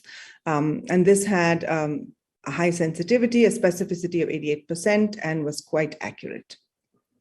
So that's great work being done here in India. So in summary, I think we don't need a meta-analysis, but this is a meta-analysis to convince everyone that the AKI rate or incidence worldwide, I think, is very similar, and it's high. It's around 25 to 30%, and AKI is independently associated with a high mortality rate. So what is special about neonatal kidneys? Why are they so prone to AKI? Firstly, they are the process of development. And when preterm babies are born, they are still undergoing development. Nephrogenesis begins at 5 weeks and continues up to about 34 to 36 weeks, with 60% of nephrons being formed in the last trimester of pregnancy. Various factors can impair nephrogenesis, prenatal factors and postnatal insults, including preterm birth, hypoxic ischemic insults, nephrotoxic medications, and episodes of AKI if they occur early. So AKI can also be a risk factor for impaired nephrogenesis, and impaired nephrogenesis obviously puts a baby at risk for AKI. Neonatal kidneys are in a state of flux. After birth, renal blood flow increases, the renal vascular resistance reduces, and there is a change in the distribution of blood flow, all resulting in an increase in urine output. The GFR, however, is very low at birth, about 20 ml per minute, and rises to about 65 ml per minute at 2 months. The serum creatinine at birth reflects maternal creatinine mostly, and should show a steady decline. And therefore, as you can imagine, serum creatinine is a moving target. Tubular function is immature. If we look at the comparison between a child's urine and a neonate's urine, this summarizes all the immaturities of tubular function. Tubules, the neonatal tubules are unable to concentrate maximally. The maximum that they can concentrate is to about 400 millimoles per kg. Osmolality is low. The pH is around 6, indicating that there is incomplete acidification of the urine. There is also reduced reabsorption of sodium from the tubule, so urinary sodium wasting occurs. And urinary potassium excretion is lower than older children and adults. So therefore, let's look at some of the risk factors for neonatal AKI. They begin prenatally. Any risk factor for preterm birth in the mother, any fetal congenital anomaly of the kidney and urinary tracts, oligohydramnios, polyhydramnios are early risk factors. At the time of delivery, any delivery complication leading to hypoxia or ischemia, any medication exposure perinatally, such as ACE inhibitors and non-steroidal drugs, are risk factors for AKI. And after the baby is born, prematurity, low birth weight, congenital heart disease, especially those who go on to require surgery, significant patent ductus arteriosus, sepsis, and nephrotoxic drugs are risk factors. Those are the two pictures of some of the CACOT that we see. So if we switch gears now and we have looked at the relevance of AKI and why newborn kidneys are at risk for AKI, let's look at management strategies as well. So this is a simple practical approach going from A for awareness and approach, B for blood values, which really stresses the need to check blood tests in neonates. Oftentimes, neonatologists are hesitant to do repeated blood draws. C is for criteria, the importance of staging an AKI because of prognostication, D for drug dosing, E for recognizing and treating emergencies, F for fluid, furosemide, and food or nutrition, G for good therapies, since we don't have any specific therapies yet to reverse AKI, H for hypertension, and lastly, if there is need for intervention such as dialysis.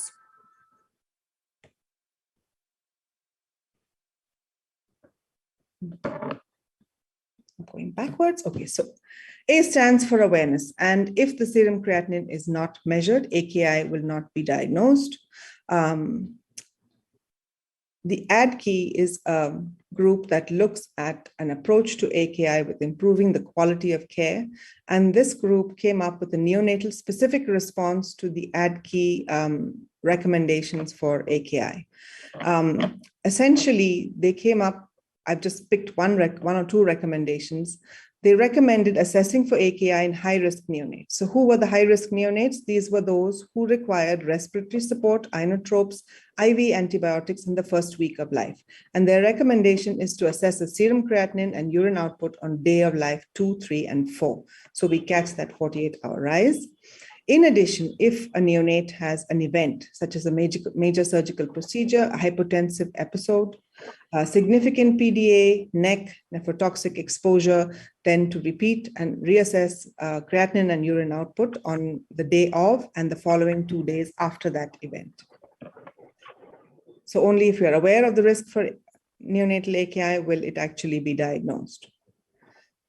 A also stands for approach, and I think the classical pre-renal, intrinsic renal, and post-renal is a good guide to diagnosing the cause for AKI. It doesn't really guide therapy.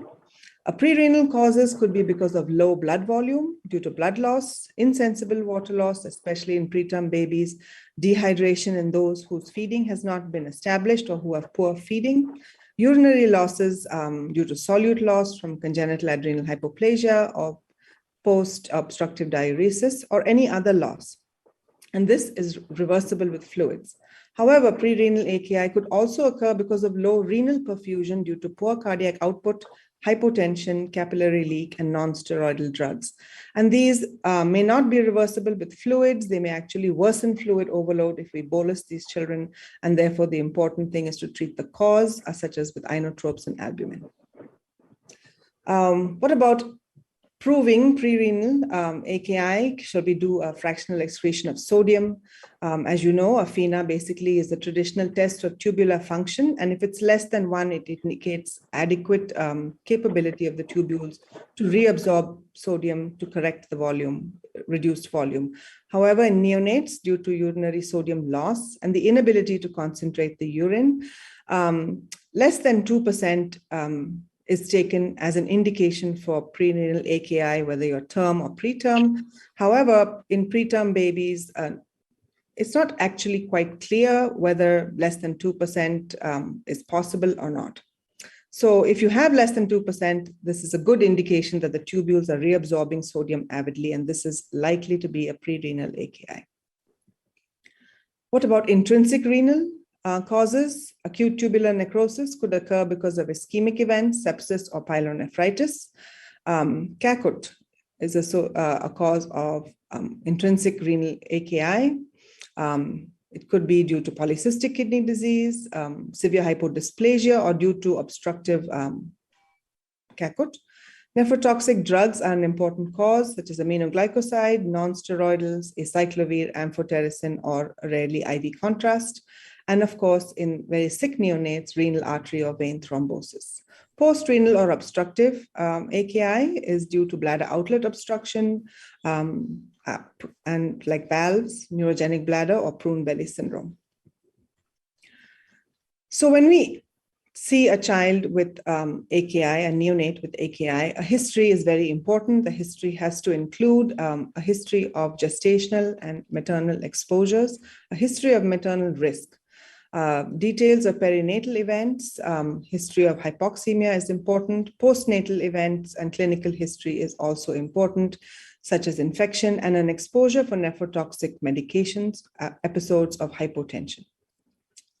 Examining the child for volume status is important and quite challenging because of difficulties in maintaining records of intake and output balance in such tiny babies who are not frequently catheterized.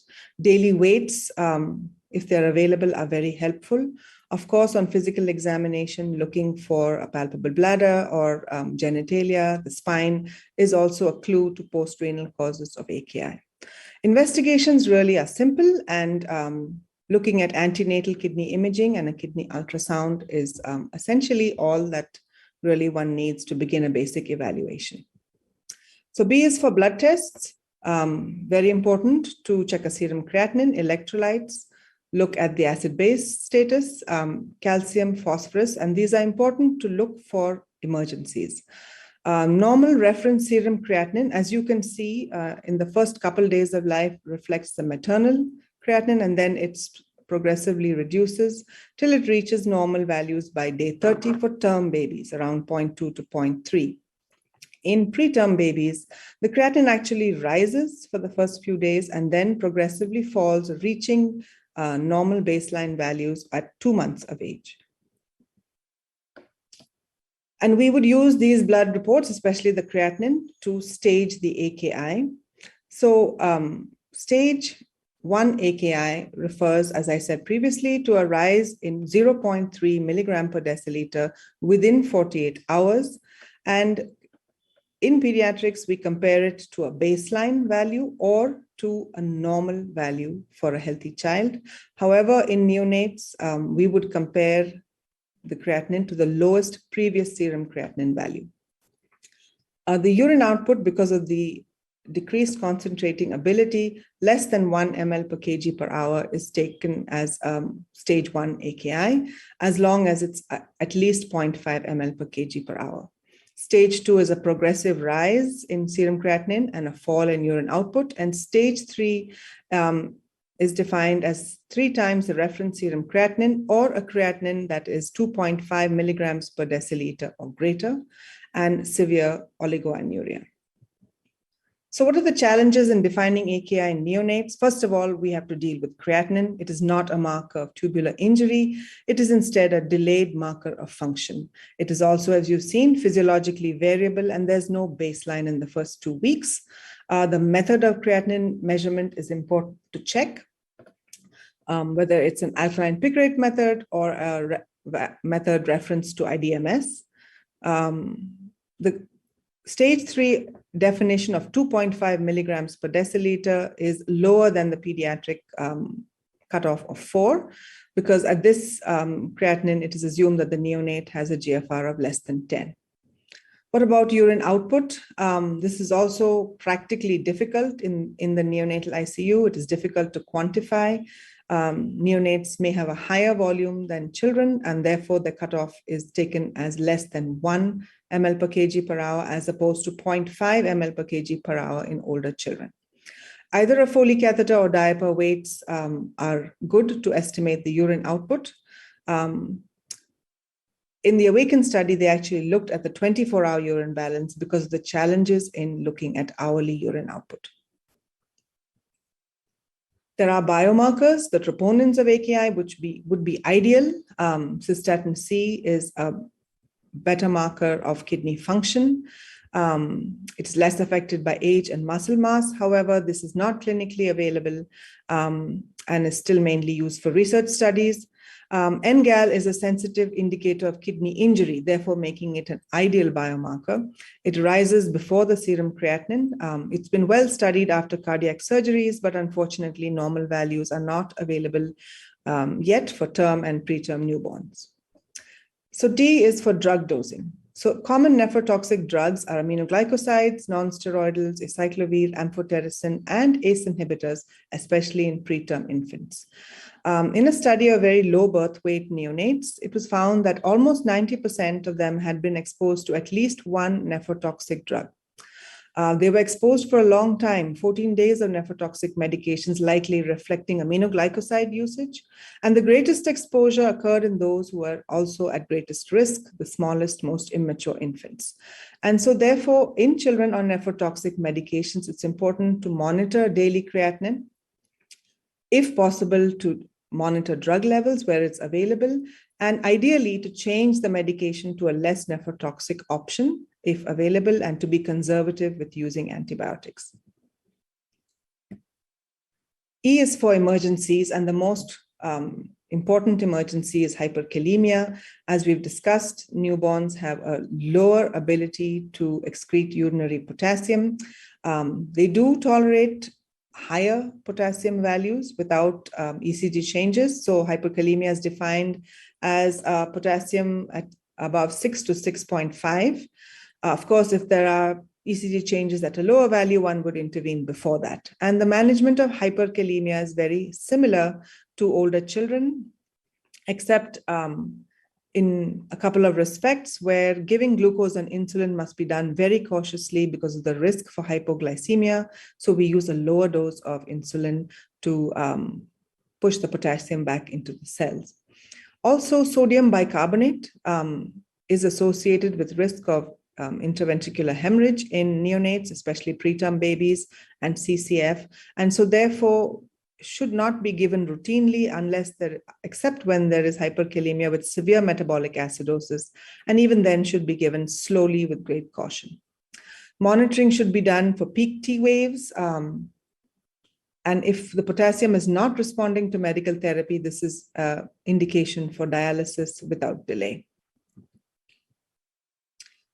Hyponatremia is usually because of free water excess. Hyponatremia is associated with significant morbidity in neonates as well. In non-oliguric AKI or those polyuric babies, hyponatremia could occur due to salt loss. And so if you're thinking of free water excess, of course, the management would be to restrict and free water administration to the baby.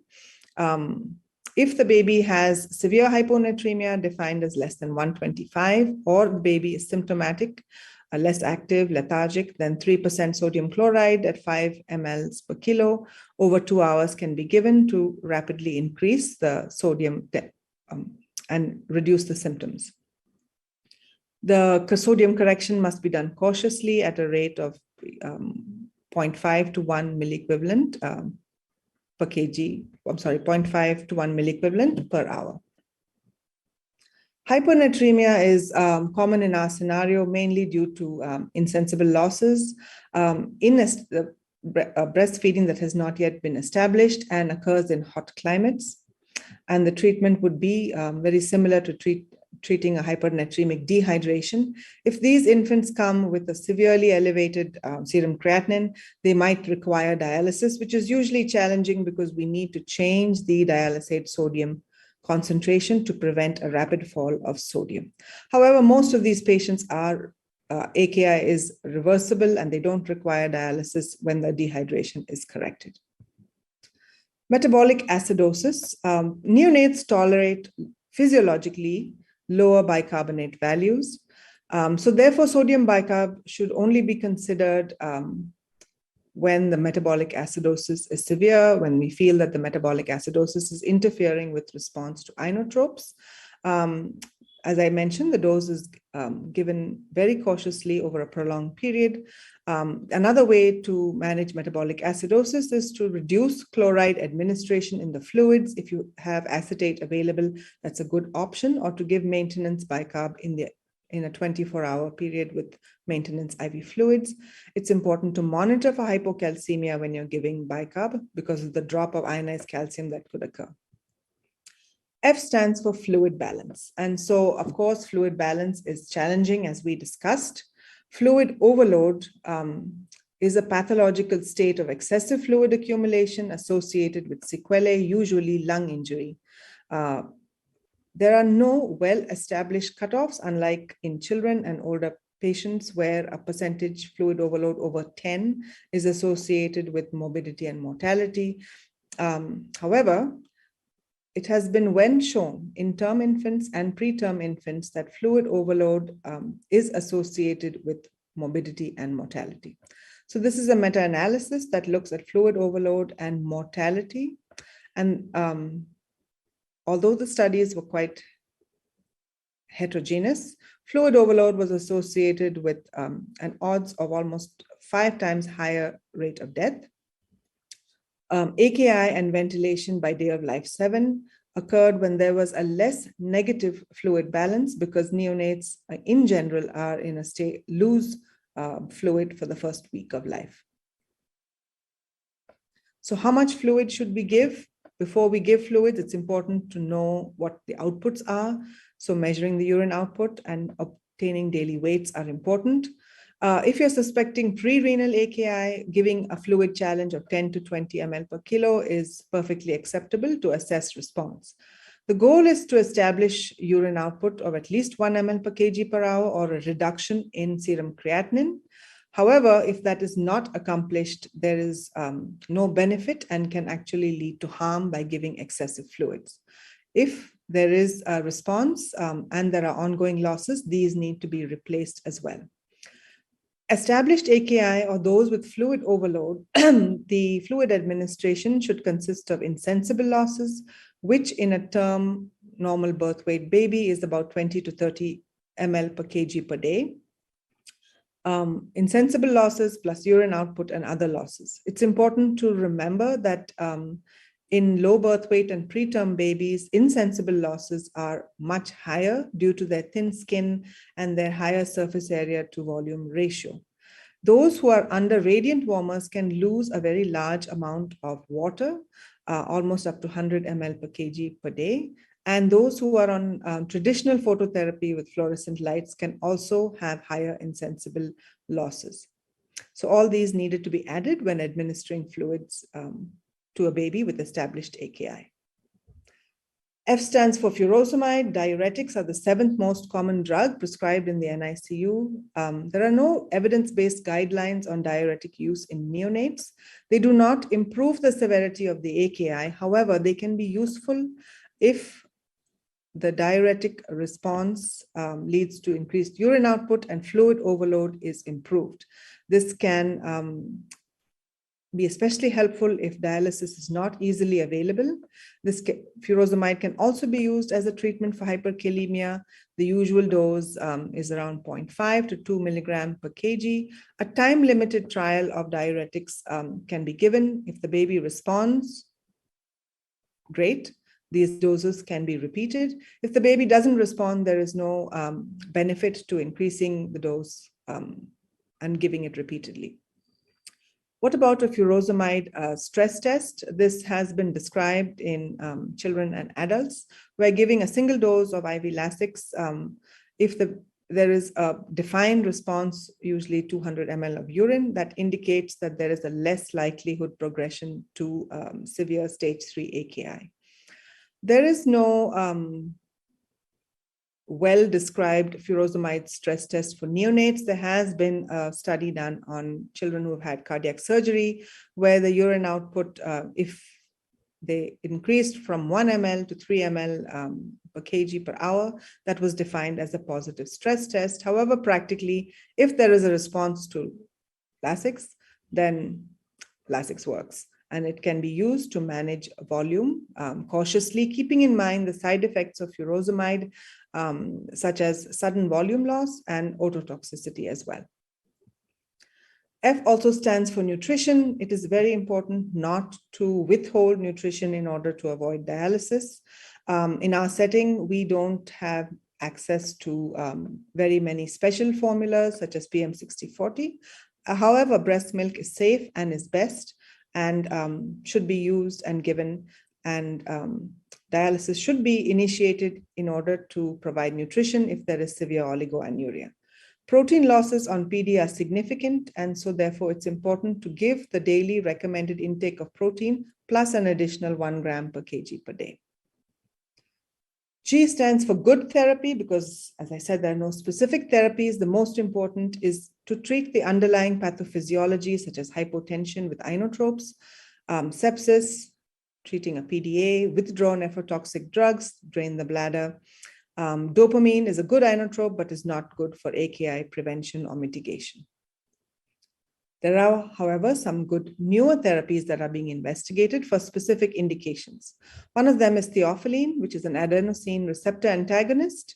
It prevents AKI by inhibiting adenosine-induced renal vasoconstriction, leading to an increase in urine output. So a recent meta-analysis of 7 RCTs of HIE babies, and these babies were not on hypothermia. A single dose of theophylline was associated with a lower incidence of AKI. And so therefore, based on previous studies, the KDIGO has actually recommended considering a single dose of theophylline within 6 hours for neonates with HIE. The second is caffeine. So caffeine is used for apnea prematurity very widely. And this study looked retrospectively at the association between giving caffeine and the risk of AKI in preterm neonates.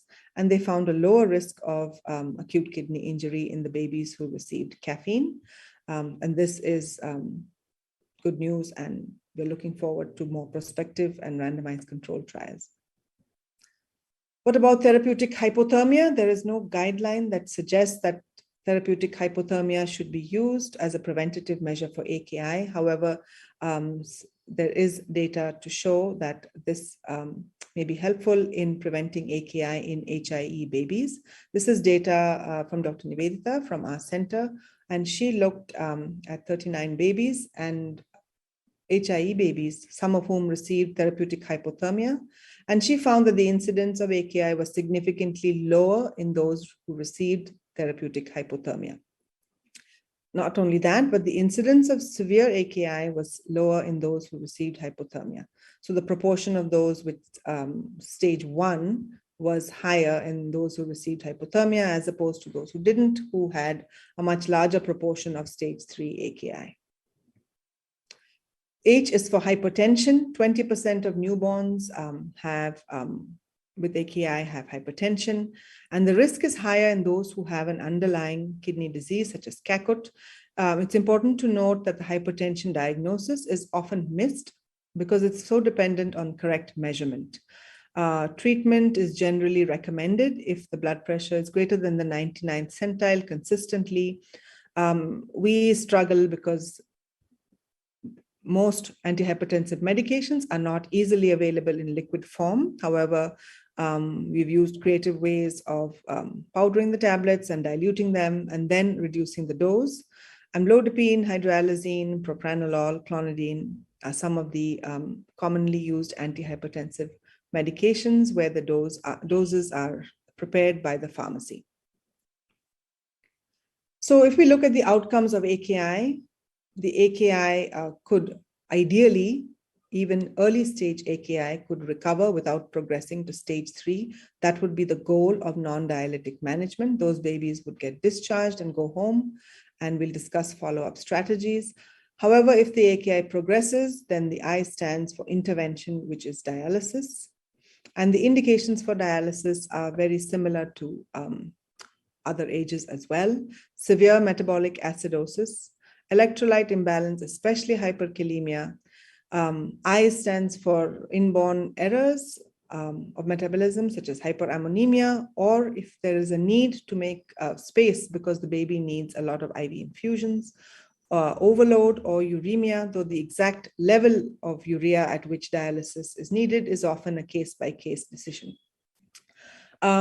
dialysis is indicated if any of these are refractory to medical management.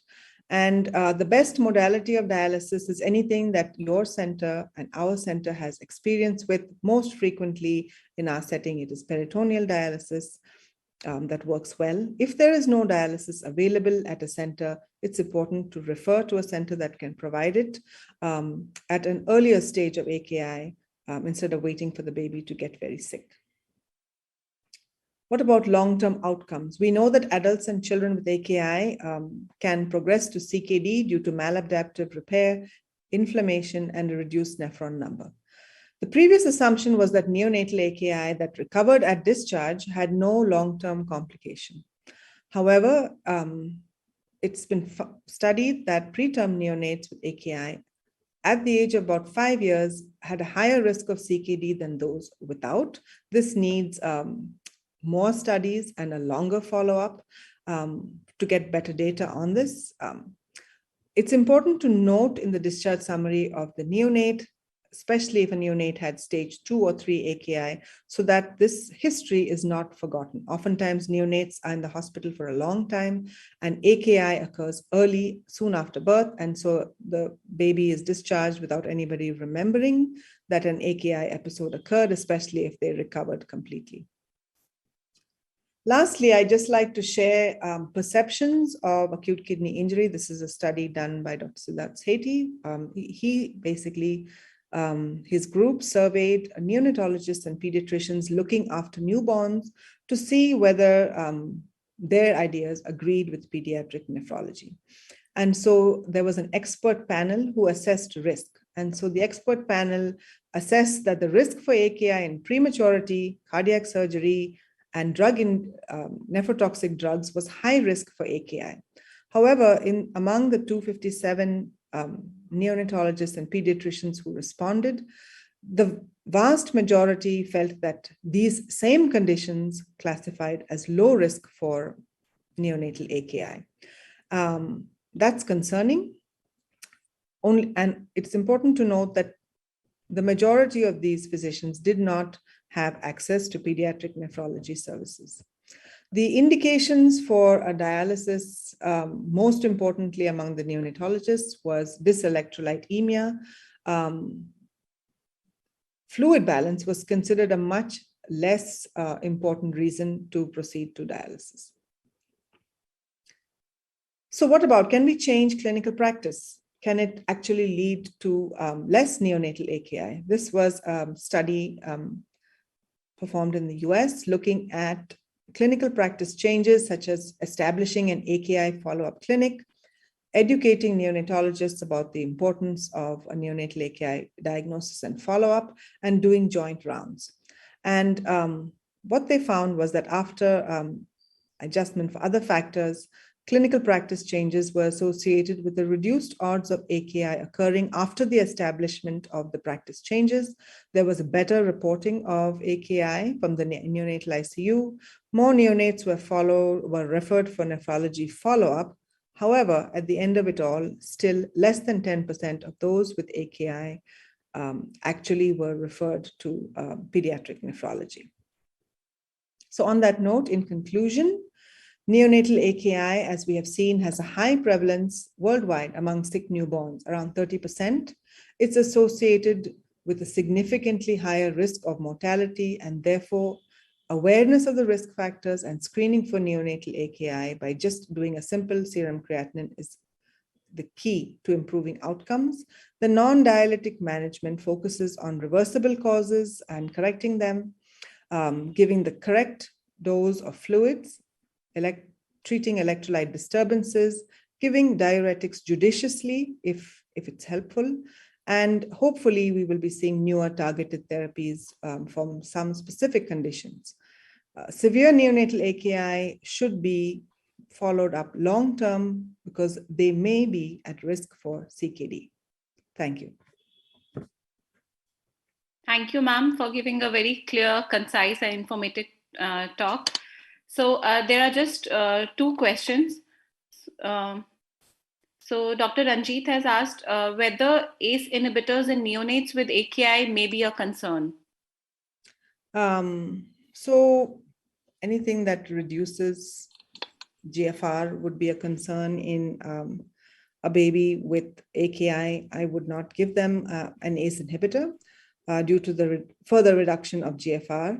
In preterm neonates, ACE inhibitors are actually contraindicated, especially if they're really preterm and are still undergoing nephrogenesis. Having said that, I have used ACE inhibitors, especially in the US, for older neonates who have been in the hospital for a long time, who have neonatal hypertension. Captopril works very well as long as their renal function is monitored. So in a setting where any suspicion of AKI, however, I would not give them. The second question is salbutamol effective in neonate to manage hyperkalemia? What would you prefer? I think salbutamol is effective. I don't see why it shouldn't be. It's also a very quick to establish rapid correction of hyperkalemia because it leads to the intracellular shift of potassium back into the cells. There's no IV access that's required.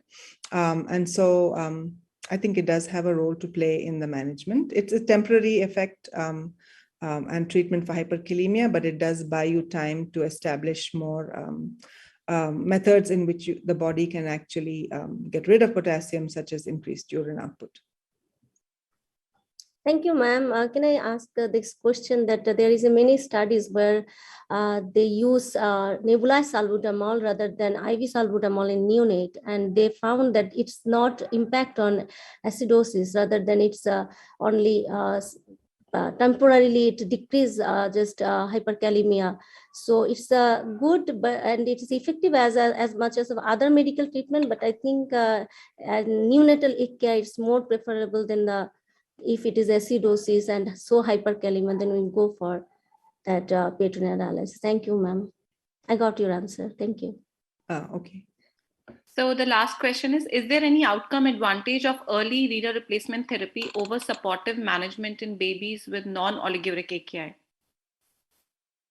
I don't think there is data to show that early dialysis in any form of neonatal AKI is superior, that there is no data yet.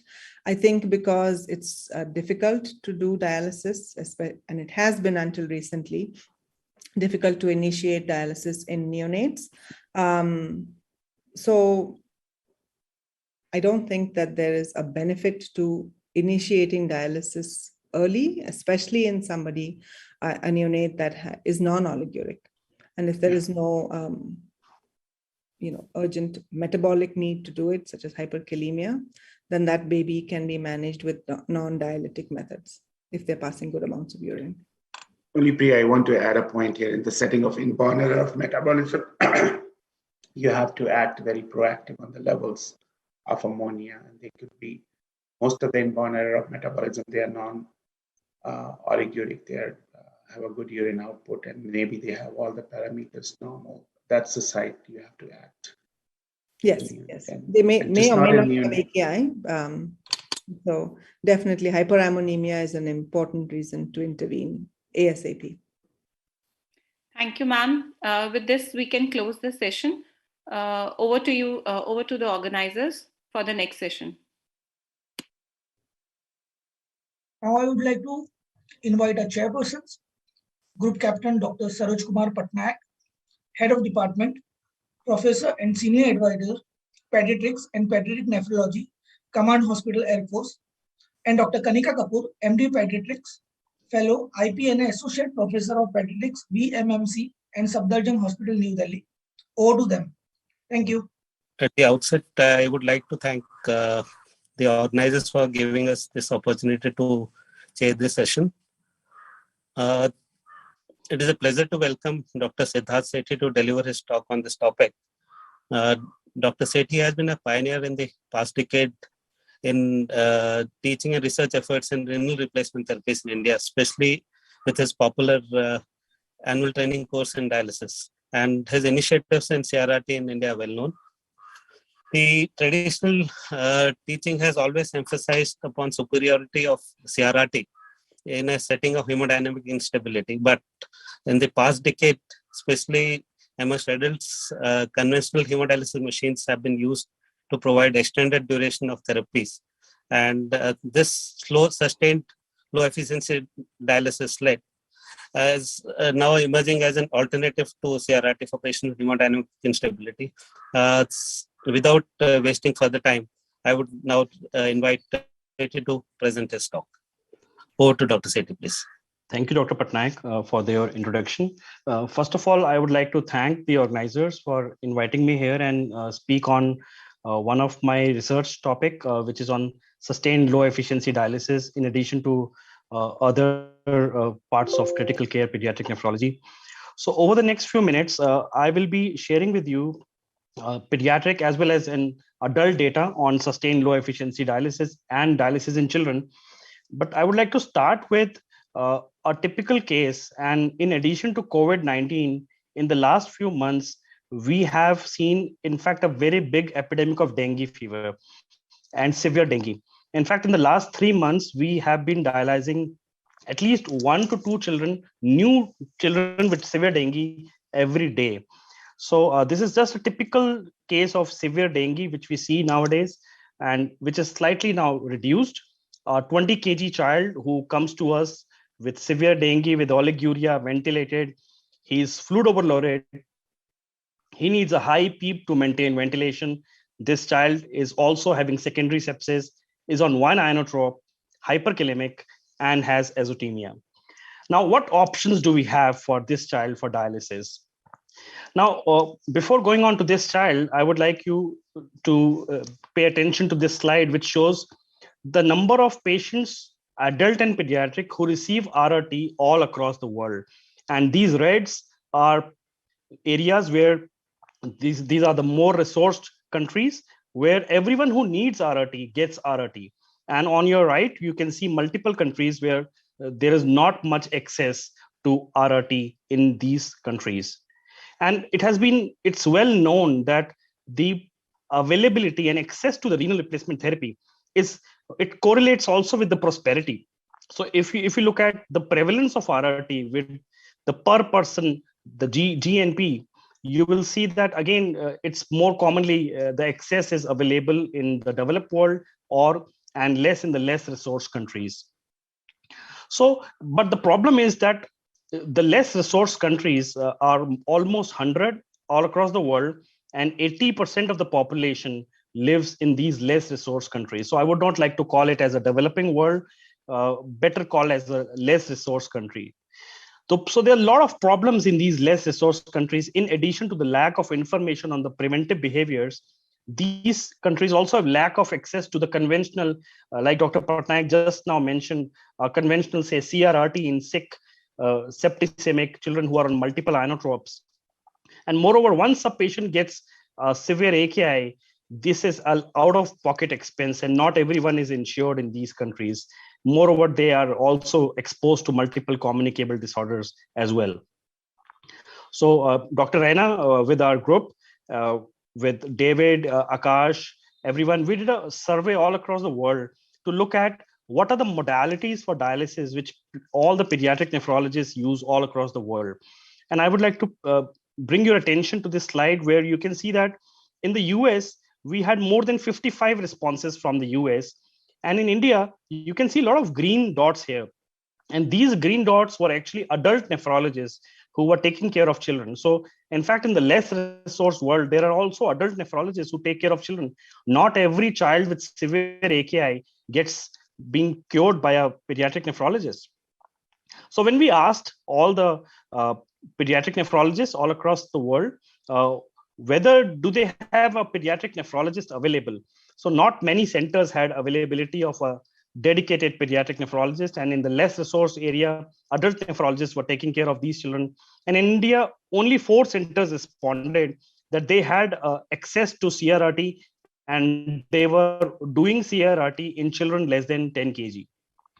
Now, cost of RRT, of course, was an out-of-pocket expense in the less resourced countries, and only in the West, the cost of RRT was being paid by the healthcare insurance.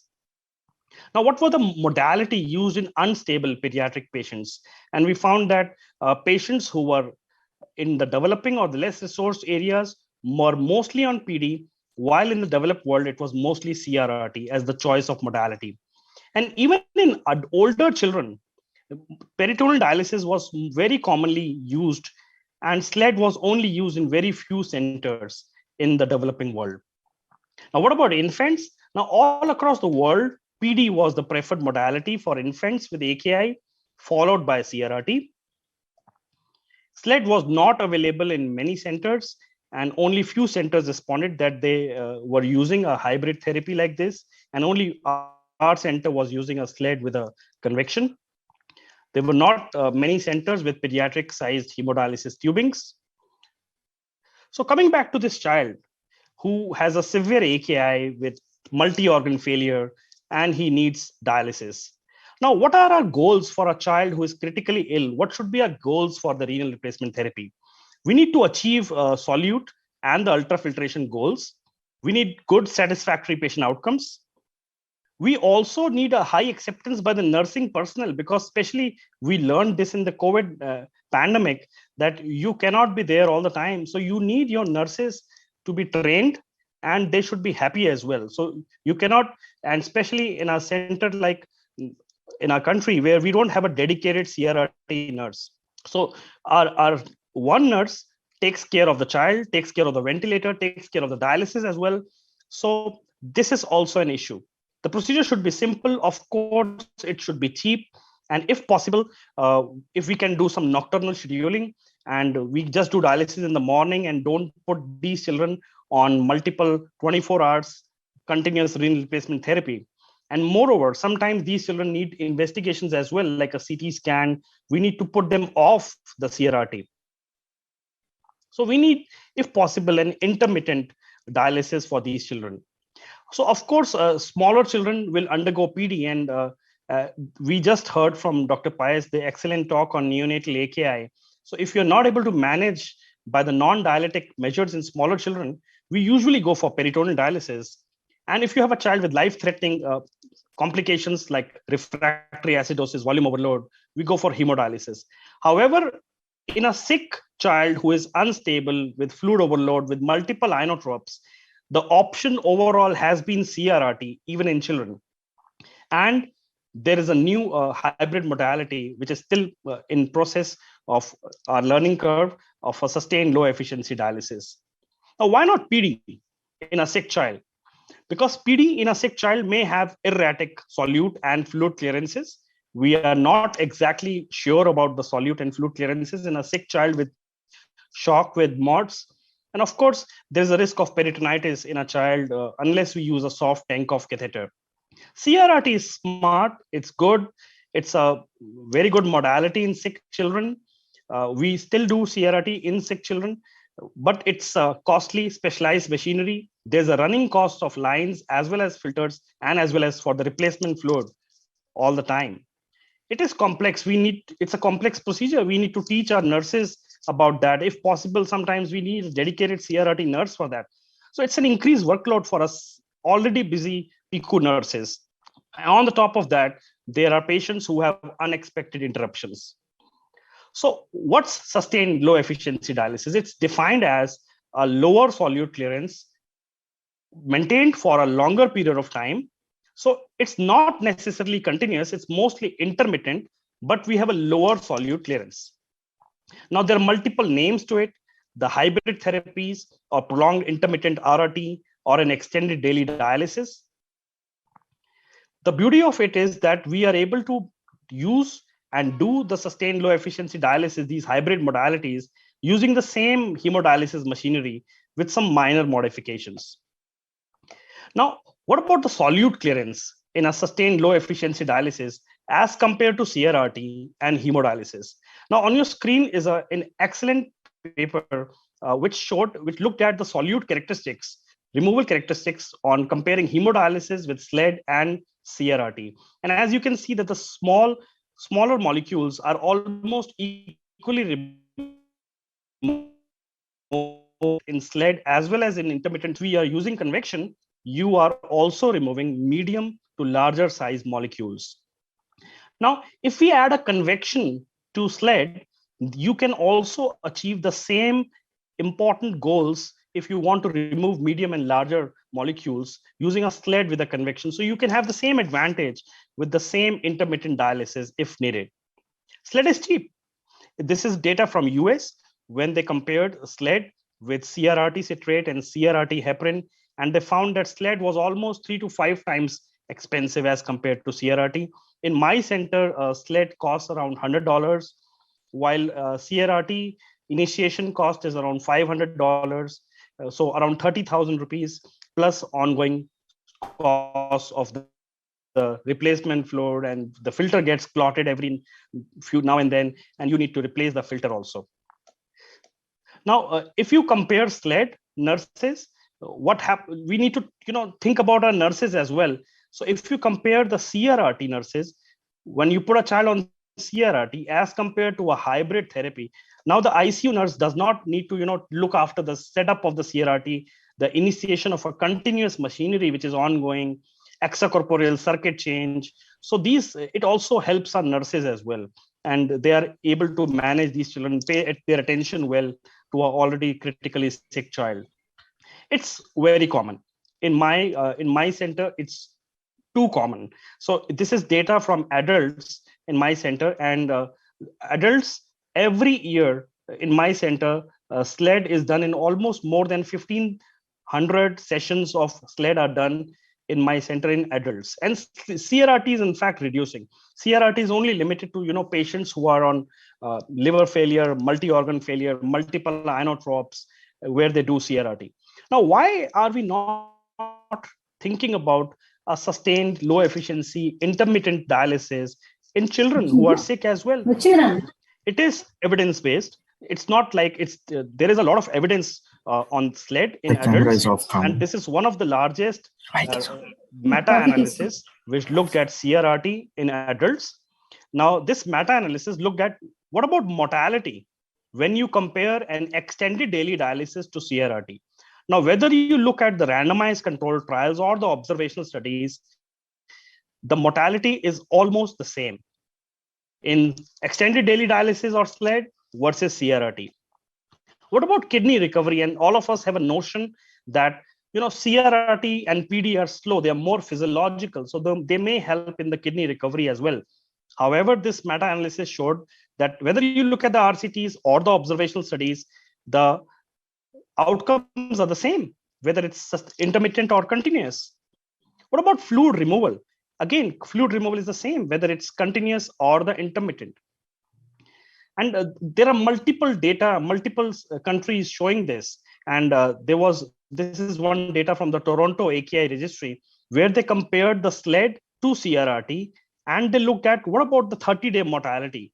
What about the 30-day RRT dependent? This is, of course, data from adults.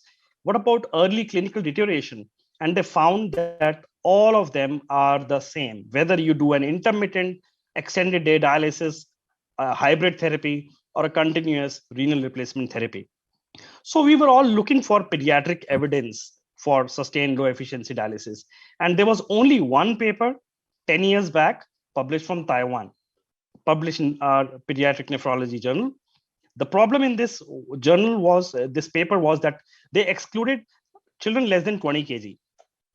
Now they showed 14 children who underwent SLED with convection. But I would like to bring your attention to these 7 children. They were actually not on any inotropes as well. So this paper, where they showed SLED with convection in children using the Fresenius 5008S machine, actually half of these patients were not even critically sick.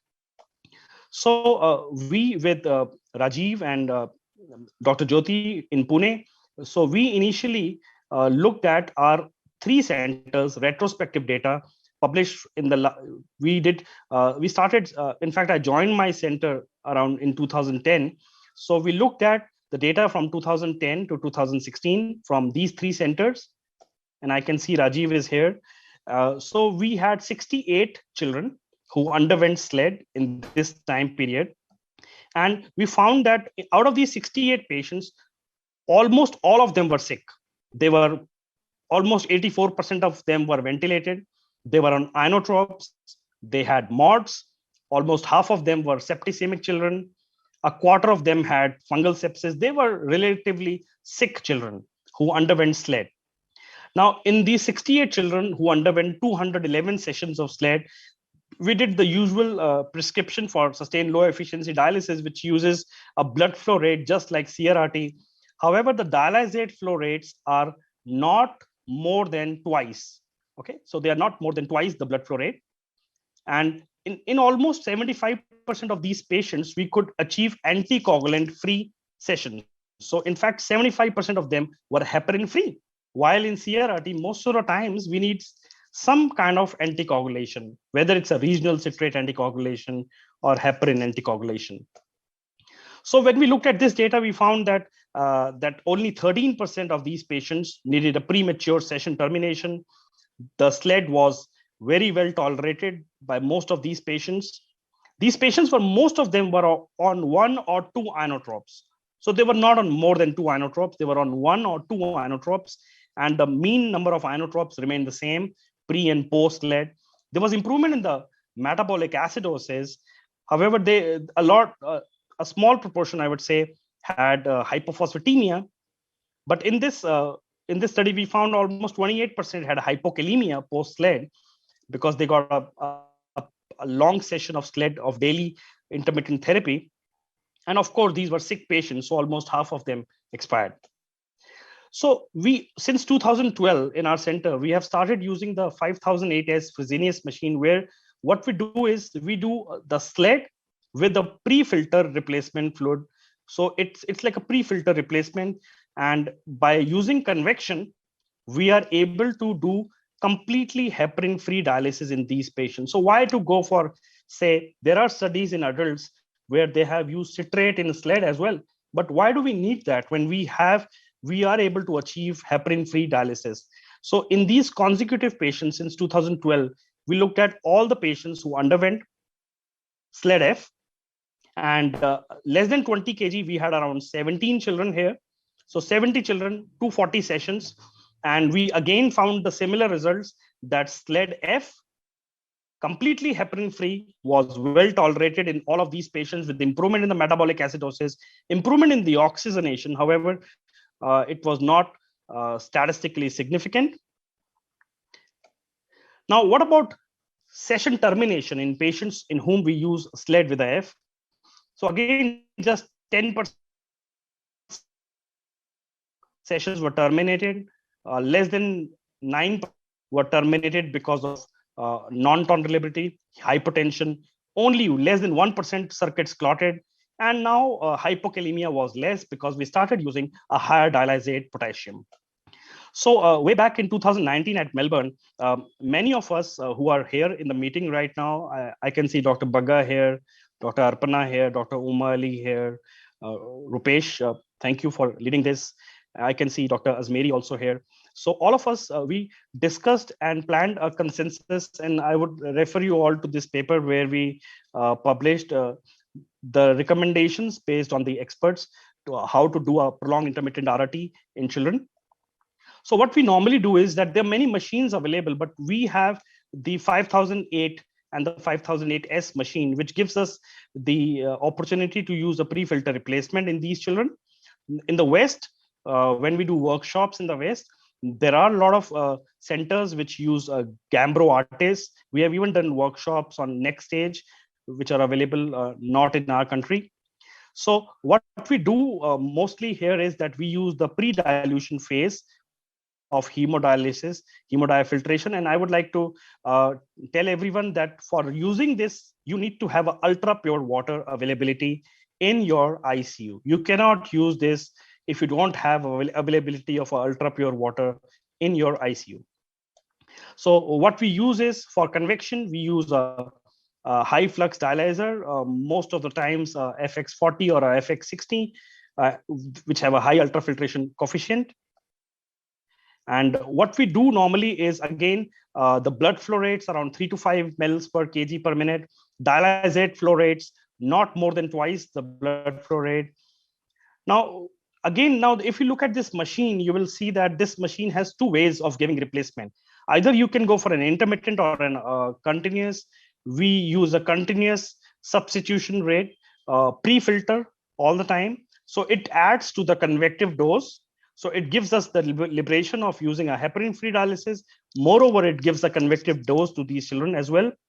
If you have a prolonged dialysis session, we use a higher dialysate potassium and a lower dialysate bicarbonate in prolonged sessions of SLED. So this is the typical SLED machine where we are able to add a pre-filter replacement fluid in these children. So typical, this is the typical prescription what we give to these children using the blood flow rate, which I just mentioned, the dialysate flow rates, replacement, keeping an eye on the filtration fraction to avoid clotting of the circuit. So we keep an eye on the filtration fraction as well. We start with a UF of 0 and slowly over the next 6 to 8 hours, we achieve, as the patient tolerates, we increase the ultrafiltration rates in these patients. And heparin is a no. So we never use heparin in our SLED patients at all, whether it's children or adults. Now, over the last many years, we are working on multiple studies on even pharmacokinetics.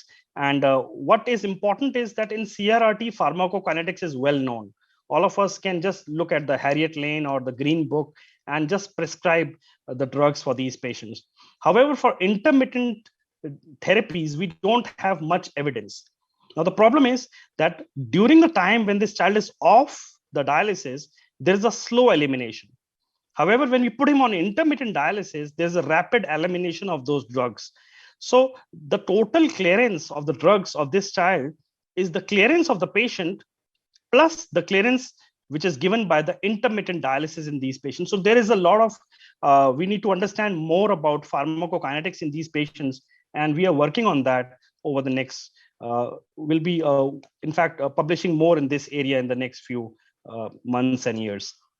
Now, a talk on RRT cannot finish without talking about COVID-19. I know Rupesh is talking next after me. What we did last year was we gave a statement as a part of the PCRRT Foundation on COVID-19 and AKI on the emergency resource allocation. Not everyone has CRRT. So we did, and I'm sure Rupesh will talk about this in his talk, that we did endorse that you may use a short-term CKRT. So if you have a patient who is severely sick, MODS, or even COVID-19, you go for a high-dose CRRT initially, and then you can step down. You can step down to SLED-F or an intermittent hemodialysis. So you need to do what you're good at. If you're good at PD or SLED or CRRT, of course, there is no study which randomly assigned patients who says which modality is good. So you may use any of these modalities. And of course, if you can use CRRT in a sick patient, that's the most commonly used modality. Now, what about step down in these patients? Now, since last 3 months, if we don't talk about COVID-19, still in the last 3 months, in fact, it has been a very big epidemic of dengue and dialysis dependence in these children. So what we have been doing is that we have been starting with CRRT, stepping down once there is renal recovery. Now, once there is renal recovery, there's a lot of factors to look at it, whether this child has clinically stabilized or not, whether his acute precipitant has resolved or not, whether there's improvement in the multi-organ failure, increase in the kidney function capacity, urine output, of course. And then we are able to trying to step down in these patients to SLED. So of course, it's not just one modality which we use in a child. Once a child, his hemodynamics improve, we step down from SLED to a prolonged intermittent RRT to hemodialysis or peritoneal dialysis, depending on the resource and the area where you are working. So SLED is also a good modality for children and adults once they are improving and their AKI is resolving.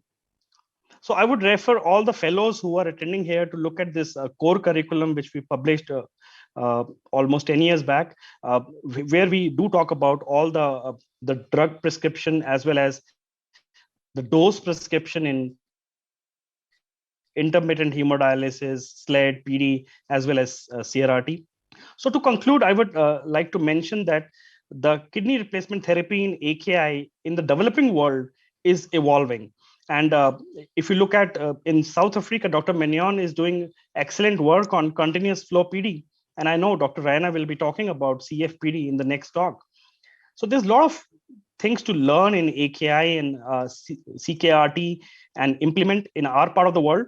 We do need more resources, more understanding, especially about the drug pharmacokinetics, how to implement and look at the dose, the dialysis, and the convective dose in these patients. We need to train manpower. And this is what I do every year, training all of our pediatricians and pediatric nephrologists for critical care pediatric nephrology. So it's not about SLED, not about CRRT. It's about what you are good at. So any modality, if you're good at, can be life-saving when needed. And before going on, I would like to mention and invite all of you to our next virtual PCRRT Iconic meeting, which will be on procedures this time. So this time we'll be only talking about procedures, and we'll discuss about what to do if your kidney biopsy goes wrong, what to do if an internal jugular catheter goes to a wrong place. We'll also talk about important practical stuff like CRRT, ECMO in this meeting. So I would like to take this opportunity to thank all of you. And I would like to also thank Dr. Girish Bhatt and the organizing committee to invite me here. And Dr. Girish, congratulations for your excellent meeting and your efforts. Thank you. Thank you, sir, for such an excellent talk, as always, on the AKI. So there is one question. What is the role of using KT/V in SLED? Is there any evidence in children? Of course, there is not much evidence on this. And especially in a sick child, we are here not talking about using SLED in a ESRD. We are talking about SLED in a critically sick child where our goals are more of fluid removal and solute removal. So yes, there is a need to work more about KT/V and the dialysis dose, which I just mentioned. And even Dr. Swati, I would mention more about P kinetics and whether we can use some other anticoagulant if needed in these patients. So there's a need to understand more about this. So yes, there is no evidence in children. Thank you. So with this, we can close the session. Thank you again for giving such a nice talk. Thank you. Thank you, Dr. Kanika. So with this, I welcome our next speaker, Dr. Jitendra, to present his paper on diagnostic accuracy of renal angina index alone or in combination with biomarkers for predicting acute kidney injury in children, a systematic review and meta-analysis. Over to you, Dr. Jitendra. Hello, everyone. At the outset, I would like to thank the organizer of this conference for this opportunity to present our work. So basically, we have performed a systematic review on looking at the role of diagnostic accuracy of renal angina index in combination with the biomarkers for predicting AKI in children. As we know that acute kidney injury is common in hospitalized children, more so in critically sick children. The current gold standard for diagnosis, that is serum creatinine, delay the detection of acute kidney injury. Hence, there is a requirement of early recognition of AKI, which might help in early institution of preventive and therapeutic measures. The kidney injury biomarkers has been there in research testing for a long time, but they are yet to be utilized routinely in the clinical practice. The concept of renal angina index was developed in analogy to angina pectoris to improve the overall diagnostic precision of biomarkers. So, children coming to the hospital and admitting the intensive care unit should have renal angina index performed within 12 hours. So, if it's positive, that is RAI score of more than 8, should undergo the evaluation for kidney injury biomarkers. If it is also like more than the cutoff for that particular biomarker, should be considered at high risk of acute kidney injury, and acute care bundle should be started.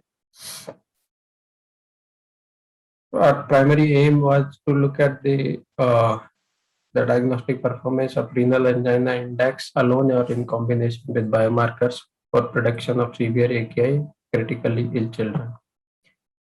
Basically, the protocol for this systematic review was registered in Jan 2020, and this systematic has been conducted using the Cochrane collaboration guidelines. So we have searched across the 4 different electronic databases using the different search strategies for the databases, and the search strategy was peer reviewed using the price checklist before using in the electronic databases. Basically, studies evaluating the RIA or biomarker performance in children less than 18 years, taking with the reference standard as the serum creatinine as defined by Pediatric criteria. And if they have study design of diagnostic test accuracy were eligible for the systematic review, we have excluded the case control studies and study including the patients with pre-existing CKD. Primary outcome was the renal angina index performance in predicting severe AKI on day 3 of hospitalization. We have also looked at RIA role in predicting any stage AKI, predicting requirement of the KRT, as well as combination of RIA and novel biomarkers in predicting the severe AKI. The outcome measures we have used is pool sensitivity, specificity, and diagnostic odds ratio.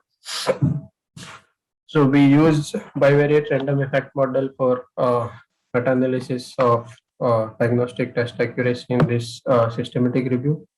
We also plotted the summary ROC curve. Heterogeneity was explored using the chi-square and I-square test statistics.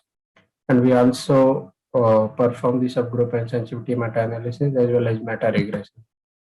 Quality of studies was assessed using the QuadraStu tool, and the synthesized evidence certainty was assessed using the grade approach. Coming to the results, across the all 4 electronic database search, we could find 2,500 odd records, and over going through the process and assessing the eligibility criteria, we finally included 22 studies. Of these 22 studies, 17 was prospective and either retrospective or mixed design. The overall pool incidence of AKI across these studies was 35%. On assessing the quality of studies, we could find some unclear risk of concerns in the 5 or 6 studies, and then only 1 study has high risk of applicability concern as well as high risk in the domain of patient selection. Coming to the diagnostic performance of the renal angina index. So predicting in AKI on day 3, pool sensitivity of 86% and specificity of 77% with diagnostic odds ratio of 21%. Looking at this summary ROC curve, there is a wide difference in the 95% confidence region compared to 95% predicting region.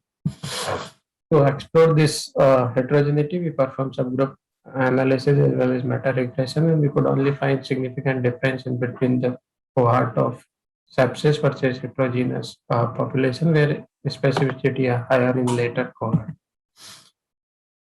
Pool sensitivity and specificity at 82% and 74% for the prediction of the requirement of dialysis, and patients were admitted to intensive care unit. And we looked at the combination of biomarker and renal angina index. We could find on the limited number of studies, the best diagnostic performance was with serum cystatin C and renal angina index, but maximum number of studies were assessed was published in renal angina index and urinary ANCAL, where pool sensitivity of 76% and specificity of 89% with diagnostic odds ratio of 24%. So look, when we assess the overall clinical certainty of evidence, so renal angina index post-test probability of predicting severe AKI was 40%, and we consider a baseline risk of 15%, and this was based on modern certainty of evidence. If we combine the renal angina index with urinary ANCAL, this post-test probability increase it to 55%, but obviously with it's based on low certainty of evidence. Patient who has positive renal angina index at baseline has almost 5.5 times higher odds of mortality. publication bias was assessed using the Dijk's-Funnell plot, and there was a small study effect suggestive of some publication bias. This is systematically do have some limitation that we could add substantial inter-study heterogeneity. There was applicability as well as patient selection concern. To conclude, the renal engine index has good predicting ability and to early identification of children at high risk of severe AKI on day 3, as well as requirement of renal replacement therapy. Combining the RIA with urinary angle further improves the predicting ability. However, this requires further exploration, especially of kidney injury biomarker in setting of patient where RIA positive. I would like to thank the other members of my systematic review team, and I finally leave with this summary slide. Thank you. And we have with us Dr. Rupesh Rena. All of us know him very well. And hi to you from India. And I know you have joined since morning 2:30 or 3 in the morning. This shows your excellent academic abilities, and also everyone knows you for publishing so much. So he's basically all of you know very well, he's not only a pediatric nephrologist but also an adult nephrologist and working at Akron Children's Hospital, US. Any meeting would not be complete without having a talk on COVID-19, and I think this is the only talk on COVID-19.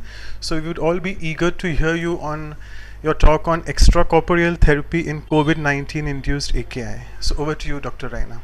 Thanks. Thank you, Manoj. So nice to see you. And let me see if I can share my slide. That's, first of all, good morning from my side.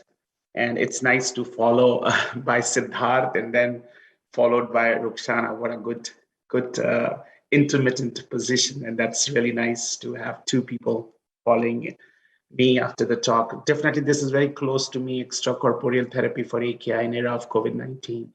First of all, I really want to thank Girish. What an excellent layout of the program. And you made me get up early in the morning to attend some of the talks. And Girish put on a very nice workshop on hypertension, which is very well needed.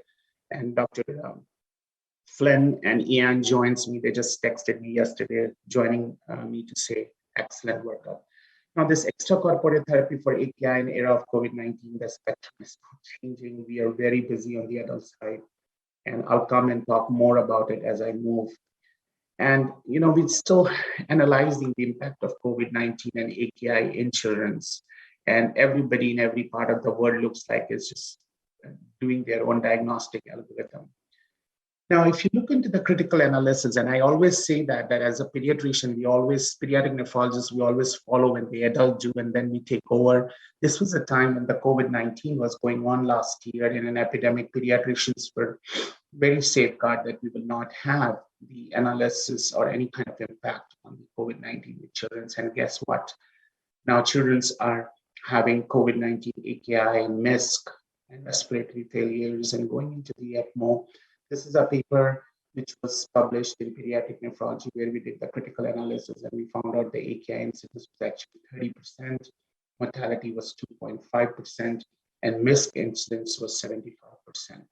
And this is another one which we have done the comparison between adult and peds. Some of the things are very, very fascinating to see here. The utilization of KRT was not actually high in adults either. It was like around 8%, which has increased now. And pediatric patients was 0.2. But if you look into the mortality was very low in children. It's 1.9, and I'll come to the rationale why it was. And the pediatric AKI incidence in children, we found out was higher, 26.6 versus 16 in the adult. And that may be just as a pediatrician, we are more proactive in diagnosing AKI. We look into the serum changes more frequently as compared to adults.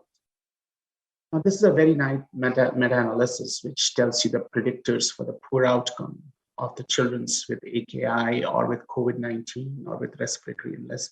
Mortality is very high in the setting of MISC and PQ admission. What are the criteria that will prone or that will push you to the admission to PQ? Those are ARDS and AKI. And AKI that's been true for any kind of condition. What are the things can lead you to the progression to the severe disease? And C-reactive protein is actually showing out to be very important in the children's, and so does the D-dimer, which always was a controversial issue in the setting of adult when we were seeing a surge of the COVID-19. So this is a nice predictor of poor outcome meta-analysis study. This is our own data, which is known as the VPS. It's a virtual patient system data, which include North America, and it's under the review for the publication. And when we submitted this paper, which was in August, we have around 3,099 COVID positive confirmed deaths of 101.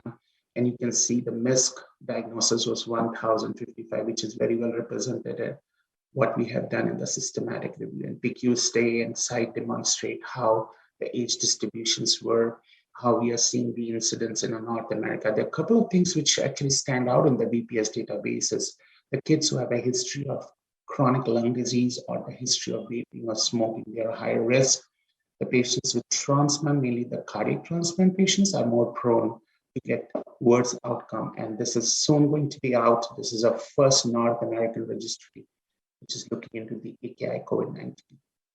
Now, this is AKI and severity. As you can see, that patients who are being utilizing various kind of sequential point prevalence, 7 days to 25 years, like what kind of correlations you will have, and hospital day, ECMO utilization, vasoactive utilization, and invasive respiratory support, which is now kind of more evolving and getting higher in the children's.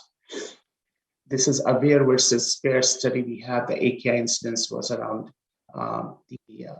it was 26 versus 41. Severe AKI was 11.6 and 19% now, which shows you the evolution, how this virus could impact the various hemodynamic and how it would affect the respiratory and how it could affect the cardiorespiratory dysfunction. This is a nice slide, and we are in a process of looking into the mechanism.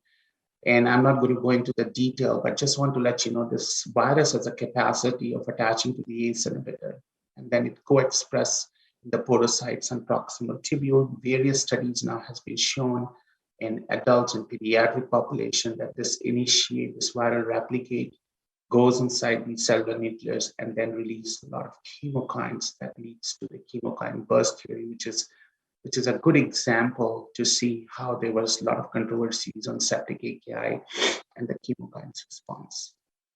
This is a paper with MISC that we have published in CKJ, and it also shows that MISC is also a manifestation of the chemokine burst.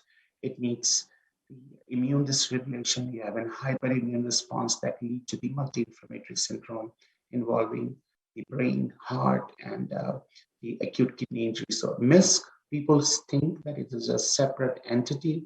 MISC is a part and parcel of vasculitic phenomena of the immune destruction, lack of an adaptive response from the B cells and the T cells that manifest more or less like a Kawasaki disease.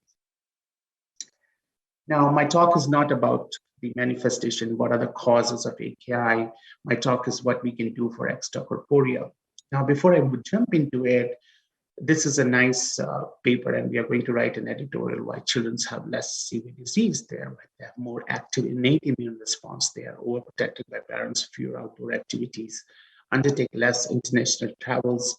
This difference in distribution, maturation, and functioning of the ACE receptors, which is so fascinating. They actually have a different response to the RAS and inflammatory response to the pathogens. And this is a beautiful study, and we have done even a meta-analysis to show that ACE inhibitors does not increase the risk of COVID-19. ACE expression in the rat lung has been found to be dramatically reduced with age, and ACE also protects against severe lung injury that can be triggered by sepsis and aspirations, and that has been proven in the avian field. Now let's start about the extracorporeal therapy, and whenever you talk about extracorporeal therapy, it's kind of a dilemma there, because if you look into the Europe, and Ruxana is going to talk more, they have more experience using cytosol and other extracorporeal therapy, which we were not using in the US because of the FDA and other concept. But going back to the cytokine storm and removal theory is nothing new. I really want you to focus on the anti-inflammatory response and pro-inflammatory response. This is such an important part when you take this COVID-19 patients with with the extracorporeal therapy. So what happens is when you have an infection, you have an innate activity that acts, immunity, and then you have an adaptive immunity, and both of them have a surge. And if you are not immunosuppressed and it's not triggered, you basically go into recovery.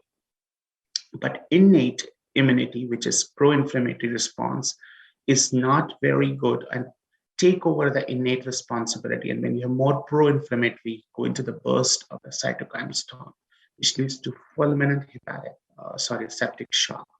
Or if pro-inflammatory predominates and you have very poor innate immunity at the beginning, you go for the death and cardiovascular failure.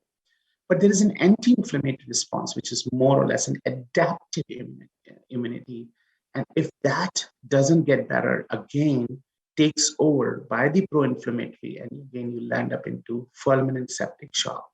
There is a terminology which is known as immunoparalysis. And this is, we are seeing in our patients in adult and adolescent. This immune paralysis is happening in the setting when you have a good pro-inflammatory response, but your adaptive anti-inflammatory response doesn't work. You go into complete immune paralysis where also the outcomes are bad. This is a nice study on the MISC, which has been shown if you have a good early IFN response, you have a rapid clearance of the virus, you have less IL-6, but if you have a delayed IFN response, then you have slow virus clearance, you have a more inflammation, and you go into severe disease. This is not new to us. If you look back into our AKI COVID, before AKI COVID era, we were talking about these clearance of cytokines and septic ligand may help with the immune pathology, but there was a lot of controversy whether the anti-inflammatory response versus the pro-inflammatory response, if we do it, are we taking away the chances of the body to produce less anti-inflammatory response? And then maybe we are not mitigating the sepsis or chemokine-induced septic shock. This is a position paper, and this has been, at the time, within 2 months published, and it's been proven multiple times in multiple countries that they have shown that COVID-19 is not an easy virus. It affects on endothelial podocyte, proximal tubule, then it goes into the monocyte, and it causes a severe chemokine burst and goes into the lung, causes lung injury. What can we do? How can we mitigate this response? We propose maybe early intervention, less than 12 hours, using cytosorb high flow, we can remove this chemokine burst, or maybe we have to go back into the ARDS network study where it doesn't show the difference between the early or like removing the fluid or making negative balance of mortality, but there was a response, or the people who are achieving negative fluid over earlier, maybe they have a less ventilator time. This theory was taken into the account with the physiology behind, because the mechanism of MODS is very different in COVID-19. It has cytokine levels, interferon producing protein, granulocyte colony stimulating factors. It has MIP1, which is very toxic to the lung.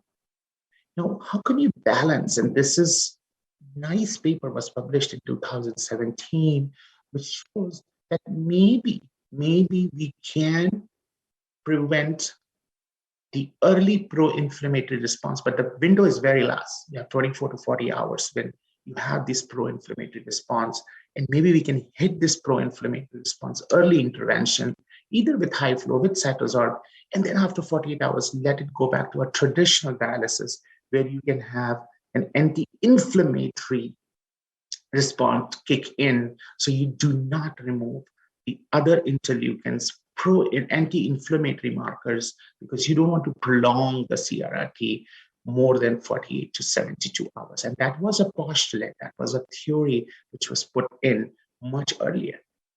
How can you do that? Can you remove the bulk removal of cytokines during the cytokine storm? Can you act early?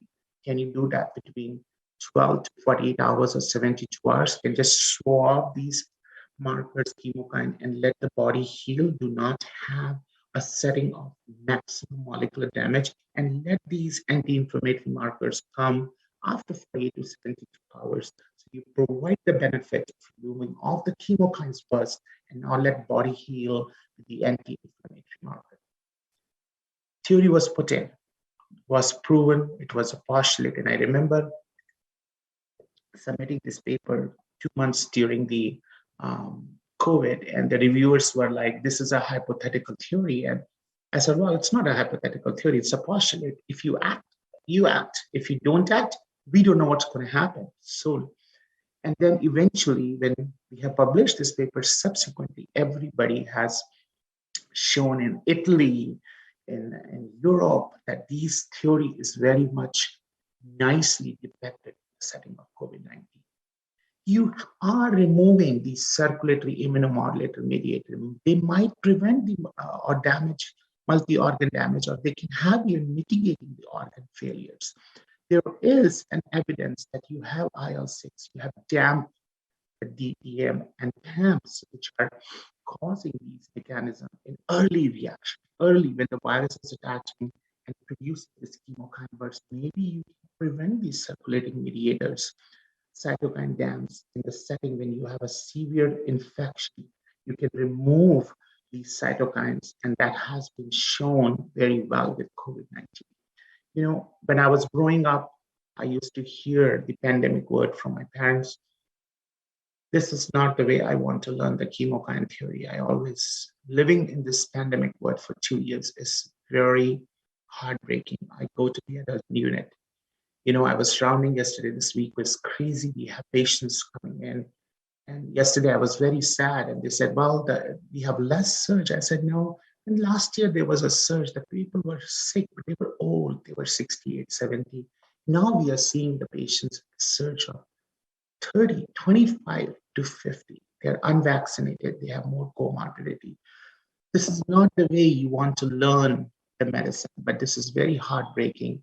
But this pandemic, COVID-19, has shown that this is, there is a role of the circulating immunomodulatory mediator that may prevent the multi-organ dysfunction. We have a setup here known as Auxeris filter. I'll talk about it, which has shown that it reduces the excessive IL-1, IL-6 response, and the data shows within 48 to 72 hours, it is effective. This is our position paper. And at that time, I said, I don't want high flow CRRT more than 72 hours and let these anti-inflammatory markers come into play. What are we doing with this? Why I want high flow? I want diffusion, I want convection, and I need to consider a large volumes to be replaced so that we will remove these middle molecules, hypothesis for the chemokines. So we proposed a high flow CRRT, and there is 2 or 3 conditions where we have proposed the high flow. One was hyperammonia, and that too with 12 to 24 hours or 48 hours, and sometimes we have used in some kind of intoxication. But at that time, we said maybe we can use high flow for 12 hours or 24 hours and then switch back to the regular CRRT with 25 to 30. Now, a lot of the time when I give this talk, people say that we do not have CRRT, we do not have the staff, and you know, in adult also, we are running out of the CRRT. We don't have CRRT machine. You can use high flow volume PD, and number of exchange in 18 to 24 in a 24-hour period. It has shown to prevent the kidney failure. It has low middle molecule. Maybe this is something you have to look for in the patients in the early septic phase.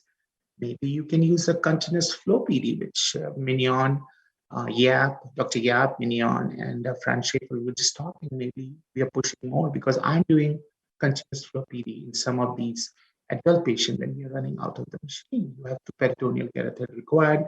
If there is a transport to a 2 called dialyzer regenerator and sent back to the second catheter.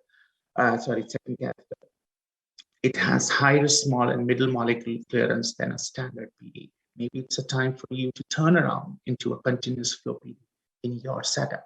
But it's just the theory behind you have critical 12 to 48 hours. And I've seen these patients that are coming into the ER, respiratory distress. By the time we go in, they're already on BiPAP and they come into the ICU, they're on ECMO and they're on CRRT. So your time frame in the setting is very important. Any modality will work. Right timing is what COVID-19 is. So Dr. Sethi talked about SLED. Yes, You can use conventional hemodialysis technology modification with typical IHD prescription to provide better hemodynamic stability. I'm using a sled. I use sled as a step down. You have to do a huddle in the morning that we have 23 CRRT machine learning, which we can step down to the sled using an 8 hours theory. And you know, the place where I'm trained is in Cleveland Clinic. Sled was invented in Cleveland Clinic by Dr. Paganini, who was the adult nephrologist. And he did that in the setting of the patients getting a lot of cardiac surgeries because we were the biggest center of the cardiac surgery. So any modality can work, high flow PD, continuous flow PD, SLED. And those are the things I was talking to Dr. Gap, and they are getting a surge in Singapore, and she's now trying to work more on continuous flow PD. And we did a very good conference with her this year. And we have a special sections on these modality, and they are now implementing that modality, especially in Brazil. They are going into the high flow PD and also using the continuous flow PD and some of the SLED. Dr. Shrav Rukshana is going to talk after me. Marvelous work. Excellent work for high cutoff hemodial filtration. You can use this if you have a modality. You're working in US to get it approved, and excellent data. You can have the in this modality, the amount of ultrafiltration exceed the desired fluid loss, and replacement fluid is as administered to achieve the target fluid balance. And it's a high cutoff membrane data which has shown it is a high flux, high cutoff membrane where you can remove the middle molecules. And this is just an example for high flux, high cutoff, and the plasma filters that we're using. So use any modality. Now, what are the extracorporeal blood purification which has been proposed as a potential adjunct therapy for critical ill patients with COVID-19? You have the Alzaris and Cytozor, which we are using more on the Alzaris. You have inflammatory cytokines, and I was talking about the damage-associated molecular patterns and pathogen-associated molecular pattern, including endotoxin and SARC virus are possible contributors to your MODS. And they remove cytokines, DAMs, and PAMs, such as endotoxin and circulating viral particles. Now, FDA did approve Alzaris. There is a blood purification therapy with hemodialytic filtration featuring the enhanced absorption property of cytokine removal in patients presenting COVID-19. This was a pilot study which was put in as an emergent approval from the FDA to get this therapies approved, at least in the US. And you can see there was change in the IL-6 and multi-organ dysfunction score over the time. There was observed versus expected rate-based Apache 4-score change, occurrence of technical complication or adverse event. Cytozor is the only specifically approved extracorporeal cytokine filter in EU. In 2020, it was approved by FDA in US for emergency use. It's broadly approved. Indications were initially on-label use for many different applications. So this is how you attach. The blood goes to the Cytozor first, then you attach the filter, that is the CRRT, and then blood is returned to the patient. So you have two filters back to back. Cytozor is the first one. There's more chances of extracorporeal clotting. There's a lot of issue of blood being stagnant. You need to use a strong extracorporeal anticoagulation, which is a challenge in this population of patients who are also coagulopathic, or they're having a lot of issues with major bleeding. Now, this is what we are using in Alzaris. It's actually a filter approved in April 2020 in COVID-19. You have to remember that it's made up of acryl nitrate and sodium methyl sulfate copolymer. And the protocol is very well established. What you do is, any patients with critical ill COVID-19, you use this filter for 72 hours. And again, going back to our theory, which we proposed in 2020, early during the time, we don't want to remove the anti-inflammatory markers, which kick in my graph after 72 hours. Known to suspect allergy to heparin, it's known allergy, it's an AN69 membrane kind of a thing. And relative contraindication is anticipated use of less than 72 hours of CRT. Contraindication for heparin because you have to prime the circuit. And this is a little easy as compared to Cytozor. We don't have to attach Cytozor in place of Alzaris. Basically, what you do is you remove or replace the filter from CRRT and put Oxaris, and then you can switch to the filter, regular CRRT filter.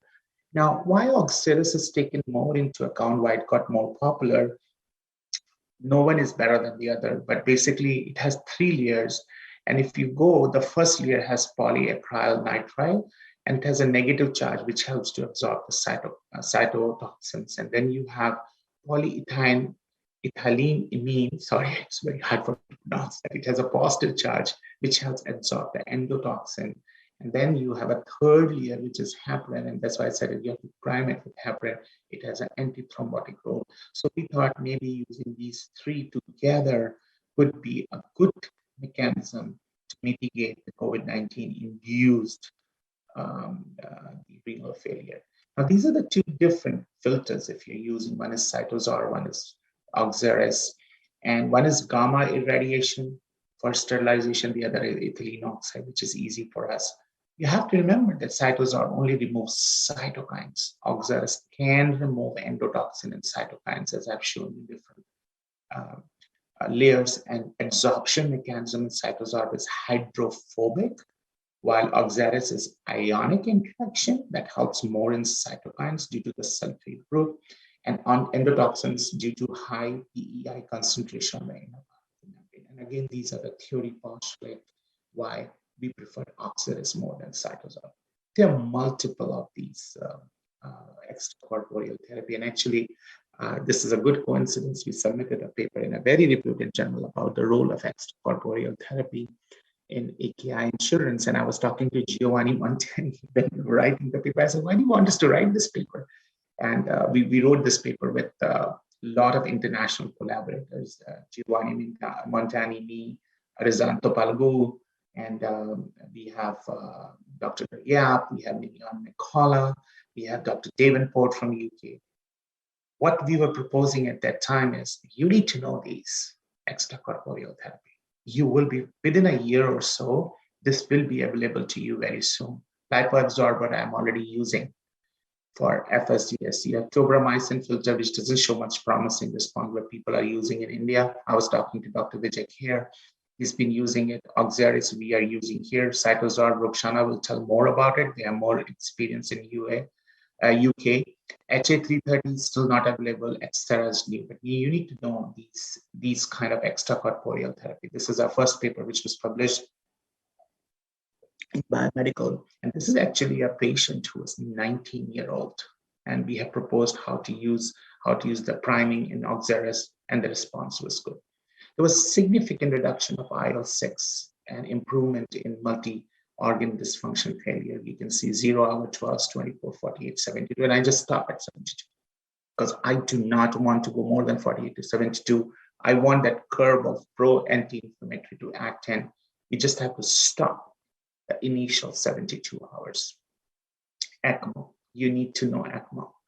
The blood flow rate in CVBHD machine should be independent from ECMO advice, and the machine veno-venous access should be adjusted to tolerate positive pressure, since arterial access of ECMO will allow for a very low resistance setting. Set the alarm to allow positive reading. Do not put the filter in ECMO. I will recommend to put all the CRRT machine prior to the oxygenator. You need to know the 3 locators. One is between pump and oxygenator, B between pre-pump, A post-oxygenator. And we are actually proposing to use it before the ECMO oxygenator pump. I have a good video which I cannot put in, but any one of you if you have attended the premium nephrology course by Dr. Yap, we had a whole station on ECMO. You need to know ECMO. Patients with MISC needs ECMO, and the attachment with CRRT circuit is very, very important. You need to know what modality you're using, because it's very important for the ECMO site and the circuit pressure. If you're post-oxygenator, your circuit pressures is around 180 to 320, as compared to pre-pump, it's -20 to -150. So I will not take much time because we are already running late, and I want to give other, especially Dr. Schroff, to give more time for her to talk. I'll end this talk by saying that this blood purification therapy with hemodiafiltration featuring enhanced absorption property for cytokine removal in patient presenting COVID-19 pilot study is upcoming. Many times people argue that we are not using in children's. It is a learning curve. Soon, we need to be very prepared of using these extracorporeal absorption technique, not only for COVID-19. Maybe this is a time that we'll be talking more on the liver failure. Maybe this is a time we have to talk about intoxication. And this is the learning curve that we have. COVID-19 has been very sad, very sad. I never want to learn the pandemic by living into it. It's very, very sad. And to see these patients, what they have gone through, what as a family we have to go through is hard. I remember, when me and my wife, we were both, and as a nephrologist, I cover ICU, and we were going into the COVID-19. I think we're now going back again to the COVID-19 floor. Our kids were like, in the middle of the night, they come to my room and they give a big hug. I said, that's like very unusual, especially my son coming 2 o'clock in the morning. I said, what happened? Why are you going to give a hug? He said, Daddy, I don't know what's going to happen. If anything happened to you, who's going to take care of us? Very heartbreaking. This is not easy. Very heartbreaking, sad situation. Thanks to my nurses. Oh my God, I go and see them 2 or 3 times a day. They are proning the patient. I see people intubating. What a big job commitment they have. They don't go home. We don't even go home for 8 hours. So it's kind of a very sad situation. But again, we learn from the hard experience. But I always pray that I do not have to learn medicine and science the way I have learned in this pandemic. I've not been to India for 3 years. My wife has not seen, we have not seen my father and mother-in-law for 3 years. We have been homebound here. A lot of emotional trauma. And this year the match has gone. Nobody in the US is applying for pulmonary critical care. Very less. This was supposed to be a very good fellowship in adult. So this will be a trauma, there will be a psychological impact, less application for the medical school this year. So this pandemic will leave us with a lot of trauma that is ongoing, will always be there, that we have to live. But thank you again for giving me a chance to talk about the blood purification and hemodiafiltration. These are all new modality, high flow PD, continuous flow PD, hemodiafiltration. I'm so much a fan of Rukhsana's work. Amazing work. I wish we can do it in the US, high cutoff membrane. So these are all evolving technology. With that, I also want to thank again the organizers, especially Girish. What a nice program you have put in. And hearing everybody from my home country, it's really very nice. And Manoj said that, why are you up at 3 o'clock? I was up yesterday too. It's just because we are homesick. We want to come and see you all. And it was nice to hear from all of you. It's so nice to see you virtually. So nice to connect with Arpana, to see Priya, and to just talk and see you all. It's so nice to see. With that, I want to thank you, and I want you all to stay safe. Make sure we get out of this pandemic so I can see you all next year. And thank you, Manoj. There will be no other better person than my friend Manoj to chair this session. It's always a pleasure to see you all. With that, I will end my session. Happy to take your questions. So thank you so much, Dr. Rupesh Rena, for the excellent comprehensive overview, and also for being on time. I probably felt you will be overshooting the time because we are falling short of time, but you didn't. Okay, there are no questions in the chat box, but a simple question. It may sound very small in front of you for this question. When you see a patient of MISC, pediatric MISC, as you all call in the US, the UK calls it PIMS, and the cytokine storm together, both these are there present together in the same patient along with AKI. So what is the preference of anti-inflammatory, as you mentioned, being in the immune paralysis stage? So what would be the most ideal anti-inflammatory to start here, pending availability of tocilizumab, because all of us face that a lot because the drug was not available routinely for us. So what will be the sequence of the drugs? Yeah. Such a nice question. It's a very, very good question you asked, because the answer to that is we don't know what's going to affect, because some of them, and we are seeing more MISC, which is kind of very, and it was at the time when I was seeing MISC, we didn't have a COVID-19 pandemic during that time. So IVIG, we give steroid. The answer, I don't know the right answer. We also have a remdesivir that we give give those antibodies, monoclonals, and other anti-inflammatory. I think a couple of things I will definitely mention with MESC, with my experience. They get into third spacing very quickly. They have a fluid overload, and they go into cardiorespiratory distress very quickly because of the cardiac involvement. I think these are the patients. What I will do is whatever you have in your place, just go ahead and do it as far as what is available, but be vigilant, see them more frequently. Meticulous fluid overload theory works here. Second, if they go into decompression, put them into ECMO. And we have done that with 3 patients. They respond very well with ECMO and CRRT. But answer to your question is whatever you have, just act promptly. There is no right answer. Great, thank you. I think we are running late, but there's one question. Amit is asking how to select who requires Oxyrus or Cytosorb. In short, he's asking how to predict who is going to deteriorate. $1 million question. If I have that question, I'll not be here. Don't know. Whatever you have, do CRRT, do SLED. There is no data which will do better on Oxyrus, who will do it better in Cytosorb. You do what the work best for you. There is no answer for this question. And it is not going to be answered. This cannot be a randomized control trial in these kind of sick patients. So answer to that, I have not much experience to say that. I have not used Cytosorb. Rukhsana is going to talk after me. Maybe she can put some insight on it. I have used more Oxyrus, and it did help, but I cannot validate. It's just the postulate that we are using to prove that point. So answer to that, I don't know. It's a very tough question. Well, thank you so much for this beautiful talk and beautiful interactive session. We now move on to the organizers. Over to you all. Thank you.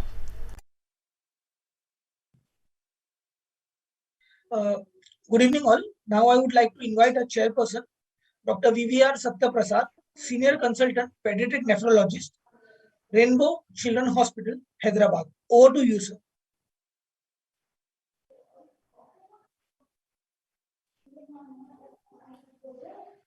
I thank the organizing committee and Dr. Garish Bhatt for giving me this opportunity to share this session.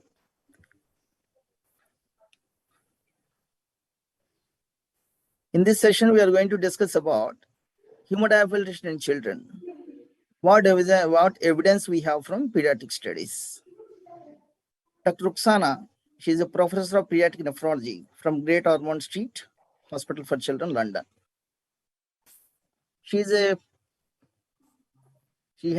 a member of IPNA. She is a member of RCPCH, and she has done MBBS from Bombay University, and Diploma of Child Health from Bombay only, and MD Pediatrics also from Bombay. She has done PhD in University College London in 2018. She has lots of interest in research, especially in cardiovascular disease in children with CKD. It's over to Dr. Rukhsana Sharaf.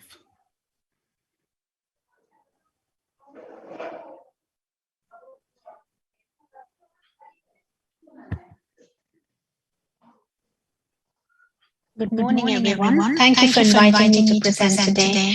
I'm going to talk on the advantages of hemodiafiltration in children and what evidence we have for it. Here are my disclosures. So I'll briefly touch on diffusive versus convective therapy. What is HDF and how it works?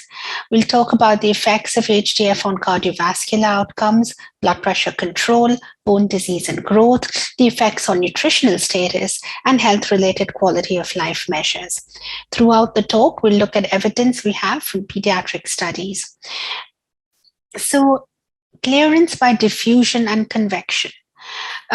Professor Farrington has already talked about some of this earlier in just the previous talk, but just to quickly recap.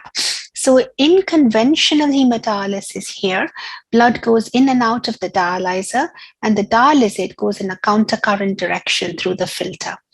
In hemodiafiltration, in addition to the blood and the dialysate moving, there's an infusion of fluid, either pre-filter in pre-dilution HDF or post-filter in post-dilution HDF. And what happens here is that as we go from low flux HD to high flux to HDF, we move from simple diffusion alone to a combination of diffusion and convection. And this means that we have the clearance of not just low molecular weight toxins by diffusion, but also the clearance of middle molecular weight solutes. So hemodiafiltration is thought to work by three mechanisms: the clearance of uremic toxins across a wide molecular weight range, improved biocompatibility, and hemodynamic stability. The clearance of toxins is measured largely with beta-2 microglobulin, which is taken to be the prototype middle molecule, and its clearance is between 70 to almost 80% compared to simply 20% with high flux HD. Also, there's removal of inflammatory cytokines by HDF. Improved biocompatibility manifests with reduced oxidative stress and the removal of advanced glycation end products. And hemodynamic stability is seen in the form of cooling during HDF and reduced intradialytic hypotension. Now, with these factors, as I've explained to you, the solute clearance is improved. If you look at this graph here, with the molecular weight of substances on the x-axis and the Stokes radius or their size on the y-axis, you see that going from the lowest molecular weight toxins like urea and creatinine all the way up to albumin. Now, urea, creatinine are very low molecular weight and should be diffused out very, very easily. Clearly, you don't want to remove albumin by any therapy. So whichever filter you use must block off the clearance of albumin, the sieving of albumin rather. And instead, we focus on this big group of molecules here, which include interleukins, TNF-alpha, inflammatory markers, as well as some hormones like leptin, which are associated with appetite regulation. And beta-2 microglobulin is one of the prototypes of the molecules taken here. So there have been 4 large randomized controlled trials in the adult population and a very good pooling project looking at the data from all these studies. They've compared nearly 1,300 adults on HD versus HDF. And essentially, one of the key most important findings of these studies is that the convective dose or the volume of the replacement fluid I talked about earlier is directly correlated with the hazard ratio for mortality. And you see from the different studies, this one here in green is the Eschol study or the Spanish study, which used the highest convective volume and is associated with the lowest hazard ratio for mortality in their patients. Just to look at this a little further, the Spanish study a priori determined that HDF has improved survival compared to HD. They compared this for a large number of risk factors in patients, including their time on dialysis, the presence of diabetes, the type of vascular access, and the Charleston Comorbidity Index. And for all of these factors, HDF was seen to be superior to conventional HD. In fact, the study showed that switching 8 patients from HD to HDF prevented 1 death per year. Now, what happens in our children? We designed this study called the 3H or HDF Hearts and Heights study to look at with the hypothesis that children on HDF compared to conventional HD have an improved cardiovascular risk profile, growth and nutritional status, and quality of life. We recruited patients from 29 centers in 10 countries with a total of 190 children recruited and 88 on HD and 55 on HDF, completing the 1-year follow-up. The details of dialysis therapy are shown here, but what I wanted to focus on is the convective volume achieved, which is comparable to that shown in the adult studies where the survival and the cardiovascular risk are mitigated by a higher convective volume. So let's look at some of the effects of HDF on different outcome measures through our HDF study. You will see a lot of this data has been published already. So first and foremost, cardiovascular outcome. Now, fortunately in children, we do not have hard endpoints such as cardiovascular events or death. And so we look at surrogate markers such as the carotid intermediate thickness standard deviation score. So this is the CIMT measured by high resolution ultrasound in the common carotid arteries. And it is a very good surrogate marker that correlates with mortality and cardiovascular events in adults. All our graphs will be shown in this format, looking on the x-axis at HD and then HDF with the baseline and the follow-up for each marker. So here for our main outcome measure, you see that the baseline measures in HD and HDF are comparable, but at 1 year follow-up, the HD patients have a significant increase in their CIMT SDS standard deviation, whereas HDF patients are static. And this results in a significant difference between the two groups at 1 year. In fact, HDF may hold the progression of CIMT. And this is a very important measure that with a marker that within just 1 year, you have a dialysis therapy that worsens by HD and prevents by HDF.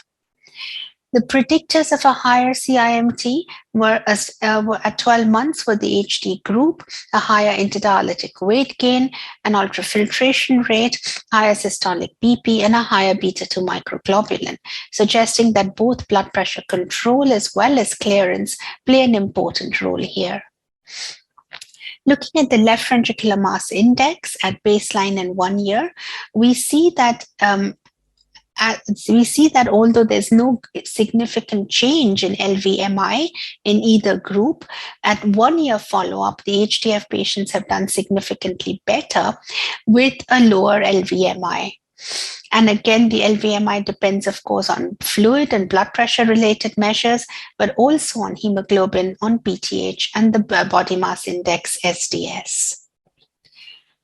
A similar study from the Egyptian group has shown that in 30 children who were converted from HD to HDF, within 6 months, there was a decrease in the frequency of diastolic dysfunction and improvement in systolic function, and with fractional shortening and ejection fraction, but the left ventricular mass index did not change. Coming to blood pressure control, again, in our HDF study, 3H study, we showed that the blood pressure was significantly better in the HDF group. Now here you'll notice a major anomaly where even at baseline, the two groups are very different. And this is, of course, an interesting observation. What happens is that for every dialysis study, the baseline is defined as less than 3 months on dialysis. And I think within 3 months, we will see that HDF improves a large number of parameters and improves blood pressure control, such that even within a 3-month baseline period, you see that HDF patients are doing better. When we looked at this same group in a more detail, we saw that at 12 months at the final follow-up, 80% of HD patients had a BMI, had a MAP SDS more than 2 standard deviations. And this was seen only in 37% of HDF. And the predictors of a higher MAP SDS was a higher interdialytic weight gain, again, higher beta-2 microglobulin, and a higher PTH. Interestingly, no correlation was seen with dialysate sodium in our cohort. In a further study, we looked at the longitudinal changes in blood pressure every few months, and we saw that consistently the HD patients have a higher BP that continues to rise through the study period, whereas in HDF patients, there's a small drop from the baseline, and then there's a sustained lowering of blood pressure with no change over 1 year. And again, this is seen in all age groups, irrespective of age group category, the HDF patients do better. Looking at bone disease and growth next, here our interest is sparked in HDF with this early study from Michel Fischbach and his group, where they showed excellent catch-up growth with fantastic growth velocities. These data in his cohort of, I think, 12 or 15 patients used a high convective volume. They performed daily HDF, so 5 days a week with 18 hours of dialysis per week. The dialysis modality was pre-dilution HDF, giving a very high dose of dialysis of clearance, and growth hormone was used. So it's difficult to tease out which of these different effects cause this improvement. But when we look at the change in our 3H study, looking at the change in height SDS over a year, we see that again it's static in HD, and there's a small increase in HDF. You can see that almost all the patients are below 2 standard deviations in the HD group, whereas there is some better control in HDF. Here again, we looked at the effects of growth hormone treatment, and there was no difference in the height SDS based on growth hormone treatment, but of course these number of patients were small in both groups. Interestingly, there was an inverse association between height, final height, and beta-2 microglobulin. Now, I don't think beta-2 microglobulin itself does anything to height, of course, but it is a marker of middle molecule clearance, and it suggests that there may be other middle molecules cleared by HDF that are causing this benefit. We went on to study bone growth and looking at bone formation and resorption ratios. Now, the bone-specific alkaline phosphatase is produced by osteoblasts and is an osteoanabolic hormone. TRAP5B, or tartrate-resistant acid phosphatase type 5B, is an osteoclastic hormone suggesting bone resorption. So when we look at the enzymatic ratio of the bone formation versus resorption in our cohort, we see that in the HD group over 1 year, there's a drop in the bone formation versus resorption. So there's more resorption rather than formation in HD, whereas in the HDF cohort, the bones are growing. And in 1 year, there's a distinct increase in bone formation rather than resorption. Looking at FGF23 and Klotho in the same cohort, we looked at the percentage change in FGF over 1 year. And here you see that in the HD cohort, the FGF23 has an almost 120% increase over 1 year, whereas in HDF it actually drops. And this is interesting because FGF23 is a middle molecular weight substance, so of course it is cleared by HDF. Now, FGF23 itself has a number of off-target effects, and these off-target effects include causing left ventricular hypertrophy. So in fact, this may explain the lower LVMI in our patients by having lower FGF23. When we look at the percentage change in Klotho over 12 months, and keeping in mind that Klotho, of course, is one of the receptors for FGF23, there's no difference between HD and HDF. But of course, the FGF23 ratio, taking into account this huge change in FGF, shows that the FGF23 Klotho ratio is much higher in HD compared to HDF. And this is, in fact, a nearly 4-fold higher ratio. Another very important aspect of dialysis is systemic inflammation. And we know that dialysis, partly because of its incompatibility, can cause inflammation. So here, looking at HD and HDF, you see that with interleukin 6, TNF alpha, high sensitivity CRP, and then fetchune. Fetchune is an inverse inflammatory marker, so it will go in the opposite direction to CRP and others. So here in these graphs, you see an increase in IL-6, TNF alpha, and CRP in the HD cohort over 1 year, and much lower levels in HDF. And again, interestingly, the HDF patients have lower levels even at baseline. So as I explained to you, baseline is 3 months, and within 3 months, there is already a substantial difference between HD and HDF, which is sustained in the HDF group in all measures. This is to study this concept further, we had designed the switch study. In the switch study, children were switched from HD to HDF, keeping all other parameters constant. So all the children received 3 months of high flux HD with regular blood sampling, and then moved on to 3 months of HDF, again with regular sampling, and keeping everything else constant throughout the dialysis period. Within 3 months, we saw that on HDF, children had a higher antioxidant capacity, they had lower inflammation, and they had lower endothelial dysfunction markers like oxidative LDL, ADMA, SDMA, and AGEs, the advanced glycation end products. These early inflammatory and endothelial processes happened within a 3-month period. Also, this effect was seen in patients who had residual kidney function. So irrespective of their preservation of residual kidney function or not, these effects were present, and again in a very early period. The anabolic effects of HDF have been discussed extensively. It has been proposed that HDF can stimulate appetite by removing circulating satiety factors like leptin, cholecystokinin, and tryptophan. They correct metabolic acidosis. And of course, metabolic acidosis will activate the ubiquitin proteasome pathway and increase protein degradation.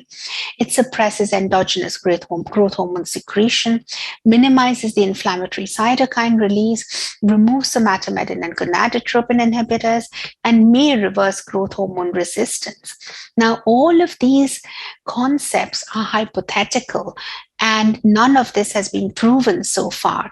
So in our HDF cohort, we looked at the growth-related parameters and nutrition parameters, and we see that substances most importantly, such as diacylghrelin, which is associated with anorexia, is inversely associated with the height standard deviation score at baseline and 12 months.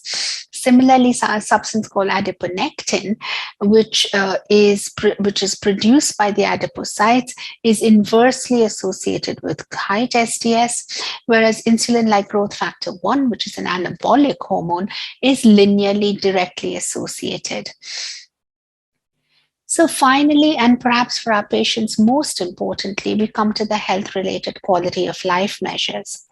Here we had self-reporting on a 6-monthly questionnaire, asking patients or their parents to report these symptoms. You will see that headaches, dizziness, and cramps were all significantly lower in HDF compared to HD. Sorry, I should tell you the lighter colors means less severity. So all these 3 parameters related to fluid status were less severe in HDF, whereas markers such as sleep disturbance, pruritus, or restless legs were in fact more unchanged between HD and HDF.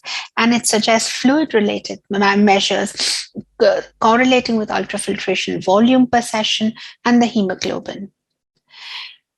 Next, we looked at post-dialysis recovery time. And this is a very important and objective measure where patients are asked, how long after a dialysis session do you feel normal again? And here we had reports going from minutes or no recovery time to even the next session. You see in the red that the HD patients had a much longer post-dialysis recovery time up here, whereas HDF patients in blue were likely to have a much shorter, quicker post-dialysis recovery. And this correlated exactly with their physical activity, which is higher in HDF, and the school attendance, which is also improved in HDF patients. So to conclude, in children, HDF holds the progression of vascular changes compared to conventional HD. HDF is associated with an early and sustained improvement in fluid status, a reduction in inflammation and oxidative stress, and improved endothelial function. Children on HDF have a small but significant increase in their height standard deviation and increased bone formation and improved patient outcomes on HDF. So, is HDF for all in-center patients? Now, importantly, the 3H study is not randomized, but until we do have a randomized study, HDF can be used in children based on its safety and tolerability, the biological plausibility of this, data from adult RCTs, and the 3H study.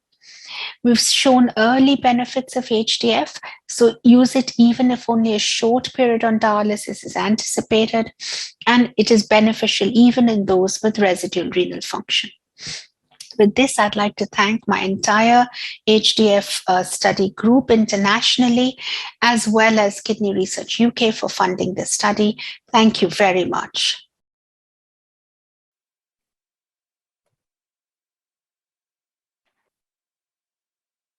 Really excellent and terrific lecture.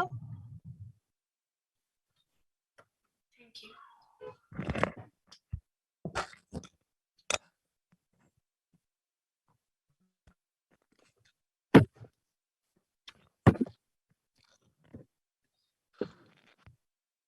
Any questions? Yeah. Is there any comparison between peritoneal dialysis and HDF? It's a very good question. Yeah. Thank you. It's a very good question, but actually, no, there aren't any studies comparing it. And the reason is that our pediatric population on any sort of hemodialysis, like extracorporeal therapy, is usually very different from the patients who have PD. So we don't really think that this sort of a comparison would be very meaningful because the demographics of the population would be so different. This is Rupesh. Excellent talk as usual. I'm started believing on it more. Can you tell me, and this is just a very practical question, I may be wrong, can we just use the normal saline running pre-filter to give some convection? Or this will not justify? Good point, Rupesh. Thank you. So the key essential things for HDF is a high flux dialyzer. Now, these days, most dialyzers are high flux. So you just need to confirm that. And as long as you have a high flux filter, you should do well with that. Also, of course, remember you need ultra pure water. Now, this is not so much an issue when you have CRRT and you have your bags of fluid, so it's a closed circuit. But for conventional HD, in most units, you will use the water supply from the wall going through reverse osmosis machines. So you have to be extremely careful that you are that you confirm you have ultra pure water quality. Otherwise, the endotoxin exposure can become too much. And yeah, so the filter is an essential thing. Thank you. Thank you.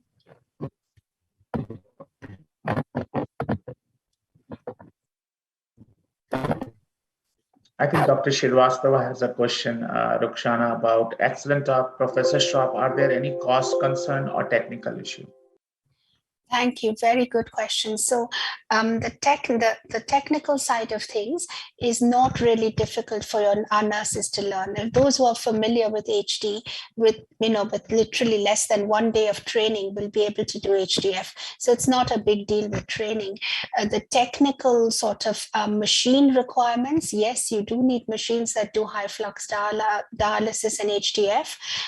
As an example, for Siddharth was talking about the Fresenius 5008 and 5008S. So that is fantastic. You can do HDF on those machines, for example. You can also do them on most Nikiso and the Gambro machines as well. In the other technical thing, as I said, is the water. And it's very important to emphasize this. So please be super careful with that before you start an HDF program. And then the cost side of things. So with costs, there is the initial cost of in installing your reverse osmosis systems in order to have ultra pure water. But once you confirm that, then the ongoing monthly costs are not that much higher. Yes, you do need the high flux filters. Many centers will use them anyway. Remember, you cannot reuse filters if you're going to do HDF. So that may be an important thing in some centers across India. But that apart, these are the few essential things for HDF.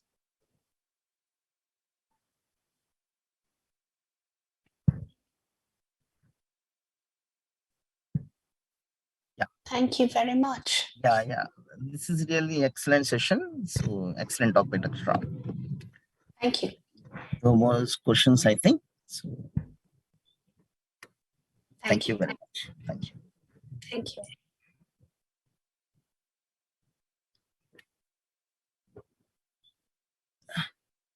Next session is free paper.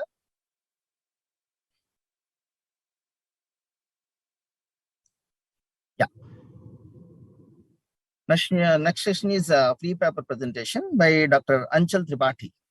He is a senior resident from Department of Pediatrics, AIIMS, Bhopal. This is about acute kidney injury following multi-system inflammatory syndrome in children, a systemic review and meta-analysis. Over to Dr. Anchal Tripathi.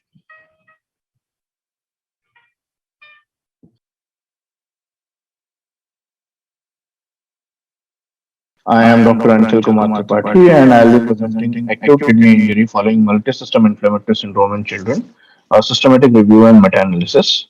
Now we are almost 2 years into the pandemic caused by SARS-CoV-2, predominantly involving lower respiratory tract, and infection in children is mostly mildly symptomatic or asymptomatic. However, severe manifestations of this infection can result because of infection-induced autoimmunity into in the form of multi-system inflammatory syndrome. So this syndrome can present as with features like coronary artery involvement, CHF, ARDS, shock, and AKI. AKI is actually seen in 25 to 33% of the cases and is associated with poor prognosis. So we sought the following outcome measures. What is the overall incidence of AKI in MISC? What is the mortality in MISC because of AKI? And need for renal replacement therapy. What is the duration of PICU or hospital stay? So we searched the Medline and Google Scholar database till June 2021, and the following search strategy was used. We found of the articles that we found, we included those which provided data on AKI in MISC, and they reported outcomes like mortality, renal replacement, need for renal replacement therapy, length of ICU stay or hospital stay, etc. We excluded the data, the studies, if the data was incomplete or those case reports, or if they were case series with only less than 10 cases. So after screening through the studies, we screened the records of 2,962 cases and then assessed 254 full text articles. Of these, 234 were excluded and 20 were included in qualitative synthesis, and finally 20 others, these 20 were included in meta-analysis. Qualitative synthesis was done by using Newcastle-Ottawa scale for cohort studies, and we can see here that most of the studies, they scored at least a 3-star on selection and only 1 star on outcome.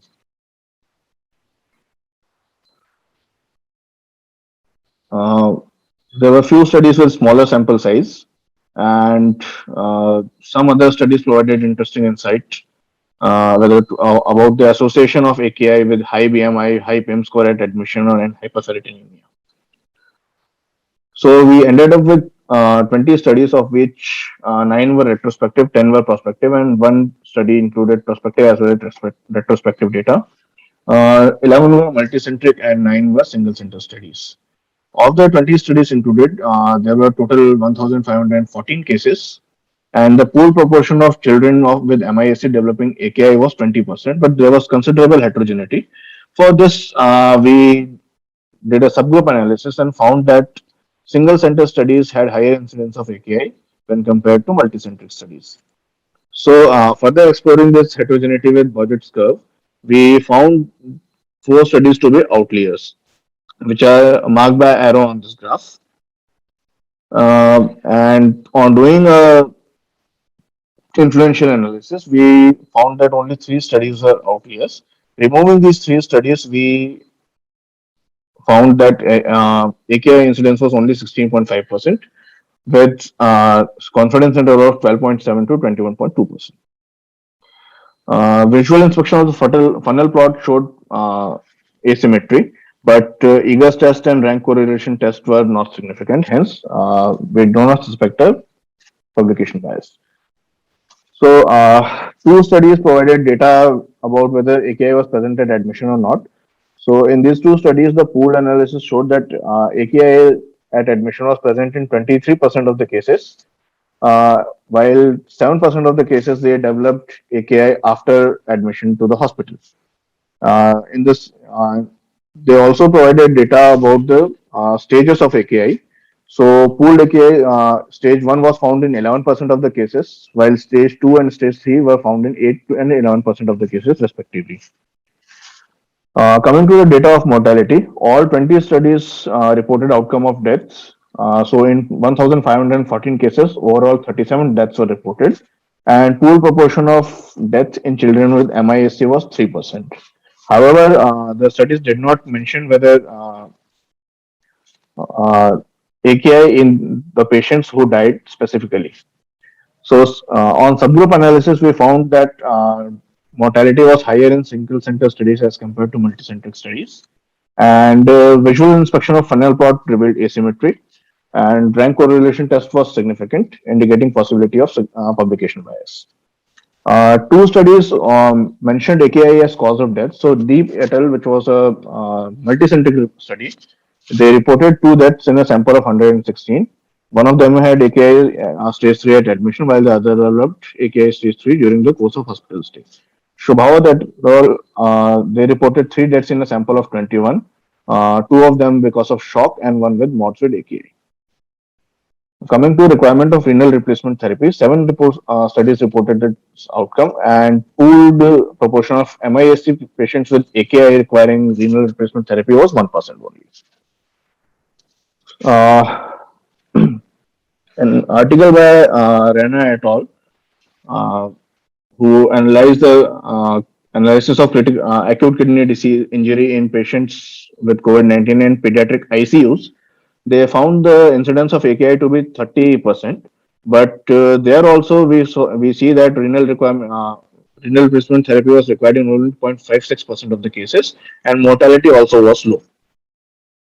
So, concluding, we see that AKI is a common presentation in children with MISC, and it usually resolves with conservative management only, and need for renal replacement therapy is rare. Thank you for your time. It's a very good presentation.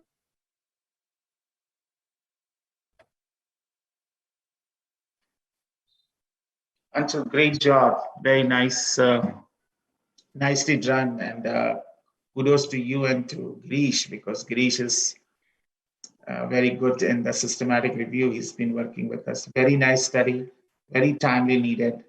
Please publish it. It's very well done. And also we should thank Girish for his ability to do such a good systematic review. He has been collaborating with us. He just, our paper got approved for high flow CRRT that I have been working with Girish. So very nice work, very well needed. Please publish, and very nice presentation also. Thank you, sir.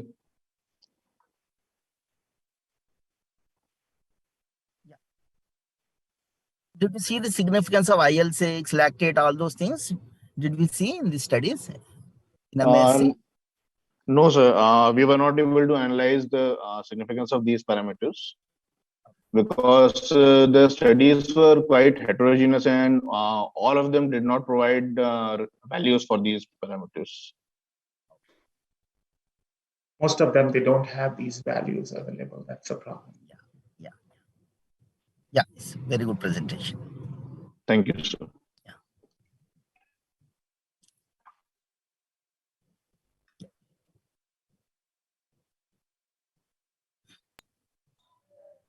Good evening, all. Our next chairperson is Dr. Rajiv Sinha, Professor, Head of the Department of Pediatric Nephrology, Institute of Child Health, Kolkata. Over to you, sir. Thank you very much. I hope I'm audible. Yes, sir, you are audible. Okay, then. So it is a great pleasure to introduce Dr. Anil Vasudevan, our beloved, hardworking secretary. Dr. Anil Vasudevan truly needs no introduction to us. Just to say from my side, he's someone that I envy a lot. I'm very envious about him, about the fact that he has been able to wear two hats at the same time, and do justice to both of them. He is the professor and head Department of Pediatric Nephrology at St. John's Medical College Hospital, Bangalore. Sorry, Anil, for me it is still Bangalore. And simultaneously, he is also an adjunct with in their research department also. And this is something that I really envy Anil about. And the other thing which I always envy as well as depend on him, and I think it's not only me, many of us across India, is his a vast grasp on genetics. So I think he's a very apt person to tell us about the sequence variant interpretations, which really makes us mad. So Anil, it's all yours. So thank you, Rajiv, for the generous introduction. And thank you, Girish and team, for this opportunity to speak on an aspect that we now are coming routinely across because we are using our using genetic testing as an important tool in evaluation of various kidney diseases. I mean, it is now one of the investigation in our armamentarium.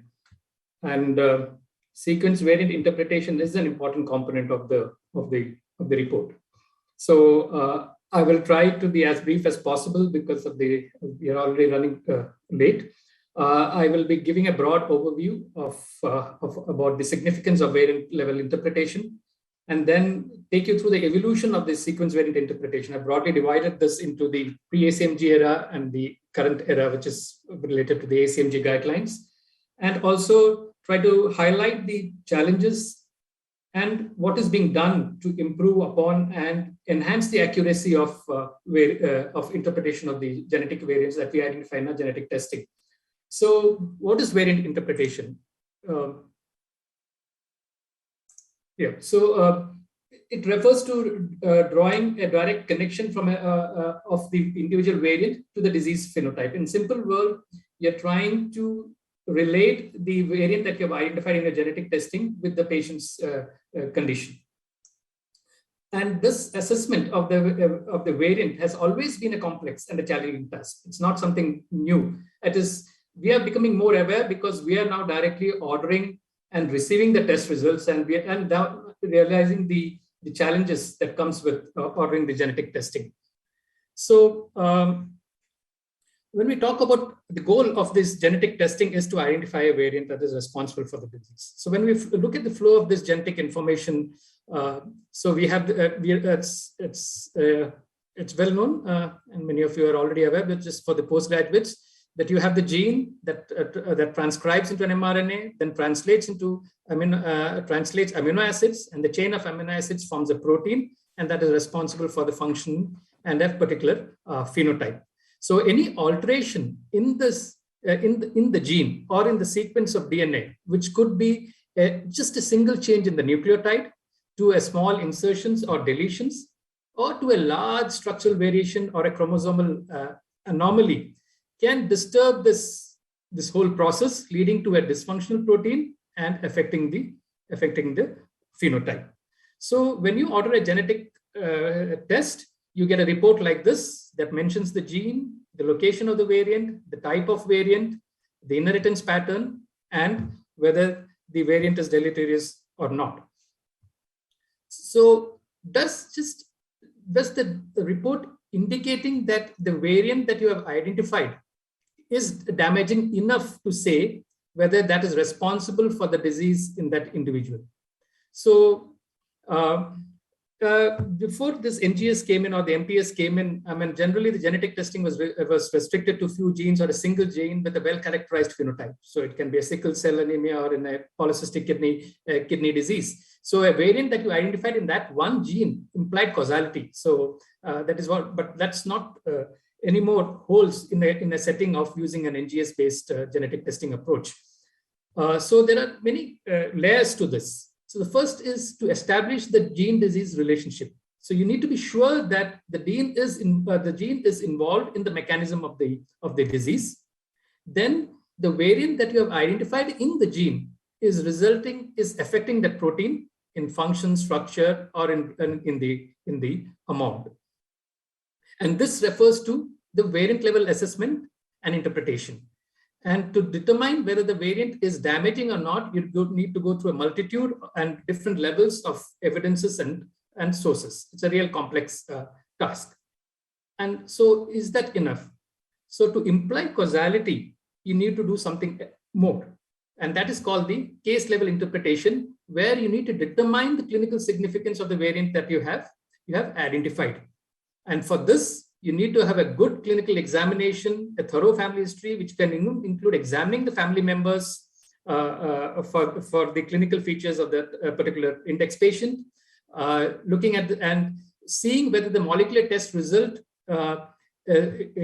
corroborates with the inheritance pattern and also with the disease that you're looking at. So in summary, variant assessment and interpretation is one component, is an important and a necessary component of the genetic report. And a case level interpretation includes the pathogenicity of the variant and also looking at how well the variant matches the phenotype.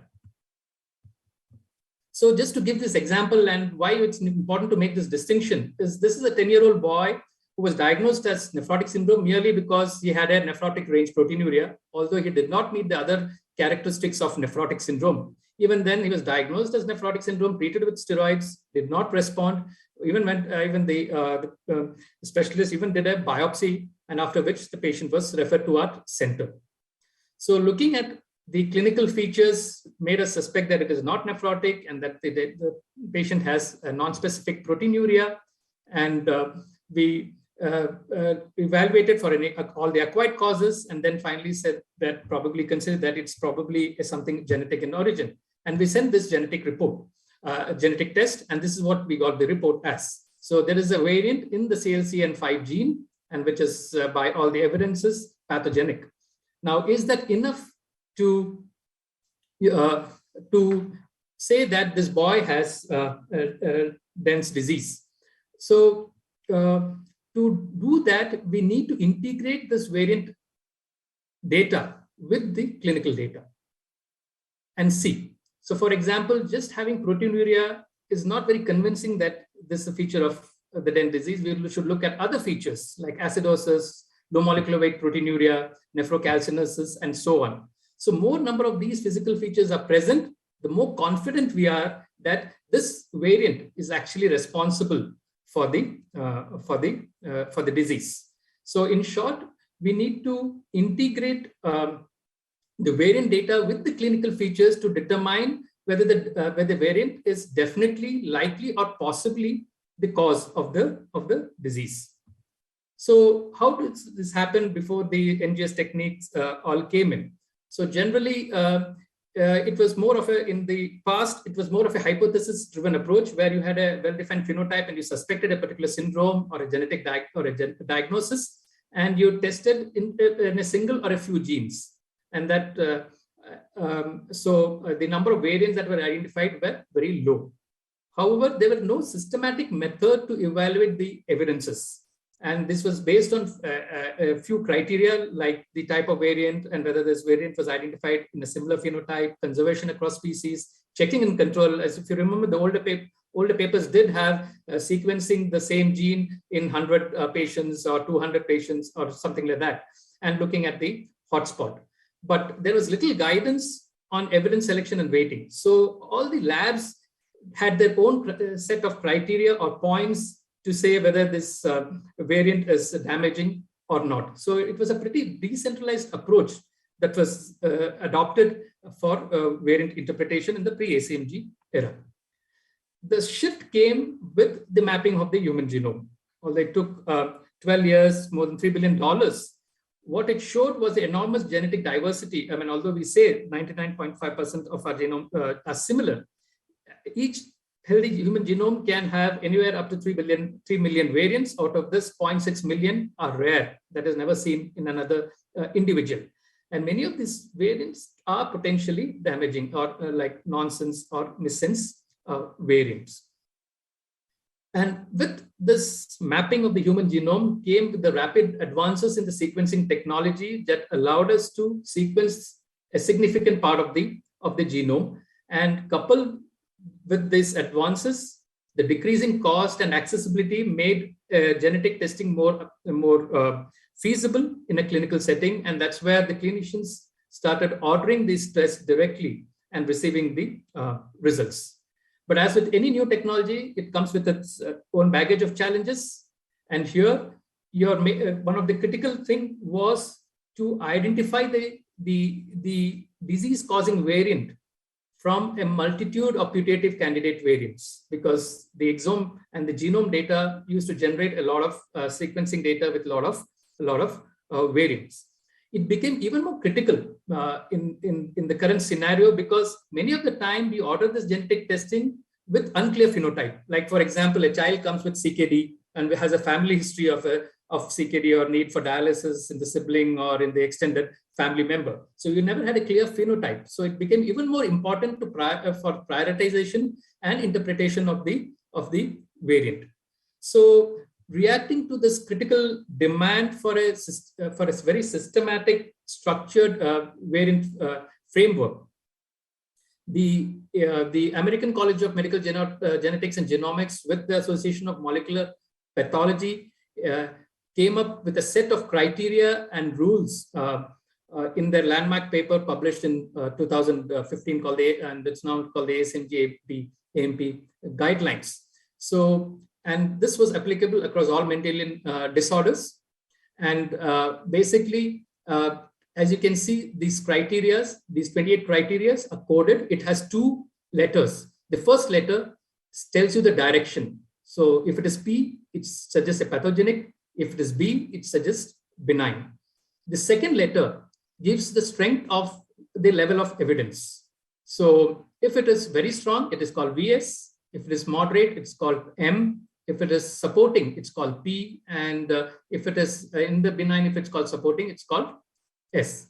And these lines of evidences came from different sources, but broadly it came from the population data, from predictive tools, from functional data. It could be a cell line, animal experiments, segregation data, that is of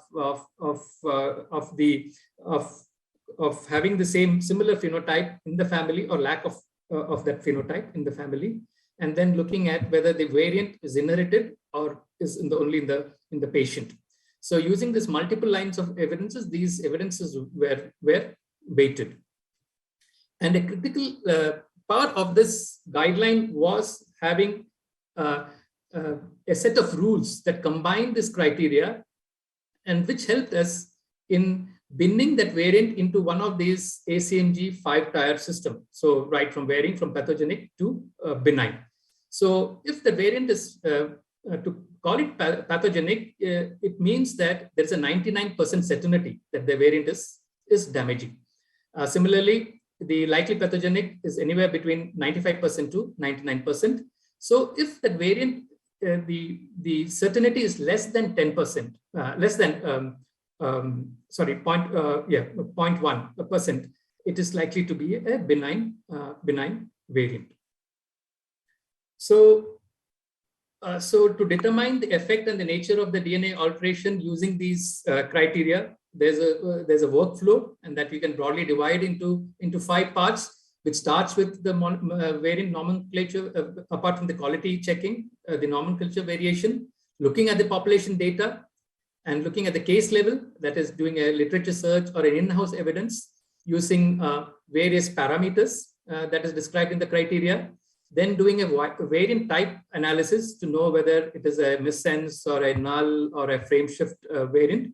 Then, because many of these variants did not have direct evidence of pathogenicity, you used prediction tools and also to know whether these variants were located in the critical domain of the protein.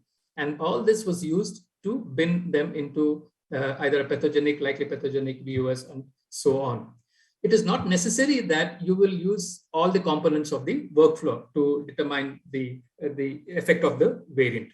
So in a data that looked at which of these criteria was used most commonly, it was realized that although all the criteria are used in some way or the other, the most common ones that are used are that the fact of whether the allele is absent in the population, the predictive or the computational tool, the allele frequency, and if it's a null variant or not, and the functional data. These were the most common criteria that was used to determine the impact of that variant. Although this was a significant and a landmark step for variant interpretation, it had its own caveats and challenges that we need to be aware of. Firstly, this was by the very inherent nature of its design to be applicable to all the types of Mendelian disorders. So many of the criteria were very conservative, and we know that there are many, these criteria could change by the gene we are looking at or the disease we are looking at. So it created a degree of ambiguity. It was semi-quantitative in nature. That is, you either met the criteria or not met the criteria. But the categorization of the strength of the evidence was pretty subjective. So there was the lack of granularity in determining what kind of a prevalence determines that it's a strong criteria.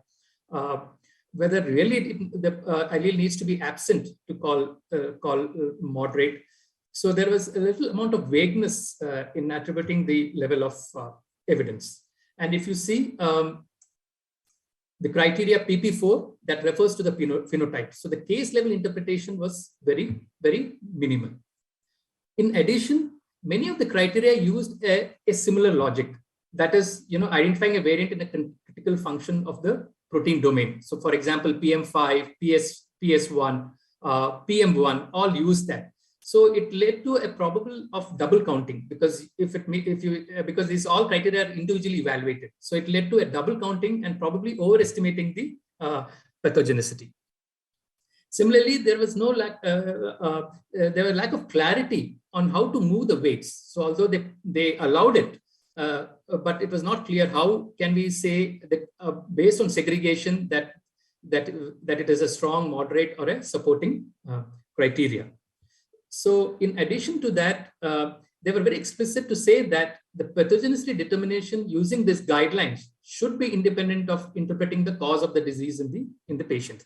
That means you need to integrate this with the clinical information and see the likelihood of that variant causing the disease in that particular patient. So because of these caveats and limitations, it was not surprising that many of the criteria, there was some amount of subjectivity, and different labs used to have their own way of looking at it. And this is brought up from this study where they found that the maximum discordance between labs in the assessment of criteria is in the population data and functional data. And that is not surprising because the term well-established is not very clear. What does it mean? So suppose I have a variant that is causing a porosine mutation, and I show that effect of variant in a Drosophila or in a tubular cell, does that qualify as a very strong evidence? Similarly, the frequency of that allele is based on the inheritance pattern, whether it's dominant or recessive, whether the disease is the prevalence, whether it's very rare or it's fairly prevalent in the population. Like ADPKD is, the incidence is 1 in 10,000, as opposed to steroid-resistant nephrotic syndrome, which is very, very rare. So it's not surprising that there was a discordance in the use and implementation of this criteria. And this is also brought about by this study of looking at the variants that identified in ADPKD, which are curated in the PKD database. and looking at these variants in the PKD1 gene in healthy exomes in the exact database. As you can see here, there were 516 variants that were common in both the database, and of which 25 were truncating. And in addition, 54 variants which were previously classified as disease-causing in the ADPKD were observed in more than 5 participants in the exact, suggesting that there is some amount of overinterpretation of the pathogenicity. So clearly, despite the advances in the sequence interpretation, the interpretation remains to be an inexact process. And the complexity of genetic testing is no more related to the sequencing process. In fact, the bottleneck is in navigating the nuances of the ACMG guideline. Particularly, it becomes more challenging when our ability to generate large amount of sequencing data from the genomes and the exomes have exceeded our interpretive capacity. In addition, as you see through the guidelines, there is not much of importance to the phenotype. And also now with increasing use of this NGS-based testing to uncover a diagnosis, not to confirm, but to uncover a diagnosis, the absence of clinical domain expertise remains a major lacunae, because a molecular scientist or a laboratory personnel is not exposed to the real life scenario of seeing hundreds of steroid nephrotic or ADPKD or other ciliopathies to correlate that variant with the phenotype. And nothing, no other phrase supports this fact and the current status than the term VUS, as more and more of these variants are being binned into this particular and its category, and it's actually swelling. So to address these limitations and challenges, the Clinical Genome Resource, which is an NIH-funded group or a consortium formed in 2013, have taken up this task of improving and making it more objective or quantitative. And they have created various panels to not only look at the ACMG guideline, but also to modify this gene-wise and disease-wise. So they are the gene curation experts and the variant curation expert for that particular disease. And a key aspect of these panels are that it's a multidisciplinary team that includes also clinicians to bring in that clinical expertise and their observations, which will be useful in interpreting the variants.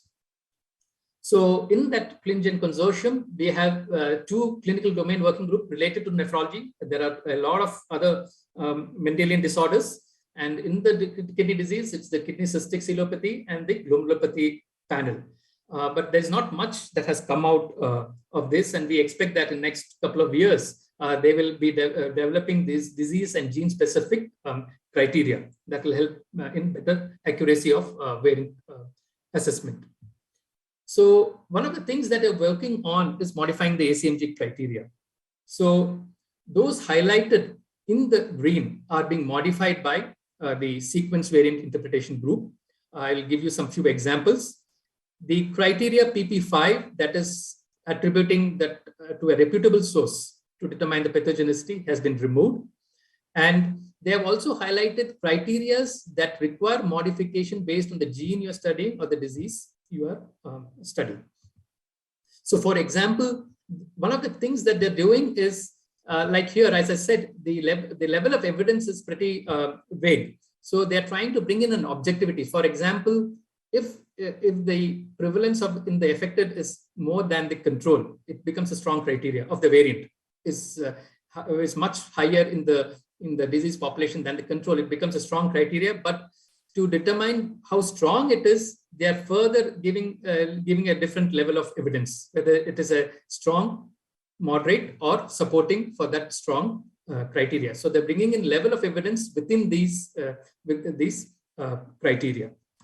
So this is an example how they're modifying. So, and this is very disease specific. So as you can see here, for that to know whether the variant is statistically significantly seen in the disease group as compared to control. If you are showing it in only in one proband, it becomes a supporting.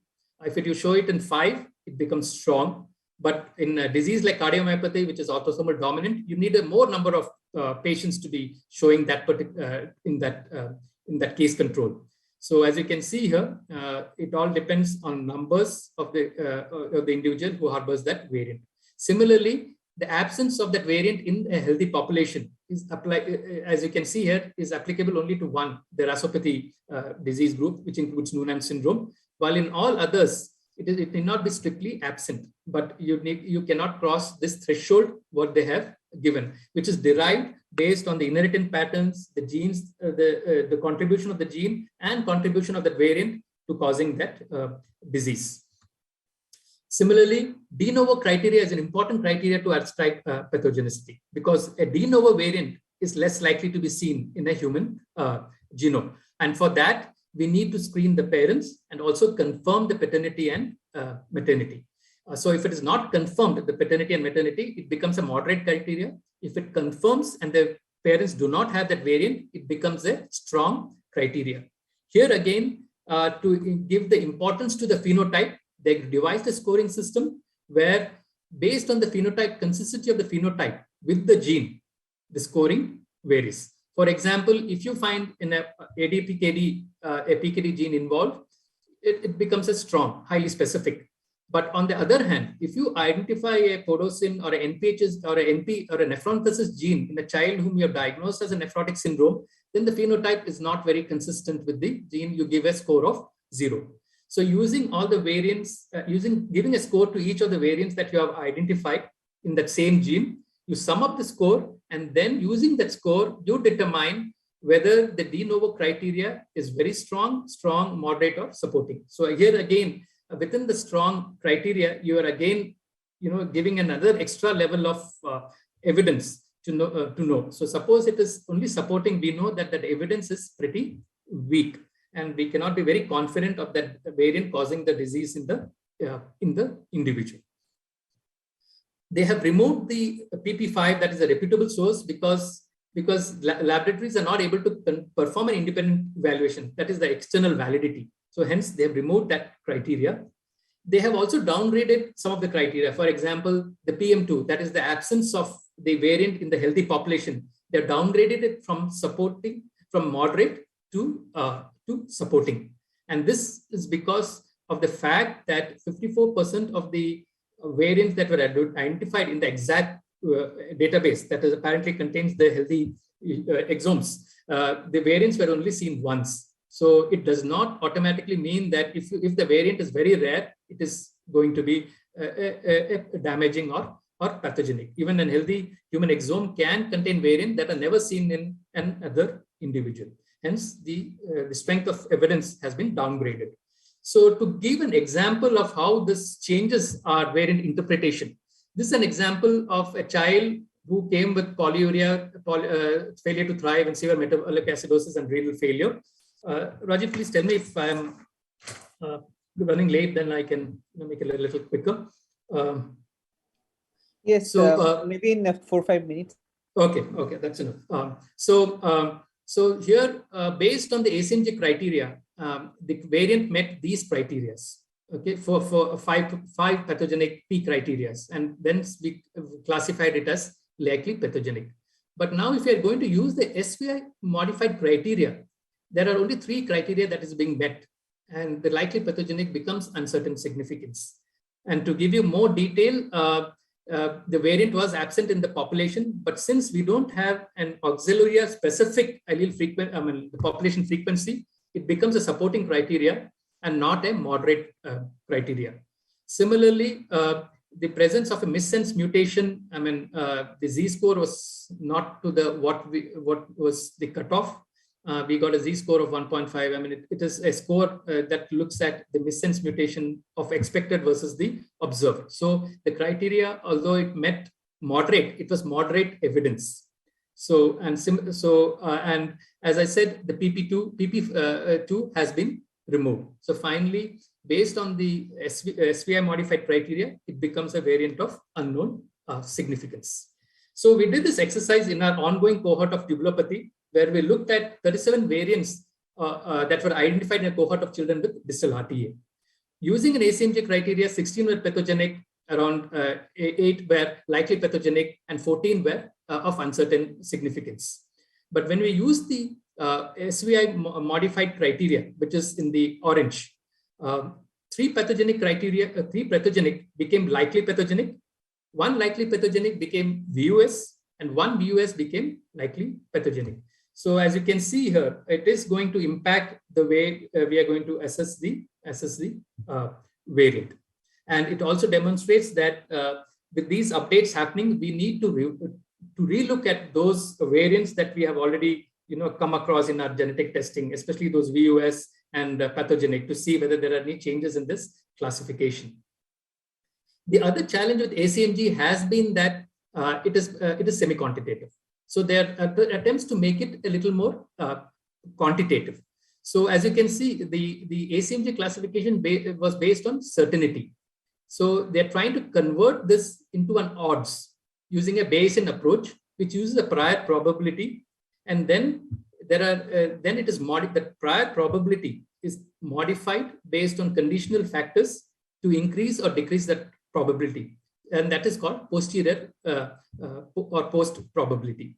So to call a criteria as strong, the odds of that causing a pathogenicity should be 18 times. For very strong, it's 350. So any odds less than 1 means it is benign. So they're trying to create this, but this is very difficult to apply practically for each gene and each variant. It requires some complex equations and mathematical calculations. To simplify this, they're trying to convert this odds ratio into point system. So this is what it is shown in this table. So if you have a supporting criteria, it is given in the if it is pathogenic, it is given 1. If it's strong, it's given 4. If it's very strong, it's given 8. And then you add up the points of the various criteria that that particular variant meets, and then see based on, and then they have given a point ranges with which you can say whether the variant is pathogenic, likely pathogenic, or uncertain. So to meet the pathogenic criteria, it has to have more than 10 points.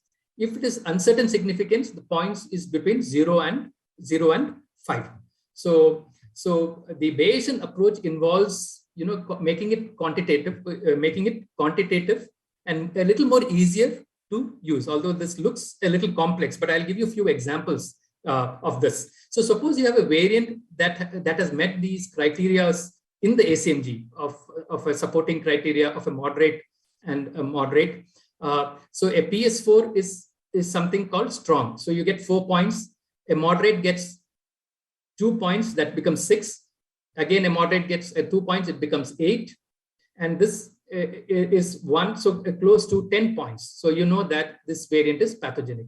On the other hand, if you have this criteria of pathogenic, but you also have a criteria that falls into benign, in an ACMG, it becomes VUS because you are having contradictory criteria. So you generally call a variant VUS if there are contradictory criteria or the variant does not meet any of the criteria. But here, because of the point system, the total score is 9, which makes it likely pathogenic. So that is an advantage of this update as compared to the ACMG criteria. So, and the big advantage of using this criteria is also assessing your VUS, because having a variant as VUS does not necessarily mean it's not related to the disease. It could well be that it is causing the disease in that particular child, but there is not much evidence. So as I've said, a cumulative score of 0 to 5 makes it VUS. Okay, but now let us assume that I have a variant that I got in the genetic testing, and it met these criteria. So it is in silico damaging, it is found in the critical functional domain, and it is in trans with a pathogenic. So the total score here is 5. So if I plot it in a graph that and the x-axis are the points and the y-axis that has the probability, it comes somewhere here. That is, there is an 80% chance probability odds of that being disease causing. On the other hand, if I have a variant that meets only one criteria, that is, it's only in the predictive tool, it's shown to have a damaging impact. It has only 1 point. So it becomes VUS again, but it comes here. So the probability of this being a disease causing is very lesser as compared to this. So it gives us some kind of an evidence that whether the VUS variant can be a disease cause, is likely to be a disease causing or not. So all this means that in future, we are going to see an overlap between the roles of the clinicians and molecular lab professionals. It's something like radiology, where we are not very dependent on the radiologist to interpret in many, like an X-ray, where we ourselves see and try to interpret, make sense, or we have a communication with the radiologist, giving him the clinical picture based on which the radiologist interprets the chest X-ray. So these back and forth communication needs to happen if we need to improve upon the accuracy of variant interpretation. But how it needs to be done and how frequently that needs to be done, it's not very clear. So I'll end here. Thank you for your question.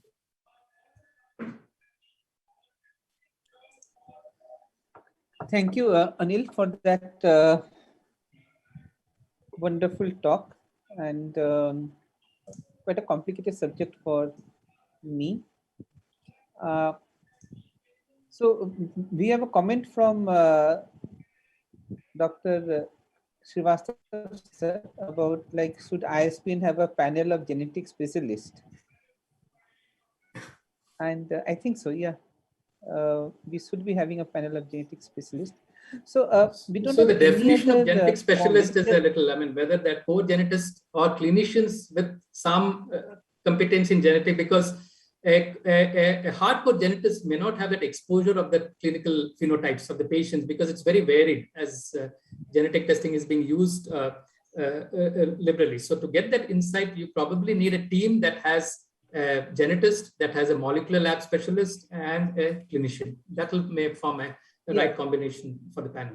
Yeah, that's what I was also coming to. Just a brief comment. We were involved with this tubulopathy genetic study, and as I was discussing with you personally, it was an eye-opener for me. And what I saw was that many a time this variant interpretation changes with clinical informations, and geneticists who are involved, they often say, and which is often right also, that we don't give them that much of information. But at the same time, I've also seen, and again, I don't blame them, that many of them, they don't know about the disease per se also. It is not possible to really know all the disease. For example, just yesterday, we had a child who had clinical characteristics, everything fitting with the NDI, whose genetic also came up, like they found a gene in that thing, but was reported as VUS. So most probably it might be like learning from you. It might be that it hasn't been reported before, and then you have to tick the various boxes. But then many clinicians, once they see the VUS, then they just ignore it. So your comment on that?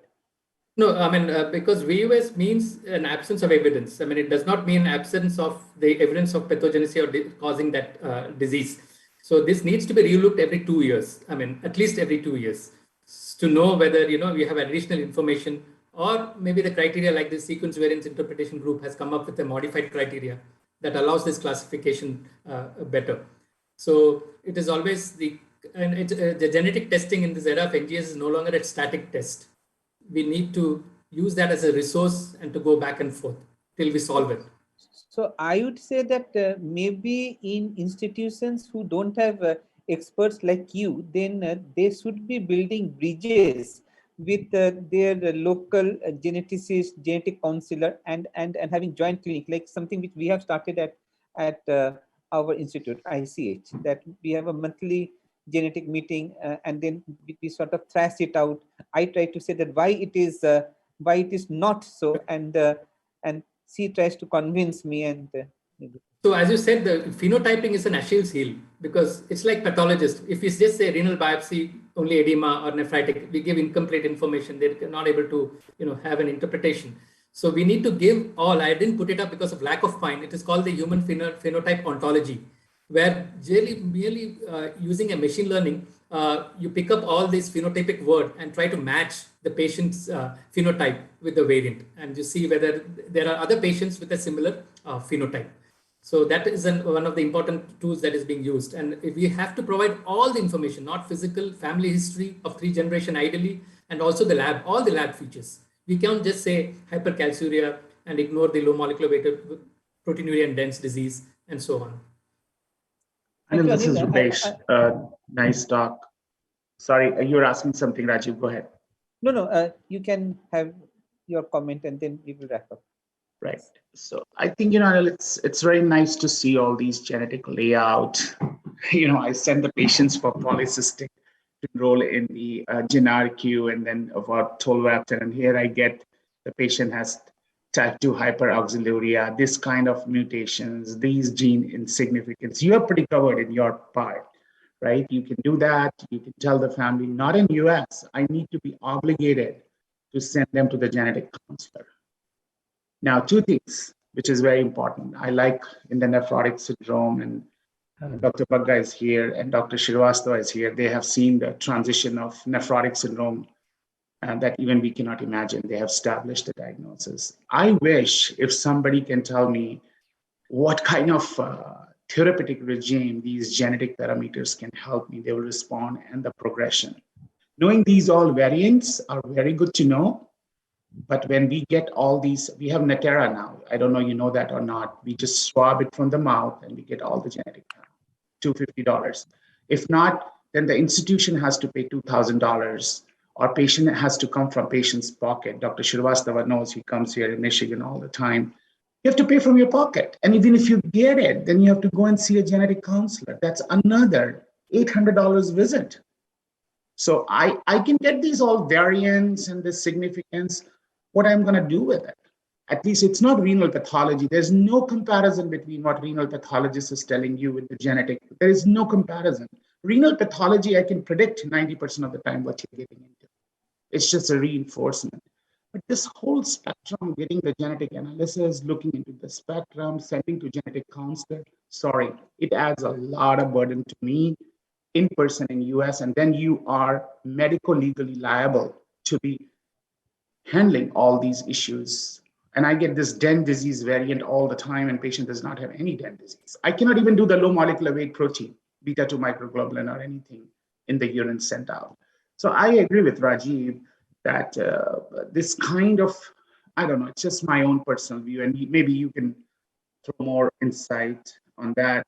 Or Dr. Srivastava is here. I don't know Dr. Bagga is here or not. So these are good, but I want this to evolve into the response of the therapeutic. Maybe these patients with this genetic variant will respond better than Tacro, or will be better in rituximab. Maybe they will progress to renal failure more. So those, I could see Dr. Bagga here. He can comment, or Dr. Srivastava. Rupesh, for us to, yeah, you're right, and fortunately, the pressure on us here is not that much, the medical legal aspects that you have to undergo. But clearly, there's a lot of pressure here as well, about genetic counseling and other stuff. So you have to be right.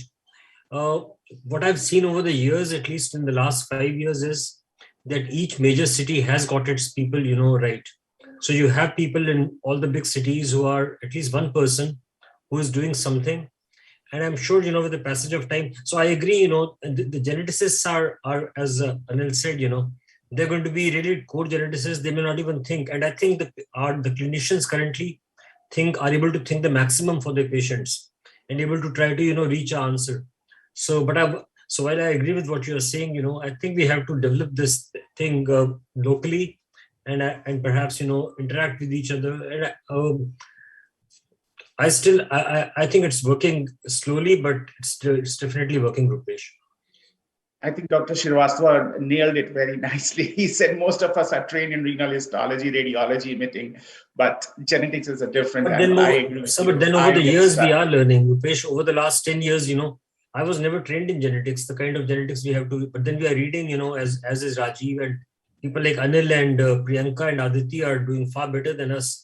But then, some people have to take this on and try to, let this grow as a, so they'll have to, so yeah, some people will have to follow this. Yeah. So just a quick comment.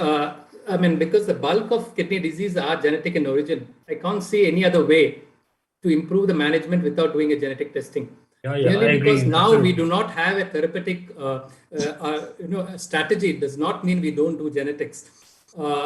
We can only develop the therapeutic strategy if we do enough genetic and co-share the data and try to arrive and combine trials, do segregation of the steroid-resistant nephrotic syndrome based on genetics. We don't do that. Now we exclude them. So these are the ways in which we can actually improve upon the current state. Otherwise, it merely becomes a diagnostic and a prognostic information. Sure. Anil, I totally agree with you, but let me wear my 1 second. I know we are running late, and wear my adult hat. If these patients, they go for the transplant, if they are APL1 positive or they are genetic mutation, I drag my feet to them to get in the list, because then it creates a lot of other information, because these are good to know, but we don't know the answer to it. So if you talk to most of the adult nephrologists, until it's really Alport or real genetic diseases that we are looking around, it just gets very complicated. Going back to Dr. Srivastava's comment, we are trained, but I don't know what to make out of it. I wish this will move on and give me the prognosis for the treatment and long-term outcome, so I can go and present to the transplant team. So, thank you all the seniors for their comment, and it is really an exciting time for to be around, because genetics, I strongly believe, will be changing the practice in next 10-20 years. And as a last comment, people should know, for example, in UK, the National Health Service is funding all their doctors and encouraging their doctors to do 3 years or 2 years of a diploma course in genetics at various universities, funded completely by the National Health Service. So that really shows that where it will be going to. So I think I would like to thank the Anil for this excellent talk, and we can go on discussing about this all night, but we are running short of time. So thanking the organizer, we move on to the next talk. Good evening all. Our next person is Dr. Pankaj Bansali, Consultant Pediatric Nephrologist, Orchard Pediatric Super Specialty Clinic, Aurangabad. Due to some technical glitches, he is not able to join. On his behalf, I will be introducing our next speaker. Our next speaker is Dr. Swasti Chaturvedi, Clinical Lead, Pediatric Nephrology, Royal Darwin Hospital, Darwin, Northern Territory, Australia. Over to you, ma'am. Thank you to the organizers for giving me this opportunity to talk, and I'm really glad to be here. My talk has been pre-recorded, so yeah, thank you. Good evening, everybody. The topic as discussed today is renal cystic disease and approach. First of all, I would like to thank the organizers for giving me this opportunity to present today. The outline of my talk is basically classification of the cystic kidney diseases, followed by case-based discussion, and finally a summary. So what are renal cystic kidney diseases? Renal cystic diseases, they are a heterogeneous group of diseases and which may present in utero or remain clinically silent into adulthood. The age of presentation, family history, and other clinical signs and symptoms help us to reach a diagnosis. Coming to the classification, they can be non-genetic, which comprise of developmental anomalies such as multicystic dysplastic kidney disease, or MCDK in short, cystic renal dysplasia, and something called medullary sponge kidney. Or they could be acquired. Acquired cysts are rare in children, but could be a part of end-stage kidney disease or due to chronic hypokalemia. The genetic causes of renal cystic disease can be divided based on the inheritance pattern. They could be autosomal dominant, such as autosomal dominant polycystic kidney disease, or ADPKD. Another disease, which is autosomal dominant interstitial kidney disease, was previously named medullary cystic kidney disease. And the other one is glomerulocystic disease. Autosomal recessive is autosomal recessive polycystic kidney disease, or ARPKD in short, and nephronophthisis, which I will go in detail. Another disease which is X-linked dominant inheritance is orofaciodigital syndrome type 1, which is seen in females, could be lethal in males, and presents with mainly a cleft lip, cleft palate, and digital abnormalities with renal cysts. And then further on, renal cystic disease can be associated as a part of syndromes. Particular syndromes known to be associated with renal cyst are tuberous sclerosis, von Hippel-Lindau disease, Joubert syndrome, Bardet-Biedl syndrome, and many other syndromes.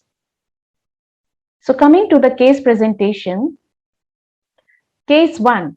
Case 1 is a 3 weeks old male neonate. There is no significant antenatal history, and mother is primigravida. He was born by normal vaginal delivery at term with good Apgar scores and good birth weight. He now presents with fever, maximum of 38.1, and urine micro is done, which shows 300 white cells, and the culture grew E. coli. We did a renal ultrasound, which, as you can see, revealed small right kidney with multiple renal cysts. So what will we do next? We went on to do a DMSA, which revealed that right kidney was non-functioning, and also did, and this confirmed the diagnosis of right multicystic dysplastic kidney, MCDK. We also did an MCUG, which was normal. So what is multicystic dysplastic kidney? It is the most common pediatric kidney cystic disease, incidence of 1 in 3,600, and more frequent in males, with the left kidney usually being impacted more than the right kidney, more commonly impacted. The diagnosis is usually made by palpable abdominal mass in newborn, or an antenatal ultrasound, or it could be an incidental finding on a postnatal ultrasound when an ultrasound is done for abdominal pain or some other cause. The kidney has multiple large cysts, and there's no functional renal tissue. There's absent or rudimentary ureter. Obviously, it is always unilateral, as bilateral MCDK is incompatible with life. The etiology of MCDK is unclear, may be associated with mutations in genes involved in kidney embryogenesis, such as ROBO2, HNF1 beta. Previously, MCDK used to be removed due to the worry about hypertension and malignancy. However, studies have shown that the risk of hypertension and malignancy is too low to justify routine nephrectomy. Hence, it is no longer removed, and it involutes over time, with overall involution noted in 60%. And the contralateral kidney undergoes compensatory hypertrophy. So the main thing is whether the contralateral kidney is normal or not. Vesico-ureteric reflux is found in 20% cases in the contralateral kidney. However, a DMSA or MCUG is no longer performed in most centers, as these are invasive, and they're only done if clinically indicated, if, say, for example, in cases of recurrent UTI or abnormal contralateral kidney on ultrasound. What is the management of MCDK? It is managed conservatively with serial ultrasounds, and CKD counseling is done for solitary functioning kidney with annual blood pressure, early urine ACRs, and lifestyle modification advice. As you can see, the right kidney involuted over time in my patient, and the left kidney underwent compensatory hypertrophy. Coming to cystic renal dysplasia, this could be unilateral or bilateral, and it's the most common cause of congenital small kidney. Primitive glomeruli and tubules are present, and there could be even presence of cartilage and bone. And when the cysts are present in the renal dysplasia, it is called cystic renal dysplasia. And as you can see, this is the cystic renal dysplasia histology. And if it is removed, say, then you can sometimes see cartilage and bone or elements as well. Coming to case 2, this is a 25-year-old pregnant lady. Antenatal ultrasound revealed oligohydramnios and bilateral enlarged bright fetal kidney at 26 weeks of gestation. A 2.5 kg female infant was delivered at 35 weeks of gestation and was noted to have respiratory distress. She required resuscitation and mechanical ventilation, and bilateral palpable flank masses were observed. And as you can see, this is a bright, large, echogenic kidney with multiple small cysts. She developed severe hypertension on day 2 of life and required multiple antihypertensive agents. Her serum creatinine was elevated on day 7 of life and increased slowly over next few months. Eventually, she underwent bilateral nephrectomy and was started on chronic peritoneal dialysis at 8 months of age. She also developed portal hypertension and varices over next few years. What I have described is the typical presentation of autosomal recessive polycystic kidney disease or ARPKD. The incidence of ARPKD is about 1 in 20,000. It's quite rare, but it commonly presents in childhood. Hence, it is important to know this disease. The mutation, it is caused by mutation in the PKHD gene on chromosome 6, and rarely other genes are involved. It can present in utero with large echogenic kidney, as I described in my case, or at birth with Potter sequence. And significant liver involvement, congenital hepatic fibrosis, and portal hypertension is a common part of the disease. What is Potter sequence? As many of you know, it comprises of severe renal pathology leading to oligohydramnios, severe pulmonary hypoplasia, and Potter facies comprising flat nasal bridge, macrognathia, and orthopedic complications arising from oligohydramnios. The other clinical presentation of ARPKD can be, as I mentioned, abnormal prenatal ultrasound and postnatally respiratory distress. It has high perinatal mortality. Up to a third children, neonates can die, mostly due to pulmonary hypoplasia. And portal hypertension is a significant part of the morbidity. How do we diagnose ARPKD? Well, it is diagnosed based on the clinical picture, family history, imaging, and genetic testing is not usually necessary in patients who fulfill the clinical criteria for ARPKD, but can be done if there is diagnostic uncertainty or in the context of prenatal testing. However, we have to counsel about limited genotype-phenotype correlations. Coming to case 3, this is a 15-year-old girl who presented with few weeks history of increasing left lower quadrant abdominal pain. Her exam was normal, including her blood pressure. Her urine dipstick showed 3+ of blood and no protein, and urine microscopy confirmed hematuria. She had normal creatinine, and a ultrasound abdomen revealed bilateral large kidneys with cyst and a hepatic cyst. She had further a family history. Her father had polycystic kidney disease, and several paternal relatives had died of cerebrovascular accidents. On a subsequent follow-up over 2 years, she had intermittent flank pain and recurrent UTIs.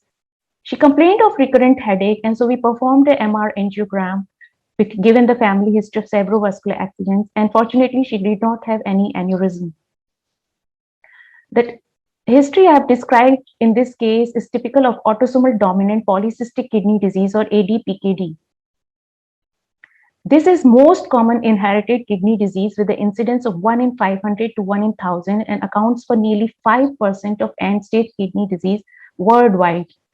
Cysts are found in all tubular segments in kidney, and cysts are also found in liver, but unlike ARPKD, they do not usually affect liver function. It actually typically presents in adults, but however, it can present at any age and can be diagnosed in utero, as an infant, in children, and in adolescents.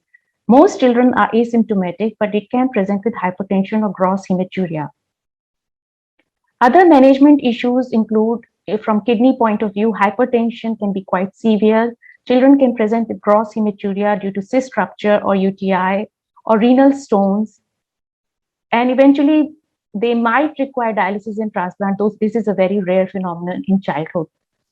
Other issues include chronic pain syndromes and acute pain syndrome, intracranial aneurysm, and they can also develop cysts in any part of the body, including hepatic, pancreatic cysts. Well, how about the diagnosis? The diagnosis, there's a clear imaging criteria, ultrasound criteria for ADPKD. In adults, a CT and MRI is also used to measure the total kidney volume in order to prognosticate the progression of CKD. ADPKD genetics. 78% cases are due to PKD gene mutation on chromosome 16, which encodes polycystin 1 protein and leads to more severe disease with end-stage kidney disease typically at the mean age of 53 years. The rest of 14% of the cases are due to PKD2 gene mutation on chromosome 4, which encodes polycystin 2 protein and is less severe and leads to later onset ESKD. Other rare genes have also been implicated. What about genetic testing in ADPKD and its role? Genetic testing is not routinely done. It may be helpful in absence of family history and aggressive disease in a child or an infant, or when definitive diagnosis in a young individual is required who wants to be a potential living related donor for his family member, because the ultrasound can be negative in a young person. What about the management of ADPKD? Some key features are to control hypertension, of course, with ACEs and ARBs. Acute and chronic pain often needs management in teenagers. Sometimes opiates may be required. Sometimes even surgical interventions may be required. And cyst infections are particularly difficult to manage as cyst is walled off and standard antibiotics like beta-lactam and aminoglycosides may not work. In this scenario, quinolones may be useful and prolonged course is required usually. Other measures include low dietary salt intake and high water intake is often prescribed in effort to delay the CKD progression and delay the cyst expansion. Tolvaptan has been approved in individuals more than 18 years with declining kidney function. Case 4, this is a 7-year-old girl with seizures, and we found that she had adenoma sebaceum and ash leaf spots on her clinical exam. As you can see, this hypopigmented patch is called ash leaf spot, and this is adenoma sebaceum. She went on to have MRI brain, which revealed cortical tumors, and we made a diagnosis of tuberous sclerosis, which is an autosomal dominant neurocutaneous syndrome with the incidence of 1 in 6,000 live births. It is caused by 2 genes, TSC1 on chromosome 9 and TSC2 on chromosome 16. She then had a kidney ultrasound as a part of looking for other extra syndrome features and found to have bilateral enlarged polycystic kidneys, as you can see. So this is an example of contiguous gene deletion syndrome where chromosome 16 has both PKD1 gene and TSC2 gene. And so we now have a child who has both TS with ADPKD. Coming to case 5, this is a 13-year-old teenager with anorexia, vomiting, and 5 kg weight loss over previous 3 months. There's a history of polyuria and polydipsia since infancy, but there is no other family history. On examination, this child is very pale, has a normal blood pressure, is very short, and has an otherwise unremarkable exam. Labs revealed very severe anemia with hemoglobin of 60, high creatinine, and low serum and low early urine osmolality. There was no proteinuria or hematuria, and imaging revealed, a renal ultrasound revealed small echogenic kidneys with loss of corticomedullary differentiation with multiple small corticomedullary cysts. And this was the ultrasound with small kidney, loss of corticomedullary differentiation and corticomedullary cysts. What is this? This is typical of nephronophthisis, what I have described just now. Nephronophthisis is an autosomal recessive cystic kidney disease with a prevalence of 1 in 100,000, and more than 25 different genes have been implicated, NPHP1 to 20, which encode nephrocystin. It presents typically as chronic tubulointerstitial disease with polyuria, polydipsia, short stature anemia, and bland urine because the cysts are at the corticomedullary junction, hence the clinical features. It's the most common genetic cause of end-stage kidney disease in first 3 decades of life. 20% cases can have extrarenal features, and these should be very carefully looked for, including retinitis pigmentosa, neurologic involvement, hepatic fibrosis, skeletal dysplasia, etc. It can also be part of syndromes like Bardet-Biedl syndrome, Joubert syndrome. And it leads to diverse features, and we need to look at the clinical spectrum of NPHP, which can be intellectual disability, as I said, retinal degeneration, obesity, situs inverters, bone changes, infertility. And as I mentioned, it can be part of syndromes, including Bardet-Biedl, Joubert, and many other syndromes. Coming to another interesting cystic kidney disease, we are moving a direction now. This disease is called HNF1 beta nephropathy and previously used to be called renal cyst and diabetes syndrome or RCAD. It is caused by mutations in gene coding transcription factor HNF1 beta. It has autosomal dominant inheritance, though de novo mutations are common, and leads to variable kidney phenotype and also diabetes mellitus. And furthermore, there's increased risk of autism, hyperuricemia, and other features have been identified like hypomagnesemia, elevated liver enzymes. So HNF1 beta associated disease used to be known as renal cystic disease with diabetes, but it's more than that, and many other features have been identified. And this is not surprising given that HNF1 beta is a transcription factor regulating many genes. And so it can lead to all these clinical symptoms. Now coming to another interesting cystic kidney disease, which I will briefly describe, it's called autosomal dominant interstitial kidney disease. It previously used to be called medullary cystic kidney disease. It is a confusing nomenclature, but basically it's an adult version of nephronophthisis. And it has similar clinical features, polyuria, polydipsia, anemia, CKD without systemic features. Plus, very important is hyperuricemia and gout history in family members. And renal cysts are typically found at corticomedullary junction, just like nephronophthisis. It leads to ESKD at the age of 20 to 70 years. And 3 genes have been identified so far, UMOT, MUC1, and REN gene, leading to autosomal dominant interstitial kidney disease. So what is the pathogenesis of cyst formation? You must be wondering, I've described about all of these cystic kidney disease, but what is the pathogenesis of cyst formation? Why do cysts form? Well, recent advances have implicated primary cilia in the cyst formation.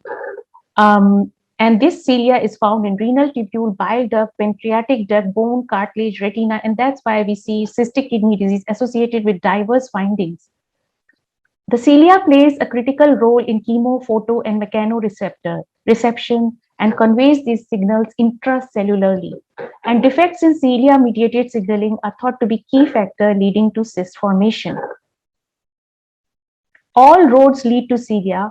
Many of the proteins I have described which lead to individual cystic kidney diseases, as you can see, polycystin 1, polycystin 2, Bardet-Biedl syndrome protein, BBS protein, and PHP proteins are all localized to the cilia.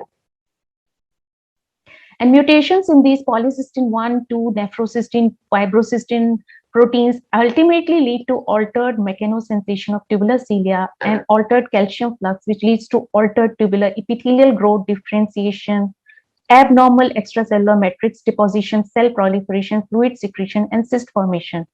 Further formation of this cyst lead to glomerular vascular damage due to cyst expansion and also triggers the pro-fibrotic pathways leading to interstitial inflammation and fibrosis. After describing the cystic kidney diseases, we need to see the approach. What questions do we need to ask to reach the appropriate diagnosis of which kidney disease this child has? The things to consider is kidney size, large, normal, small, whether the cysts are unilateral or bilateral, what is the location of the cyst within the kidney, what is the age of presentation as I've described, is there a family history, are there any extra-renal features? So suggested algorithm for pediatric cystic kidney disease. If the cysts are bilateral and there is a family history consistent with autosomal dominant inheritance, and you see large kidneys, then autosomal dominant polycystic kidney disease should be thought of. If it is normal or small size kidney, then HNF1 beta mutation may be likely. If bilateral cyst but no family history of autosomal dominant inheritance, if you have large kidney, ARPKD should be thought of. And if you have normal or small size kidney, NPHP should be thought of. If you have unilateral renal cyst and family history with autosomal and family history, then still think about ADPKD. And if no family history, then think about developmental malformations like MCDK, cystic renal dysplasia, or simple cyst. So to summarize, renal cystic diseases encompass a heterogeneous group of disorders that manifest in both children and adults with variable clinical features. The identification of disease-causing genes has expanded our understanding and enhanced diagnostic accuracy. Thank you. Thank you, Swasti ma'am. Can we proceed, guys? Next chairperson is Dr. Amarjit Mehta, Senior Professor Pediatrics, Head Pediatric Nephrology Division, Additional Principal, SMS Medical College, Jaipur. Over to you, sir. Good evening, all. And I first of all, I congratulate Dr. Girish Bhatt for making this conference so wonderful on virtual platform. And without taking much of time, I would directly invite Dr. Robert Todd Alexander. He's from Toronto, Canada, and he's Professor, Department of Pediatrics and Physiology. So stage is all yours, Dr. Robert, please. From renal tubular acidosis functional test to genetics. Just a note that I take consulting fees, or I've been giving consulting fees from Ultragenics and Artalex that do not make drugs that treat distal renal tubular acidosis. However, I have received consulting fees from Advocin, which does make a drug for distal renal tubular acidosis that I will mention only briefly. So, I'd like to start with a case. This is a 2-year-old young lady who was referred to me because of failure to thrive. At this time, when we did blood work, we found that she had profoundly low bicarbonate of 10, a low potassium 1.6, normal sodium and chloride, but had a normal anion gap. Her creatinine was slightly elevated at 68, and her urine pH was 8. What's interesting about her past medical history is she has a history of hereditary stereocytosis that presented at 10 months. And that imaging showed that she'd had nephrocalcinosis. Throughout her history, about six months later, she underwent a splenectomy for her stereocytosis. It's also important to note that her father has the same disease, stereocytosis, requiring a splenectomy when he was a young man. And there were several family members with hereditary stereocytosis. So what is it that I hope to talk to you about today? Well, I hope to talk to you about the molecular physiology of renal acid-base regulation. I'd like to talk to you about the etiology and presentation of renal tubular acidosis with focus on distal renal tubular acidosis. I'll provide some diagnostic considerations, and I'm really going to talk about functional testing in a historical context, as I don't recommend it currently. I would use genetics for diagnostic as my diagnostic approach. I'll then briefly mention treatment and then tell you about this young lady and what explains her diseases. Okay, so if we think about acid-base handling by the kidney, it really involves the reabsorption of bicarbonate from the proximal tubule. And it also is controlled via proton secretion from the collecting duct, as well as recycling of ammonia through the thin descending limb and the thick ascending limb. And I'll show that in a second. Okay, so bicarbonate reabsorption in the proximal tubule. This occurs through the sodium proton exchanger in the apical membrane. So here's prourine. Sodium's moving into the cell, protons are being excreted. That proton comes from the catalysis of water and CO2, which moves through aquaporin 1 in the apical membrane. The bicarbonate is extruded by NBCE1 or SLC4A4, which is the sodium bicarbonate electrogenic cotransporter. Importantly, Ca2 converts the proton back into CO2 and water, which can be reabsorbed. So that's constantly feeding this. So there's a coupling of sodium to bicarbonate reabsorption in the proximal tubule. Essentially, the same mechanism occurs in the thick ascending limb, where a minority is reabsorbed, but the vast majority occurs in the proximal tubule. Acid secretion, so the other half of it, occurs in the collecting duct. And this occurs via the action of this protein called the H+ ATPase, the vascular HTPase, which is a 14 subunit containing complex.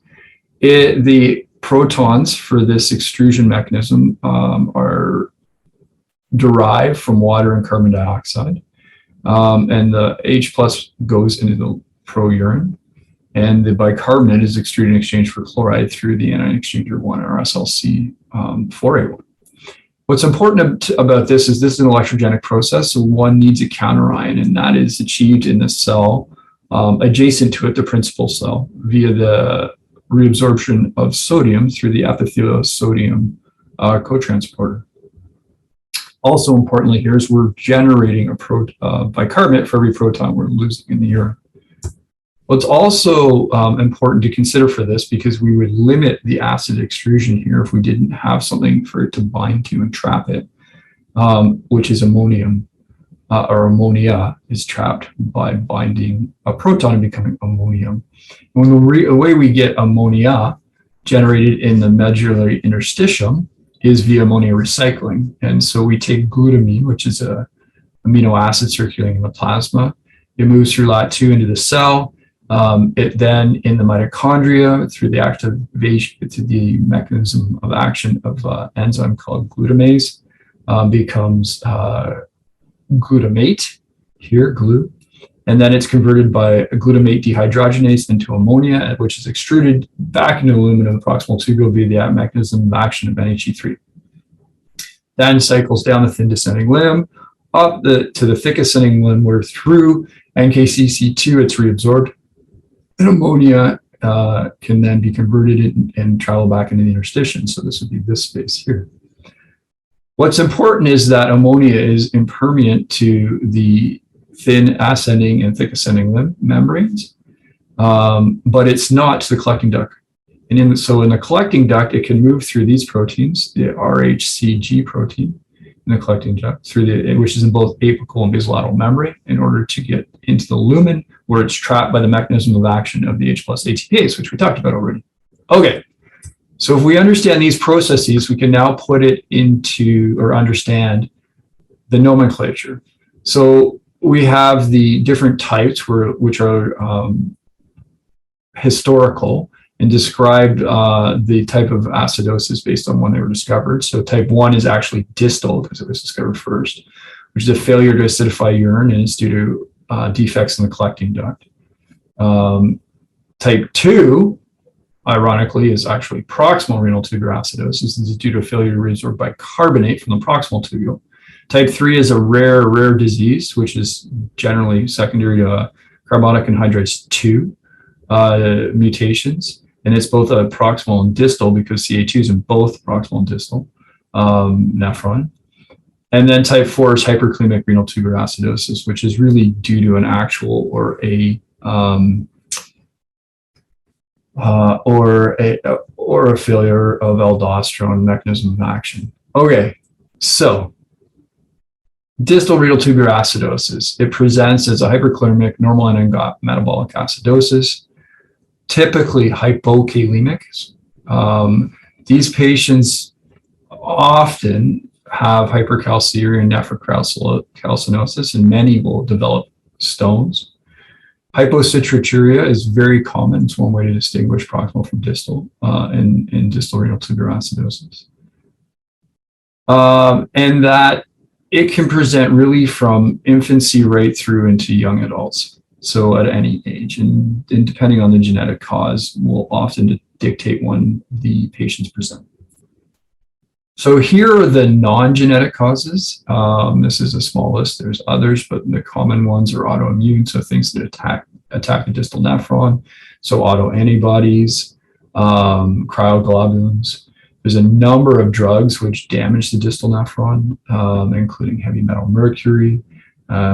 And then there's some of these conditions when it's really unclear the mechanism of action. Sickle cell is hemoglobin damage, but marfan or downloads, it's unclear why these collagen vascular diseases present with DRTA. Okay, but let's go to the genetics, which is much more common in childhood to be a cause of DRTA. So there's actually been a lot of, several new genes identified in the last several years that cause this disease. So classically, sort of 20 years ago, through the activity of the labs of Fiona Carrott, it was known, or it was found, that defects in the alpha-4 subunit of the H plus ATPase, as well as the beta-1 subunit, can cause DRTA. So you have a failure in this thing to secrete acid. SLC4A1, which is the gene name for the proton anion exchanger 1 in the basolateral membrane. So there's large cohorts originally described in Thailand that have mutations in this gene that prevent the extrusion of bicarbonate. So without that, you lose the ability to generate protons, so you cannot acidify the urine. CA2 is really a cause of type 3, so mixed, but one should look for it because you can see predominant DRTA with presentation of these patients. But more recently, this transcription factor, forkhead box I1, was shown to be a cause of DRTA in 2 different families, as well as WDR72, or tryptophan aspartate repeat domain. We'll talk a bit about it. I think it's important to also note in the last couple of years, there's been single cases reported of variations, non-coding or coding variations in other besides the alpha-4 and the beta-1 subunit of the ATP V gene that have been reported, but because it's a single case, they haven't, and no one's shown another one. I've elected not to include them in this list. So these for sure have at least 2 separate families and multiple cases that can be associated with mutations in these genes. Okay, so probably the classic mutations are in these 2 subunits of the H+ ATPase. They're almost universally inherited as autosomal recessive. And because the H+ ATPase is important for the maintenance of pH in the inner ear, the absence of functional H+ ATPase results in sensory and neural hearing loss almost universally. Certainly, you'll have some younger children, particularly with alpha-4 mutations, that present without hearing loss, but they almost inevitably go on to develop hearing loss. These patients tend to present at a younger age than those with AE1 mutations. And hypercalciuria and nephrocalcinosis is almost ubiquitous in these patients, particularly at presentation. It's greater than 90%. I think it's important to remember that these patients, as a subgroup, will develop medullary cysts, but they typically aren't there at presentation as a young child. They'll develop as a teenager or as a young adult. Now, AE1 mutations are the next most common cause of a distal renal tubular acidosis, and this is due to a failure to extrude bicarbonate generated from carbonic anhydrase 2 in exchange for the chloride. This protein is also known as BAN3, and that's based on the original immunoblots or protein gels of red blood cell proteins. So this protein is quite abundant in the red blood cell membrane. In patients who have DRTA due to mutations in AE1, they're typically inherited as autosomal dominant. And these patients tend to present as a teenager or a young adult. It's important to note that it's not always that children with DRTA due to mutations in AE1 don't always present with an autosomal dominant inheritance. You can see recessive inheritance, and they typically present earlier, and they're typically associated with avalocytosis or spherocytosis, so red blood cell defects. Nephrocalcinosis, hypercalciuria, and stones are common in these patients, not as common as in the H+ patients, but they are seen very frequently, greater than 50 or 60% reported in the literature. And we can see medullary renal cysts. And even I've seen kids present with cystic disease, and then when you do a detailed workup, it turns out that they actually have DRTA second to AE1 mutations that explains their renal cystic disease.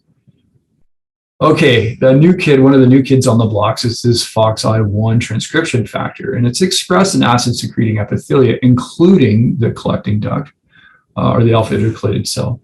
And it controls the expression of SLC4A1 as well as the 2 betas, the subunits of the H+ ATPase. There's been 2 families reported, extensive families reported with multiple probands with FOXI1 mutations causing DRTA.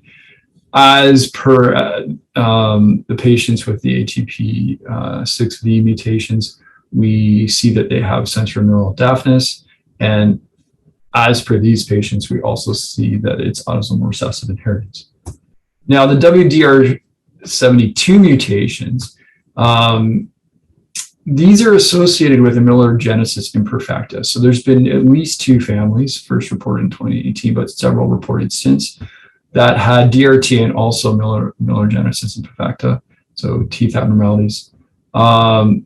But there are some people with milder mutations in WDR72 that just have the teeth abnormalities that don't have DRTA, and this is also inherited in autosomal recessive fashion. I think it's important to point out a condition known as incomplete DRTA, which often presents as just nephrocalcinosis or kidney stone. So what is incomplete DRTA? So it's defined as somebody with normal acid-base status at baseline. However, they fail to be able to identify their urine when you give them an acid challenge. And this has been reported in patients with autosomal dominant mutations of AE1 and also in some heterozygous mutations in the alpha 4 or the beta 1 subunit. And this one, if you really, really want to make the diagnosis of incomplete DRTA causing your nephrocalcinosis, you need to do an ammonium chloride challenge because they don't have DRTA, or you can simply send genetics on them, just do a DRTA panel. Okay, so just quickly, proximal renal tubular acidosis, very, very rare to occur in isolation. I think there's less than 30 cases reported in the literature of isolated DRTA. It's almost always associated with the Fanconi syndrome, so aminoaciduria, glucosuria, hypophosphatemia, low molecular weight proteinuria, and proximal renal tubular acidosis. The Fanconi, genetic Fanconi patients, as well as the isolated DRTA patients, present as failure to thrive or fractures from hypomineralized bones and rickets. There's lots and lots of causes of proximal dysfunction or Fanconi's, and I won't go through the entire list. I think the most common in pediatrics by far is cystinosis. But what we're really here to talk about is isolated proximal renal tubular acidosis, and that is most commonly caused, which isn't very common at all, by mutations in the sodium bicarbonate co-transporter, the electrogenic version, which is encoded by the gene SLC4A4.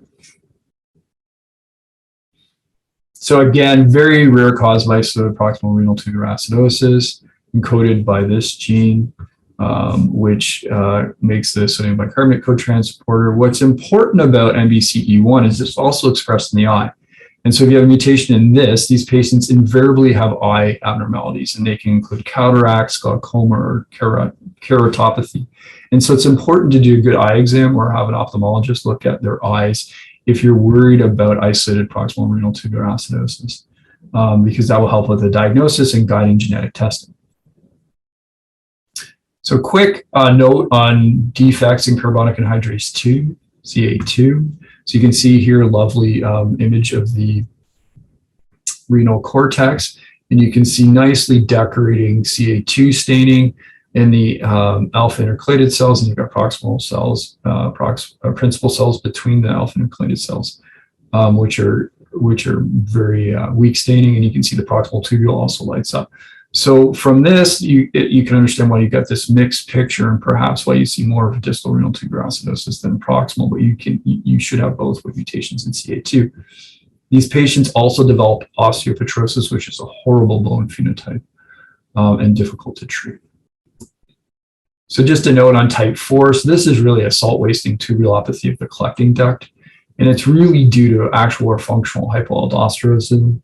It is you see it present with increased potassium as opposed to low potassium with type 1, type 2. And most commonly in our patients, it's because of an obstructive uropathy or pyelonephritis or an interstitial nephritis. But there are rare single gene defects that can result in this disease, including Winks, the Cullens, and Kelch's. And these are really just activating NCC and causing hyperabsorption, so you can't secrete potassium here. Because there's no sodium to reabsorb, it's all been reabsorbed proximally.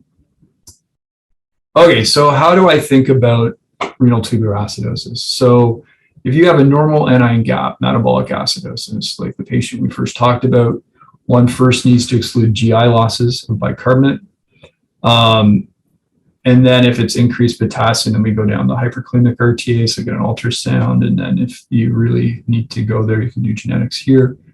But if we have normal or low potassium levels with a normal metabolic acidosis, and it's not due to GI loss, which is much, much more common due to some sort of intestinal bug, then I calculate a urine anion gap. And that's really the sum of the sodium and potassium minus chloride, because actually measuring ammonia in urine is very, very difficult. Most labs won't actually do it for you because it's in equilibrium with ammonia, which you lose. So we calculate the gap. If the gap's positive, that shows that you're able to that there's actually an anion in the urine. So you've got a distal RTA, and then you can confirm this either by doing an acid load, which I'll talk about in a second. But if you have a negative urinary anion gap, it's a proximal RTA. So now you've got a chloride in the urine.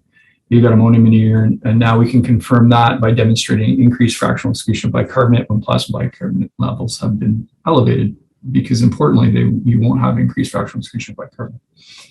But I don't actually do these tests anymore, and what I do is genetic testing, and that's preferable.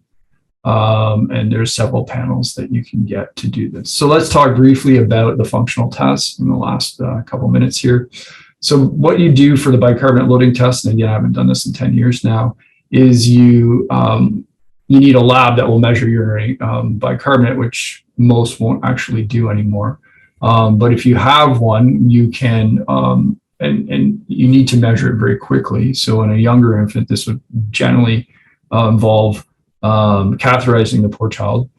So then you get an IV and you administer IV bicarbonate, and then you measure their urine and blood bicarbonate every half hour. And what you're really looking for is a fractional excretion of bicarbonate greater than 15 when you still have a bicarbonate, if it's a young child, less than 20, or an older child less than 22. And that really is showing that they're unable to hold on to bicarbonate, or they're failure to reabsorb bicarbonate when they're acid-based, when they're acidotic. Distal RTA, slightly easier test, but still the classic test is poorly tolerated. You basically give them 100 milligrams per kilo of ammonium chloride, which is poorly tolerated. Often children vomit with this. And then you look to see, you measure urine over the next several hours and see if it can get down to 5.0. If it doesn't, after a big load of ammonium chloride that they haven't thrown up, then it's consistent with a failure to acidify their urine or a distal renal tubular acidosis. The other approach here, which is slightly better tolerated, is to give the child 0.5 milligrams per kilo of furosemide to block reabsorption of sodium chloride from the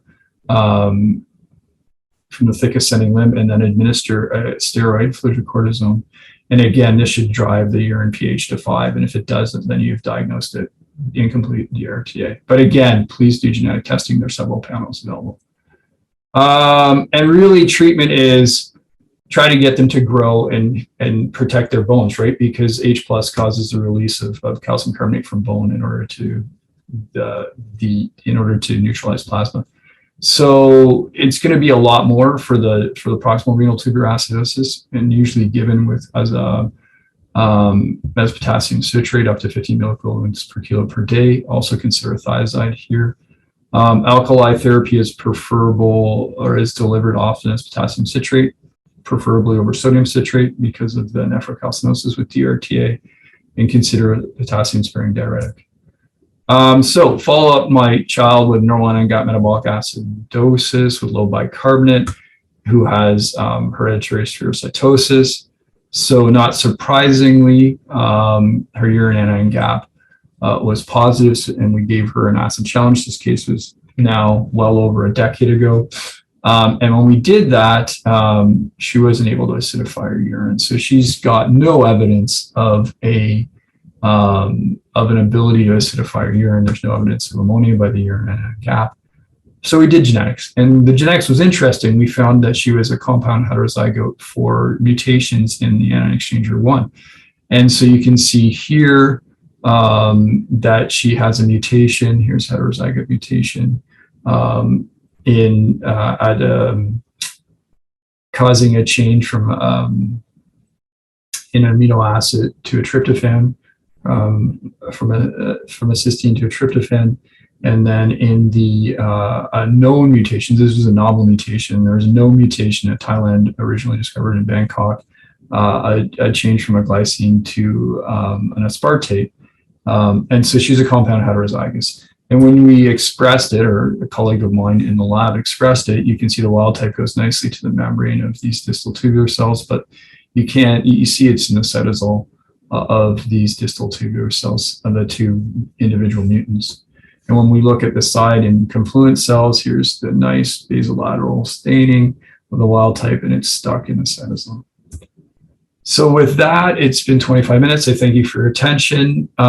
Here's my references, and just a reminder that the International Pediatric Nephrology Association's thrice or once every 3-year meeting is being held about 200 kilometers from where I'm sitting in Calgary next year, and hopefully you guys can join us. Thank you. I said thanks very much for having me here, and hopefully I see you guys in Calgary next year. Sure, sir. Thank you, sir. Good evening, all. Our next chairperson is Dr. Himesh Burman, Associate Professor, Department of Pediatric Disciplines, Northeastern Indira Gandhi Regional Institute of Medical Sciences, NEIGRIHMS.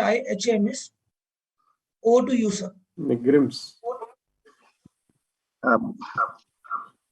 Good evening, everyone.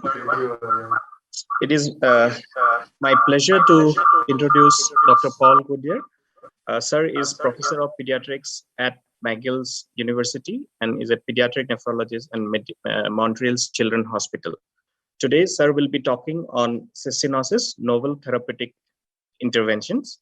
So as we're running late, without much delay, I would like to welcome Dr. Paul. Dr. Paul, it's all yours, please. Screen is yours. It's a pleasure to be back in India. And certainly this is my first visit to Bhopal. So my best wishes to all my friends there. And I'd like to thank Girish for inviting me to give this talk. It's somewhat of an unfinished work in progress because of pandemic, and I'll explain more about that. But this is at least going to give you an idea of a new therapy that I've tried to apply to cystinosis, the rare disease cystinosis. And it applies to children who have this disease because they've acquired CTNS gene nonsense mutations.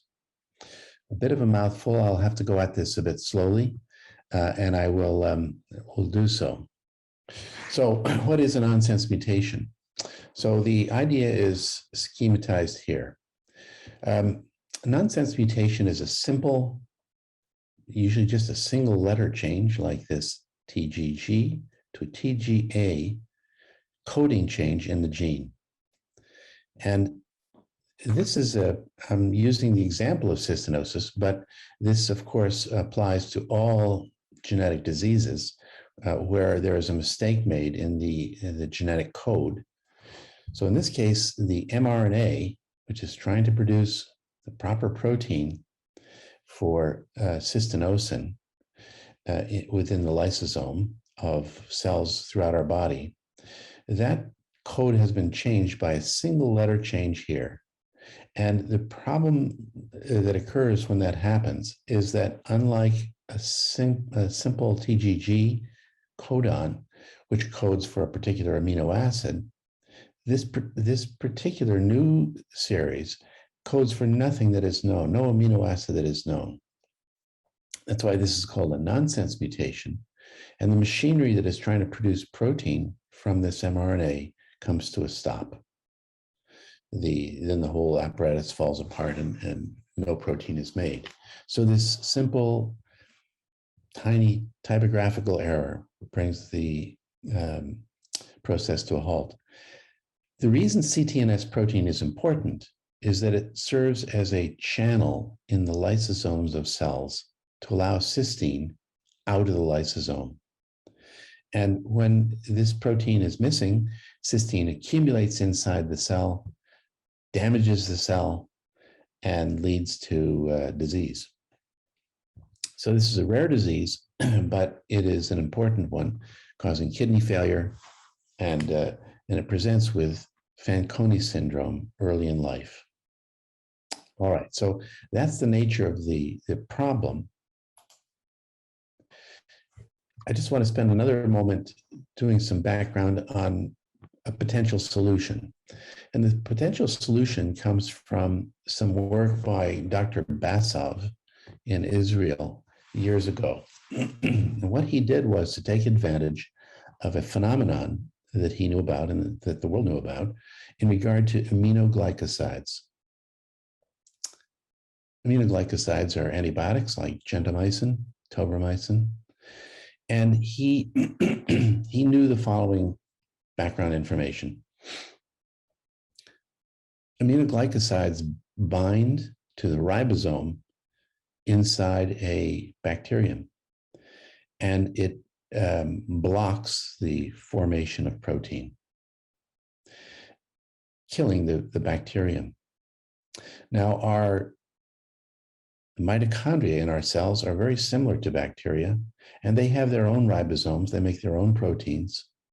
And these drugs tend to bind to the mammalian mitochondrial ribosome, just as it does to the bacterial ribosome. And that's why we can't use very much of these drugs, because it produces some toxicity to mammalian cells. Not as much as to the bacteria, but some. So we are limited to typically drugs like gentamicin, given 7.5 milligrams per kilo per day to children. And for a short period of time, that works. But it can't be used for a year, or 2 years, or 10 years, day after day after day. Now, the interesting additional property about these drugs is that they bind to the mammalian cytoplasmic ribosome. This is the one that makes all our proteins, or most of them. And when it binds to the mammalian ribosome, it has the bizarre property of being able to produce enough wobble in the fidelity of this, the matching process for these stop codons, and it allows the process to continue despite a mutation, so that there is read-through or continued production of the protein. Very strange. But we thought this might be a therapy that could be applied to humans with cystinosis, mutations of the cystinosin protein, mRNA. And so we started looking around the world to see if there were a lot of these nonsense mutations outside. So we actually did a screening of North American patients, cystinosis patients, and we went to our friends in Europe and asked them to look through their databases, which they already had for cystinosis. And we compiled about 659 patients for whom we knew the mutation. And it turns out that that about 9% of cystinosis is caused by a nonsense mutation. The interesting thing was that most of the cases were actually in North America rather than Europe and elsewhere around the world. There were a few scattered here and there. And there was a cluster in Ireland. And actually, it turned out, as we studied this, that the North American cases all came from Ireland long ago in the 1800s, when there was a migration of people from Ireland to many parts of the world, including North America. And so this mutation came with them and was spread around the country. So this particular nonsense mutation W138X comprises the majority of nonsense mutations in the world. There are others, to be sure. There are other types of changes that had occurred that created a nonsense mutation, but they're scattered. So this is the most interesting one for us, and we decided to focus on that to study the effects of aminoglycosides. The aminoglycoside we wanted to focus on was a particular one that was said to have the least toxicity for humans. Dr. Basov had worked to reduce the toxicity of this compound considerably so that it would be possible to give to a human for a long time, and perhaps to undo this type of mutation in a disease. So we first decided to do some laboratory work to know whether this was a real possibility. And what we did was to create a little artificial gene outlined here in blue, and we introduced the exact mistake that occurred in humans into that artificial gene.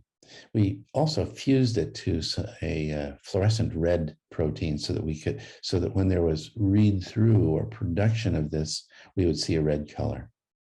And we took that artificial gene and plugged it into a human kidney cell. And as you can see, because of the mutation, when we look down at those cells, there is absolutely none of the red color being produced. However, in the presence of an aminoglycoside, in this case, it was geneticin, when we applied geneticin to these cells, boom, there was the color. So this was our first formal proof that the aminoglycoside family could do this and might hold promise then for cystinosis. So the next thing we did was to take cells from our patients bearing this mutation, and we applied not the old gentamicin or geneticin, but a new compound from the ELOX company called ELX02. And we took this is the one that had reduced toxicity for mammals. And so we applied it to our cells, and we saw a dose-related decrease in the buildup of cysteine in these cells. Very appealing. And then we also had a mouse that was not made for specifically for us, but we introduced this little generic nonsense mutation into the gene. And we could see the same thing. When we injected these mice twice a week for 7 days, we could see a reduction in the buildup of cysteine in the kidney tissue. So then we were working with the company. We decided to make to develop a clinical trial to see if this would work in humans. And the first thing we had to do was to move away from the dosing per kilo that we had studied in mice, because mice aren't humans. The surface area of a mouse has a very different relationship to the body weight than it does in humans. And the usual adaptation of dosing is to divide the mouse dose by 12. And so this put us into a range which was very interesting, because the standard dose of a drug like gentamicin is 7 milligrams or a little bit more per kilo per day. And if we wanted to get well below this, that brings us down somewhere down below 1 milligram per kilo per day as the starting dose, at least. So we felt we were going to wind up exploring this range from about 0.5 up to 5 milligrams per kilo in humans. We had data from ELOX company showing us that 5 milligrams per kilo, at least in the short haul, was safe in adults. Again, here's another benchmark, our gentamicin standard dose. So we wanted to go into this range. We had already shown that a modest decreased accumulation of cysteine could be achieved somewhere in this range, below 1 milligram per kilo. So working with the company ELOX, we did a study in human volunteers, and it was simply just different doses so that we could do pharmacokinetics. And as you can see, as you increase the dose from 0.1 to 0.3 to 1 milligram per kilo, you get bigger and bigger peaks and very nice run out. After about 12 hours, the drug is gone. And what I'm going to tell you about really is just some of the lowest dose ranges. So if we go back to that spectrum here, I'm going to be looking at doses that are around here and showing you our first information about this. We designed a study in which we recruited patients with cystinosis, and here in Montreal, there are quite a number of cystinosis patients. Many of them have this Irish mutation, and so we selected those with homozygous W138X nonsense mutations for study. We discontinued their cysteamine for a week. We actually asked around and talked to various people saying, how long should we take them off cysteamine before we do this trial? And we decided on about a week, just because most of the experts thought the benefit of cysteamine would disappear by the end of a week, but we weren't really sure. And that's an important point that I'll come back to. In any event, we got Health Canada approval and McGill IRB approval, and we began to recruit these subjects. And our plan was to get them off of cysteamine, as I said, for about a week, and then let the cysteine in the cells build up, and then begin our dose studies. So this outlines the first two steps we were going to take, and we were going to start at 0.5 milligrams per kilo, move up to 1 milligram per kilo. So we recruited our first 3 subjects with this homozygous mutation. We had to start, because Health Canada insisted, on people who were more than 18 years. So some of these people actually had kidney transplants because of cystinosis. And we began this first preliminary trial in October to November of 2019. And the problem was that then as we were going to move to the next group, COVID arrived. So we, at our hospital, the hospital sort of commandeered our clinical research center to produce COVID beds, and this whole project came to a halt. So I can only tell you the preliminary information in our first 3 subjects. I think we learned 1 or 2 things. We'll have to go at, we were still not ready to return to clinical research, but at least I can tell you a couple of the observations we made in this tiny little starting cohort. So the first thing we noticed actually was something that was unexpected and gave us a problem. And it had to do with the design of the trial. So what we noticed was that at this very low dose, patients, the cysteine level in patients rose as we went from this period to this period. Why is that? Well, we did not know how long to keep people off of cysteamine to allow their cysteine content to build to the maximum. And so it appears that we have a shifting baseline here. So even as we go through the first week, the untreated patients have a rising cysteine. We expected it just to sit at the maximum, but it was actually rising, and this gives us a problem. It happened in all 3 of our patients, and so the only thing we really could do to adapt for this was to calculate the percent of the untreated baseline. And in this case, we had some patients who had just received basically an ineffective dose, 0.5 milligrams per kilo, so that we took this new level in this group as the untreated baseline. And so we could calculate whether in a given patient who was treated with a big dose, whether the rise in cysteine was as steep as this or just fell to, let's say, 50%. So that's I'll go back and I'll explain to you how we're going to get around this in the future, but I'll show you our preliminary results in this way. So first of all, before we move to the efficacy of the drug, I'll just say that the very careful safety studies of hearing, vestibular function, and serum creatinine were all fine. There was no indication of a toxicity here. Looking at the white blood cell cysteine in our subjects, we can see, this is just numerical data from what we saw on that bar graph, that during the treatment period with a low dose, the lowest dose of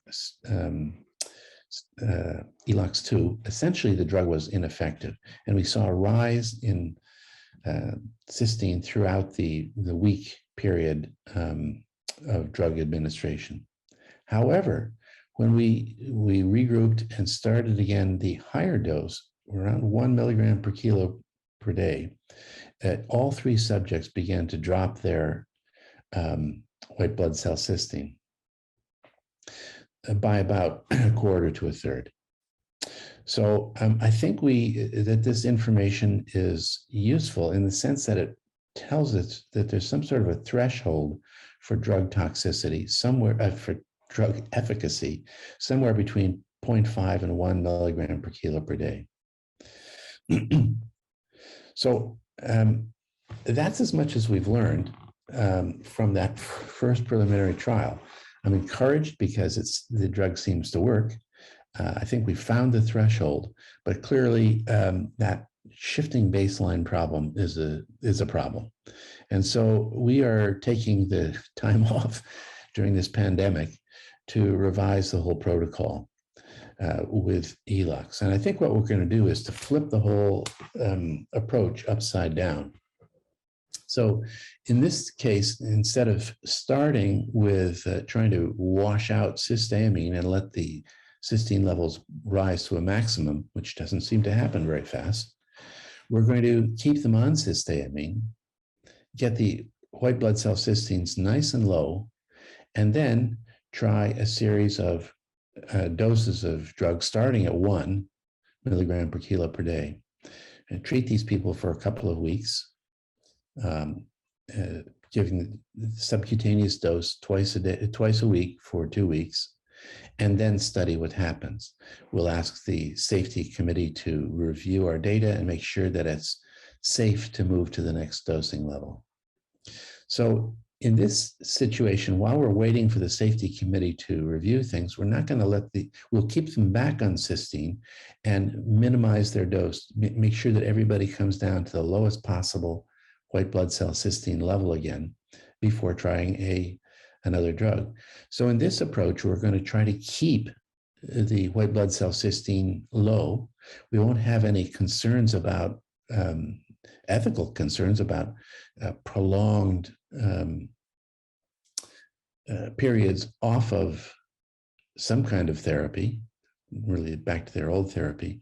But I think we'll be able to see an effect or no effect without a shifting baseline. So that's our new design. We have already worked out pretty much our protocol, but we're stuck here at the moment because we can't resubmit to Health Canada until the institution or hospital can sign off on provision of space and support for the trial. And as I've mentioned, we're not really ready to do that yet. But that's our plan. So I will just mention that some of the people who did all this work, the people in my lab, in particular, Muriel Akpa, Emma Brassel, who worked on this for a long time. my collaborators around the world in Europe who have generously provided all the genetic information on their patients. Yojiro Yamanaka is here at McGill, and he made the original mouse that we studied, and then my funding agencies, and these go from large organizations like Genome Canada down to Cystinosis Ireland, who has always supported this project, and they took a special interest because of the origins of the mutation that I mentioned. Thank you very much. I would like to congratulate Dr. Paul and his team for all the beautiful work, and thank him profusely for the lucid talk that he has presented. But unfortunately, Dr. Paul is not logged in now, and we will not be able to take questions on this topic. So I hand over to the organizers. Good evening all. Our next chairperson is Dr. B.R. Nambalwar, MD DSH, MNMs, DM Nephrology, Consultant Department of Pediatric Nephrology, Mehta Hospital, Chennai. Over to you, sir. Thank you, Mo. Thank you very much. Dr. Rosanna Khopa will be speaking on IgA nephropathy in children. All of you will agree that we have no optimal treatment for IgA nephropathy in children at present. Our study is based on KDIGO, is study based essentially in 2012. And it is based on two important facets. One is the urine protein creatinine ratio and the presence and absence of crescents. But now we know this finding, these features are changing. They are not same in every child at the same time. Secondly, we know that in a study involving about 40 RCTs and more than 4,000 children, they found that there is no significant relationship between immunosuppressive and outcome of the patients. Now we have Rosanna Khopa, who I'm sure will set our mind at peace. At the end of our talk, we'll be leaving the wall in confidence that we will know how to manage IgA nephropathy. Dr. Rosanna Khopa, please. Thank you very much. I have a pre-recorded talk. Ladies and gentlemen, thank you for the kind invitation. Let's share something about IgA nephropathy in children, which are the challenges for management. IgA nephropathy is the most common primary glomerular diseases and the leading cause of CKD. It is mostly asymptomatic and has a slowly progressive course. However, it is heterogeneous in clinical and pathology features, and this is particularly true for children. There is an eastwards and northwards greater prevalence of IgA nephropathy. And considering the renal biopsy registries from children, IgA nephropathy represents 30 to 40% of renal biopsy in Japan and Korea, where screening programs are active, 20% in Europe and in China, about 10-15% in India, North America and South America, and about 3% in Africa. Since the diagnosis needs renal biopsy, the frequency of IgA nephropathy mostly depends on indication to perform renal biopsy. If screening programs are active, if there is the attitude to perform a renal biopsy after the detection of minimal microscopic hematuria, or if there is an history of the family kidney disease, or after a gross hematuria, or if renal biopsy just follows the post-severe signs of edema and changing in urine color, or even worse, fatigue, pallor, headaches, polyuria, the symptoms of CKD. IgA nephropathy was considered a benign disease since the first rather large studies with follow-up about 10 years showed that 50% of children didn't show any clinical signs of the disease, indicating low disease activity. However, long-term investigations from Japan and from the States show that about 20%, 30% of children reach end-stage renal failure after the diagnosis of IgA nephropathy. In our large validation study of the Oxford classification of IgA nephropathy, which enrolled in Europe more than 1,000 patients with IgA nephropathy for a follow-up of about 5 years, we showed that the progression in children is different from adults for when we consider the endpoint of 50% decline in GFR or end-stage renal disease. And when we extended this follow-up up to 7 years, we confirmed that in children at 10 years, 90% survived to this endpoint of 50% reduction in GFR or end-stage renal disease, and at 20 years, 82%. So it is true that only a minority of patients reach end-stage renal failure when they are child, but only a minority also in the young age. However, since IgA nephropathy in mean start dialysis at the age of 51 years, it is clear that several progressive IgA nephropathy begin in childhood and the young age. In many young adults, the diagnosis of IgA nephropathy follows a child-finding investigation for hypertension for reduced GFR, so suggests a pediatric origin. And in children, about 50% of children with IgA nephropathy are at risk of various levels of progression. So it is clear that there is a need of identify them and establish a personalized treatment. IgA nephropathy is variable as clinical features and outcomes because there are variable risk factors. Can we predict this risk, basing on these risk factors, the progression different in children? Well, first of all, the pathology risk factors have been addressed because there is a great variability of pathology lesions in IgA nephropathy. And the international consensus of Oxford clinical pathological classification of IgA nephropathy showed that 4 histological features were risk factors for progression independently from clinical data at renal biopsy and during the follow-up. These features were mesangial hypercellularity, endocapillary hypercellularity, segmental glomerulosclerosis, tubular atrophy interstitial fibrosis, and the crescences, where they were added in a further study. This Oxford classification of IgA nephropathy is valid in children as well as in adults. However, the Norwich Yoshikawa group showed that it is also dependent from the biopsy timing, because as the biopsy for renal biopsy is delayed, there is a reduction in mesangial proliferation, in endocapillary proliferation, in crescents, as well as in increase in tubular atrophy interstitial fibrosis. Several national studies and also our European study tried to validate the Oxford classification of IgA nephropathy in children. And in general, at univariate analysis, most of the variables were confirmed.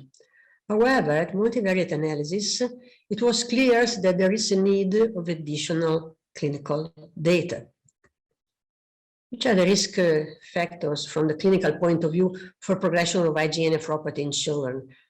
Well, in children, it's particularly true that the disease has so many different aspects that can be considered one or several diseases, from minimal proteinuria and microscopic hematuria to rapidly vanishing gross hematuria, mostly after an upper respiratory tract infection. In some cases, there is a nephrotic syndrome at sudden onset. Other cases had an urate acute nephritic syndrome, and some of them a true rapidly progressive glomerular disease. A lot of children, particularly adults, have a persistent microscopic hematuria with slow decrease in GFR and slow increase in proteinuria. Indeed, these different clinical features, which are a challenge for risk identification, can present with different frequency in children with respect to adults. In adults, the similar study from the Mayo Clinic in 1997 demonstrated that proteinuria, hypertension, and reduced renal function at presentation were relevant risk factors for progression of IgA nephropathy.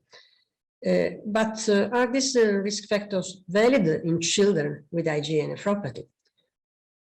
In children, there is a different dynamics of the immune response and recovery, as you know very well. The children have acute mucosal challenge, which is sudden onset and sudden remission. And this is for sure played by very active regulatory T cells, which are under the control of thymus, at least at the initial stage. And so maybe the decline of thymus activity can favor this increased recovery in children. Indeed, in our sub-analysis of the European cohort of children, we observed that there was an effect of RAGE on the hazard of the combined event of 50% reduction in GFR or a stage renal disease. There was a linear association until the age of 23 years, and then there was a decline. So suggesting that something changed between adults and children. And indeed, when we analyzed separately children and adults, we found that over a similar duration of follow-up, about 5 years, the rate of GFR also was in median 0, nothing for children, while there was a decline of about 2 milliliters per minute per year in adults. And also the frequency of the combined endpoint of 50% decrease in GFR over stage kidney disease was different in children, less than adults. When we consider the risk factors for progression in children with IgA nephropathy in this European multicenter cohort, we found that the clinical data of renal biopsy, proteinuria, reduced GFR, which are very predictive in adults, are not significant predictor of outcome in children. While on the follow-up proteinuria, the persistent proteinuria, persistent hypertension are significant indicators of progression. And of note, we observed that our children with IgA nephropathy followed for a median of 4.7 years had a median time average proteinuria of 0.55 grams per day per 1.73 square meter, despite treatments. And indeed, this level of proteinuria between 0.5 and 1 gram per day was found in our cohort to be a risk factor for progression. So the majority of our children remain at risk of progression even after therapy over long-term observation. Let us stress the role of the combination of clinical and pathology risk factors, which need an international cohort and a large group. Indeed, we gathered with the multi-ethnic global cohort of about 4,000 patients by the International IgA Network collaboration, which was able, under the guide of Schomburg, to detect a calculator, a tool, which can predict the progression of IgA nephropathy. And this is available on mobile app or as a web-based calculator.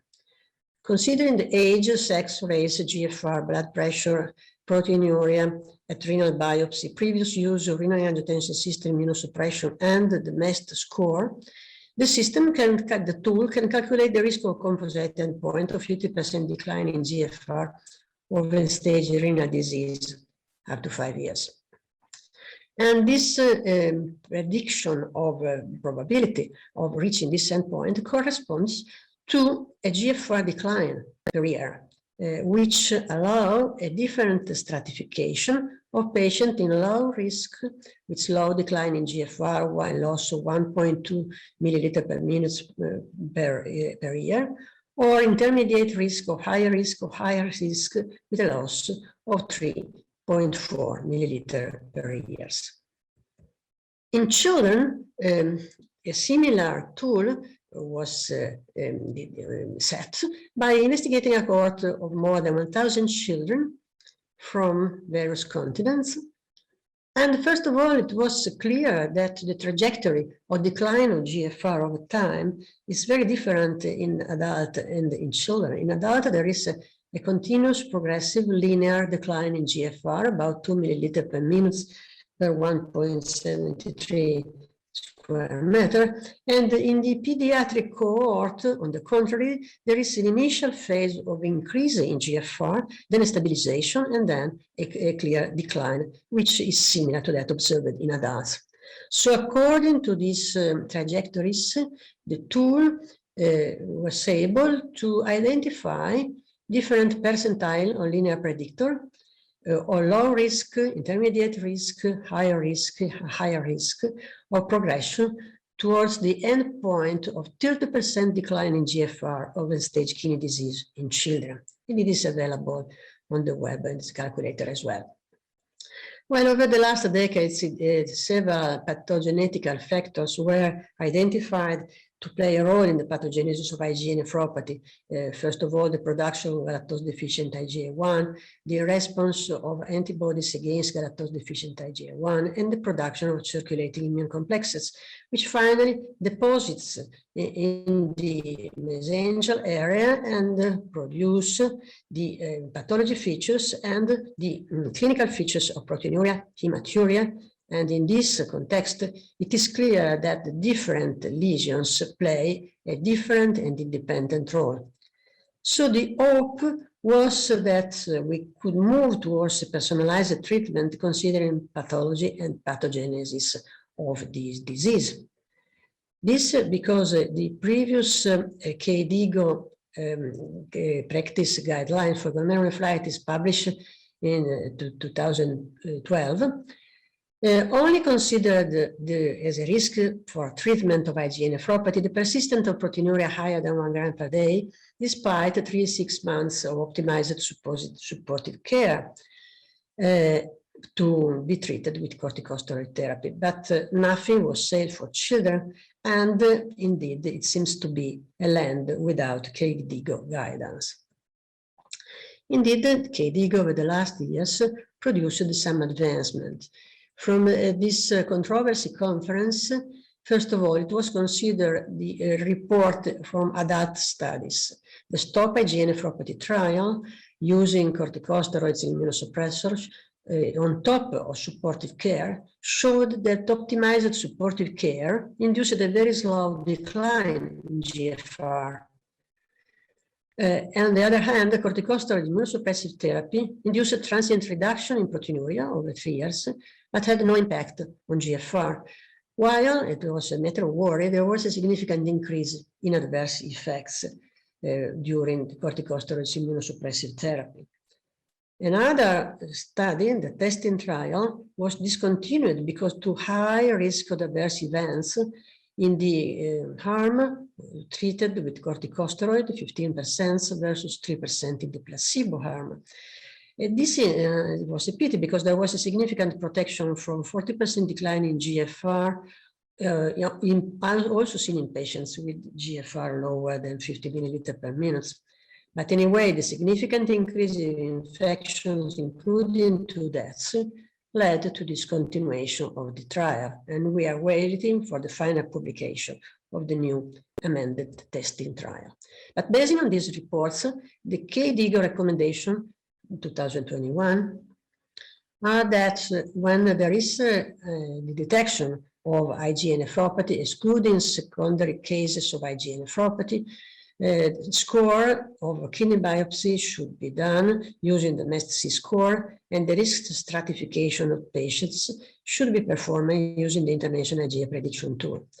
However, from a practical point of view, the first focus is to optimize the supportive care by a rigorous blood pressure control using maximally tolerated dose of angiotensin inhibitor or angiotensin receptor blockers, using lifestyle modification, which is obviously most applicable in adults, and address cardiovascular risk.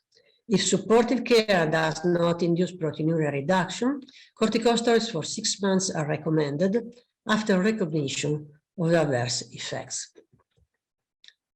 However, in these guidelines, some new data appeared on treatment of special form of IgA nephropathy, which can be more common in children than in adults, as IgA nephropathy with onset in nephrotic syndrome and with histological features and electron features consistent with minimal change disease, which should be treated according to minimal change disease schedule.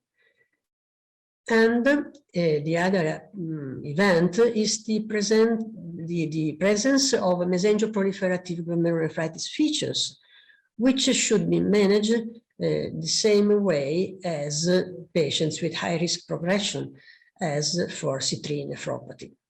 So treatment with corticosteroids and in case mycophenolate. But KDIGO 2021 included for the first time practice point for treatment of IgA nephropathy in children. First of all children with IgA nephropathy and proteinuria higher than 200 milligram per deciliter, that means proteinuria higher than 0.2 gram per day per 1.73 square meter, should receive ACE inhibitor or angiotensin renal blockers. And another event which is considered is that when proteinuria at renal biopsy is higher than 1 gram per day, in case of presence of mesangial hypercellularity, most pediatric nephrology will use glucocorticosteroids in addition to renin-angiotensin system blockade since the time of diagnosis. Then the other event is the rare condition of a rapidly progressive IgA nephropathy, not only defined by crescents above or below the threshold of 50%, but considering the loss of GFR higher than 50% in the 3 months, in the previous 3 months. In this case, the recommendation are to use to treat these cases as IgA vasculitis, as a vasculitis. So with corticosteroids, usually methylprednisolone pulses and cyclophosphamide. And the other recommendation is to continue the follow-up of these children, even after complete remission, as they can relapse after many years.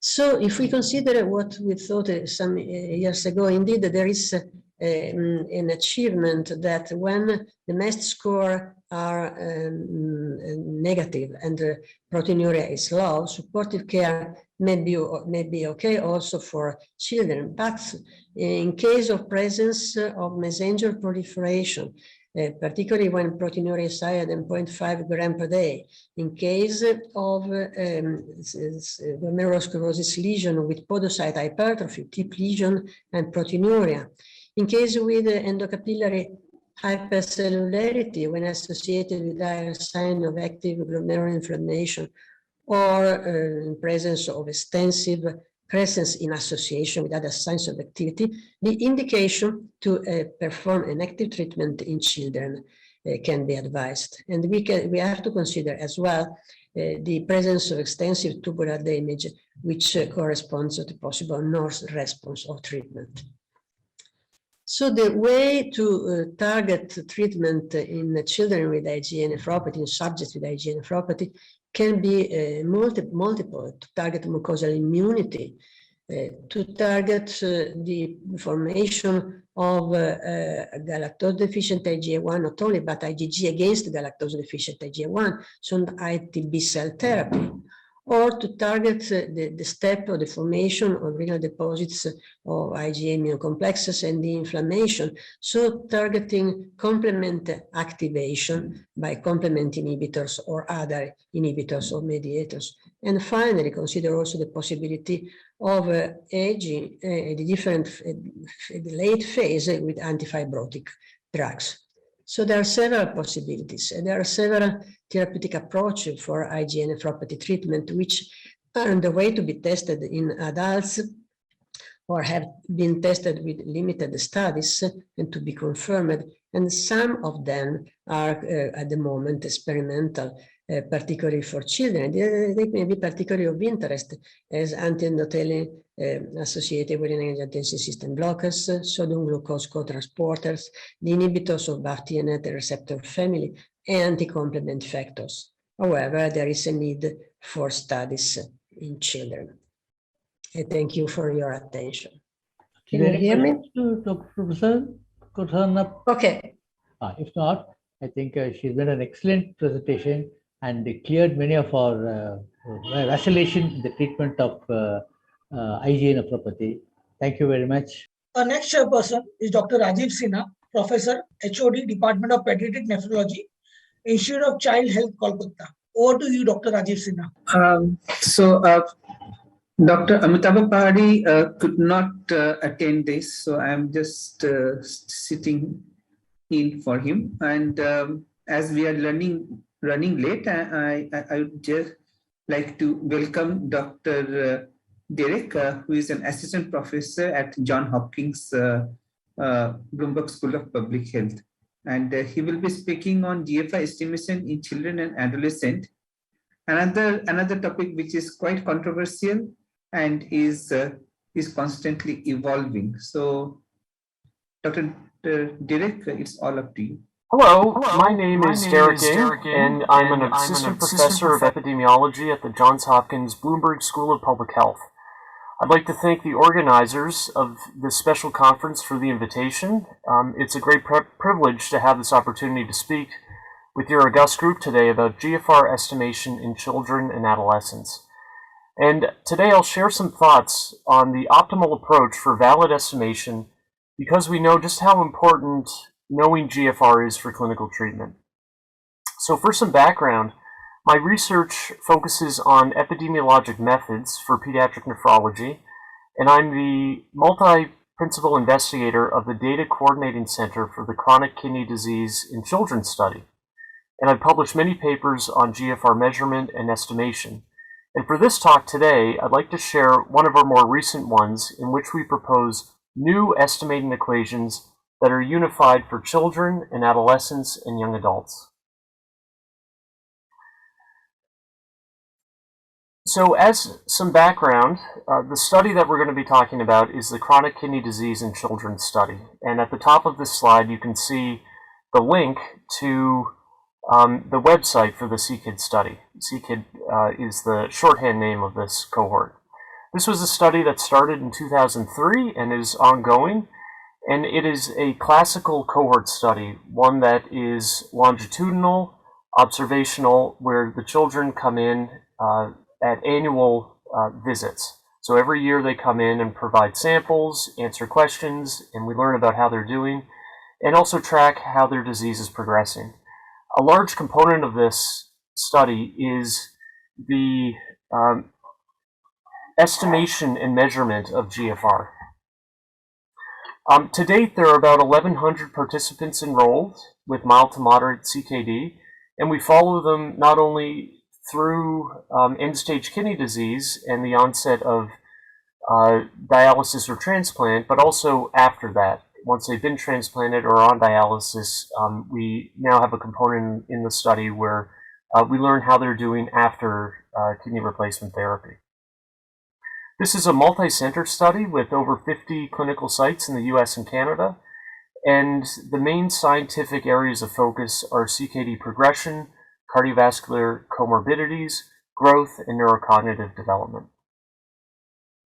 This slide shows the structure of the study and how recruitment occurred over time. So the study is indeed pediatric, and they were the participants were enrolled between the ages of 1 and 16. And you can see in this slide, each column represents 3 different recruitments that occurred in the design of the study. So the first recruitment occurred in 2005 and lasted about 4.5 years, and 586 children were enrolled. These children had mild to moderate CKD with a median GFR of 45. 80% of them had a non-glomerular, mostly CACA diagnoses, so there were 20% that had a glomerular etiology to their kidney disease.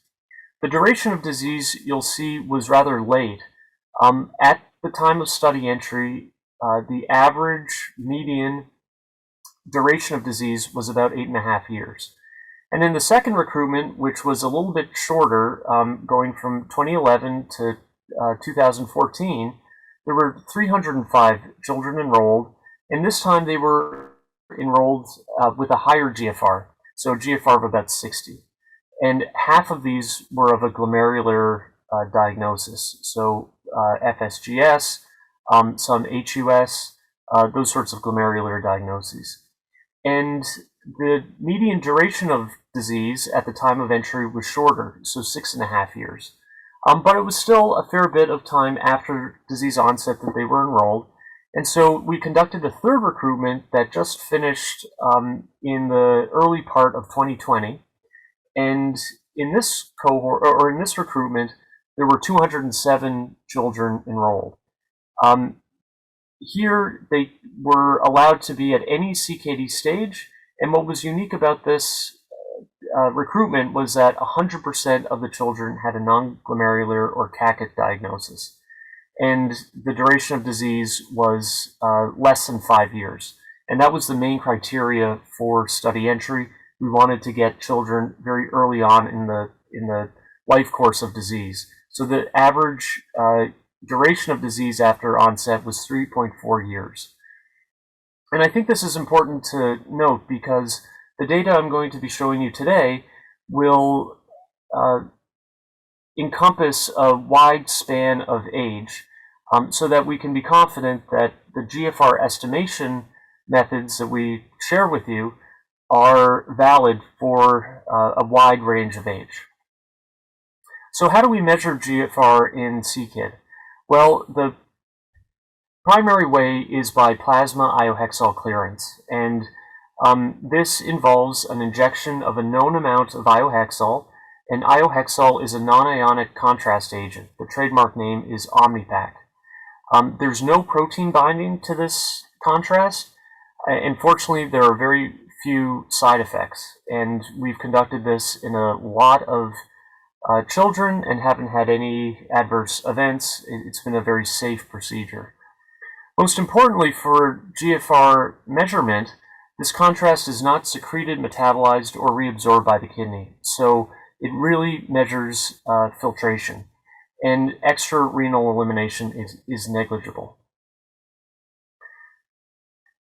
This is an example of an iohexol study at which shows the time on the x-axis and iohexol concentration in plasma on the y-axis. And each dot represents a plasma sample taken at a specific time. You can see that the first two were at 10 minutes and 30 minutes, and the second two were at 2 hours and 5 hours, 300 minutes. So this is a very long procedure. It takes up to about 5 hours to complete and get samples from. And so it's very burdensome, but because it's such a good measurement of GFR, we really prioritized it in the study to make sure that we have the best measured GFR possible in these children. GFR is derived as the initial dose of iohexol, which is known, divided by the area under the curve. And this area under the curve represents the rate of iohexol elimination, and that corresponds to glomerular filtration rate. As I said, CKID has conducted a lot of these studies. To date, we have 2,655 iohexol measurements. So we have a lot of these measurements, and this is what we use to come up with methods and estimating equations to estimate GFR. And how do we do that? Well, if we think of this as a conceptual framework of kidney function and how we might observe it clinically and also in research, we can think of a latent variable, and they're grayed out, as kidney function, which governs what we might think of as the true GFR. Iohexol is a direct measurement of that. There are sources of error and variability, so it is a separate node in this graph. But we also know from decades of research that creatinine and cystatin C are the primary biomarkers that are used to estimate GFR. So we can relate these two biomarkers with iohexol in order to get an estimated GFR. And what we're trying to get at with estimated GFR is the iohexol GFR that we would have seen had we done the study. So this really is a prediction exercise in which we're trying to estimate GFR that we would have observed had we done the iohexol protocol. I should also point out that in children and adolescents, creatinine is standardized to height, and in fact it's the inverse. So it's height divided by serum creatinine. That's been the convention for a very long time. There are very good reasons for that. It has to do with accounting for muscle mass and body size, but we won't get into the details about that right now. So the paper I'd like to discuss with you today was published in early 2021 in Kidney International, and this was called Age and Sex-Dependent Clinical Equations to Estimate GFR in Children and Young Adults with Chronic Kidney Disease. So why did we choose to publish equations at this point? There had been pediatric equations published in the past. And the reason for that was the previous CKID equations that were published in 2009 and 2012 had several limitations. There was a paucity of data among children who were less than 5 years of age. Those children need care as well, so we knew that that was a limitation. And also at the time when the equations were developed, there were very few people who were older than 18 years of age. And in 2009, there weren't any, and in 2012, there were only a handful. But now we had the opportunity to look at more young adults because time has progressed since the initiation of the study. And we could evaluate and hopefully come up with better equations to address that critical transition from pediatric care to adult care.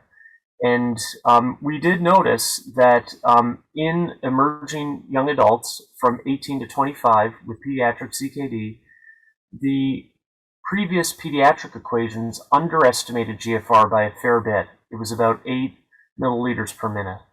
And the adult equations overestimated GFR by about 9. So it was a little bit worse, but they were on opposite sides, where the adult equations overestimated by about 9 units.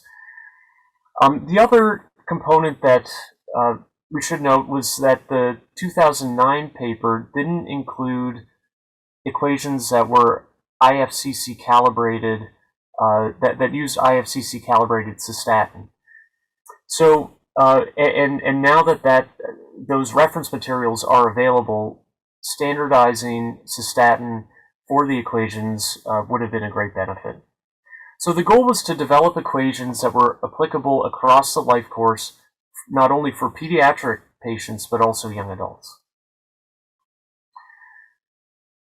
So what we aimed to do was develop an eGFR model that was valid for patients who were under 25. And this is why we call the equation the U25 equation. That's what the U stands for. There were 2,655 iohexol GFRs from 928 CKID participants. The age range was 1 to 25 years, and what we did was we split the data set into 2/3 and 1/3.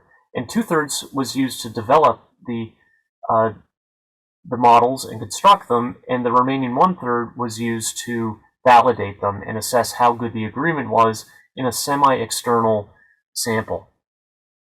These splits were done at the participant level.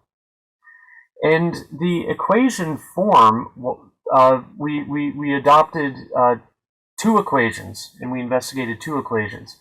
One was a serum creatinine only based equation, and that's listed at the top. And then below that, you'll see the second equation was the cystatin C based equation.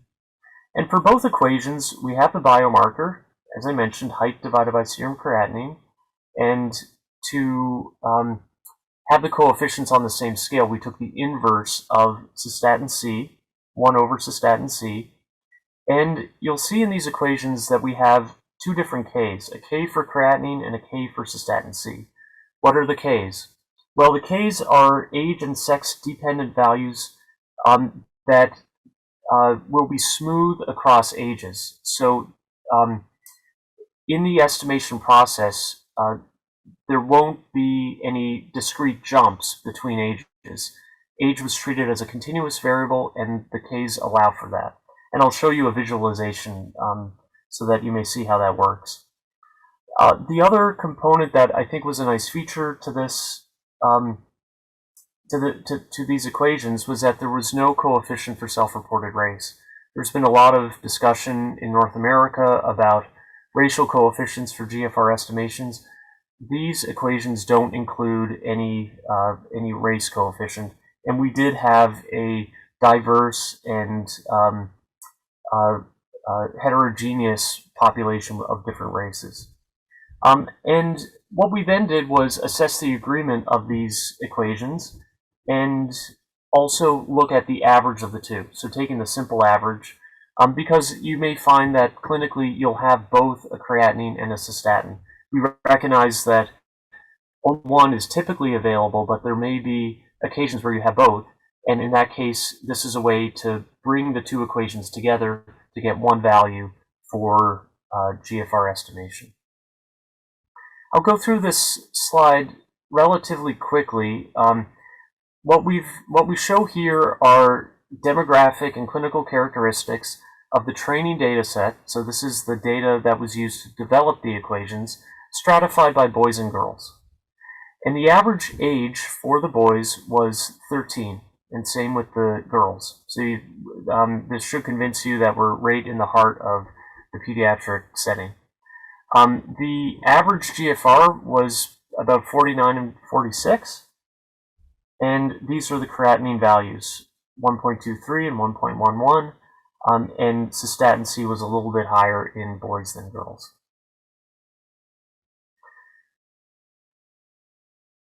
So this graph shows the histogram of age and the available data to develop these equations.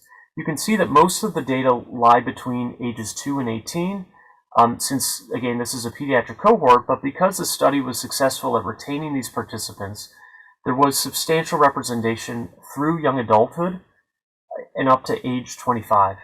So this is why we claim the, and have offered the label for this GFR estimation as under 25. And this was fundamental for valid measurement across the life course. We don't have a whole lot of representation under the age of 2, but that's something that we hope to address in the future. In this histogram, we show the distribution of GFR, and I think what this graph shows is that there was a good representation of data across the full span of GFR for developing these equations. The dashed lines of this histogram demarcate the CKD stages and show the number of observations within those categories. Most of the people, though, were in the 30 to 60 range. So this, again, is the CKD component of the study. So here are some results. This figure represents a visual depiction of the equations for the serum creatinine model on the left and the cystatin C model on the right. I won't go too deeply into these graphs, but the solid lines depict the K values for each equation. And we can see that the blue lines represent boys and the green lines represent girls. And what you'll see, we have age on the x-axis, and these K values are dependent on age. And what's very nice about these equations is that they are very smooth. Even though there are linear splines included, there are no jumps that correspond with age. Every age has its own specific K value, and I think that's a really important feature of this of these equations. The dashed lines, the thick dashed lines, represent what the K values would be if we didn't account for age, and you can see how much heterogeneity there is from the solid lines compared to the dashed lines. So the dashed lines may represent the average, but they don't capture what's really going on in the dynamics of age variation. All right, so how do these equations perform? We validated the equations looking at bias, accuracy, and accuracy was defined as the proportion within 30% of the measured iohexol GFR and the test root mean squared error. And these were evaluated within the testing data set, which was 1/3 of the sample, and it was completely independent from the model development. We included the simple average of the creatinine-only based equation and the cystatin-only based equation to put them together and offer a more powerful GFR estimate because it uses both biomarkers. And what we'll also show you is how these compare with the CKD-EPI estimates in young adults. So here are the metrics of agreement. We have arithmetic bias on the left, the proportion within 30% in the middle, and the test root mean squared error on the far right. And for those less than 18, the average bias was 0.05 milliliters per minute, and this was not significant. For those who were young adults, it was 0.7, so we're within 1 unit of directly measured GFR. Again, this was non-significant. And you'll also see that the proportion within 30% was quite high, between 86% and 90%. And the test root mean squared error was less, about 9.6, 9.9 milliliters per minute. When we compare that with the CKD-EPI, we can see this overestimation bias in the young adults. This is what I described in the introduction, of about 9 units, and a much lower accuracy and a higher test root mean squared error. There were similar metrics for cystatin C, where the U25 was not significantly biased. And what was also appealing was that the average of the two, had also very good agreement metrics, and in fact were better than the single biomarker equations alone. Another clinical component that has come up was whether what to do if the creatinine-based only equation was very discrepant compared to the cystatin-only based equation. So you have 2 equations that are measured separately, and what happens if they disagree, if they're very far from one another? Well, we looked at that by comparing or identifying the situations in which the creatinine-only equation was greater than the cystatin C equation by over 30%, so something fairly far apart. And likewise, if cystatin-based estimate was greater than the creatinine-based estimate by more than 30%. And we looked at how the average did in these very divergent situations. And what we found was that the average was also unbiased. There was no significant bias when we looked at the average compared to the measured GFR in data in which the 2 equations were very divergent from one another.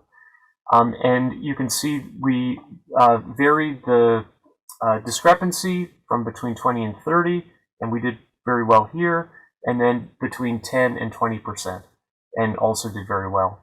So even in these instances in which the 2 estimates disagree, taking the average really helped. So how can you employ this clinically? And I think this hopefully will be most useful to the clinicians in the audience. Well, we have the equations, which are the machinery in which we have inputs of age, sex, those are the Ks, height and creatinine, and cystatin C that can output 3 different estimates of GFR. And what we've done was developed a web-based calculator that's available online, and also worked with a company called QXMD, which offers a mobile app for iPhone and Android that's entirely for free, that you can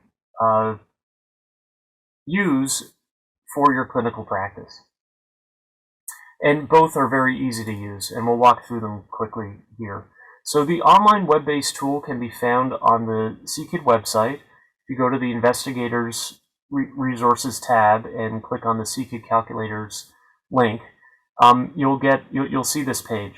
And on the left, you input the data for the patient, age, sex, height, creatinine, and so on.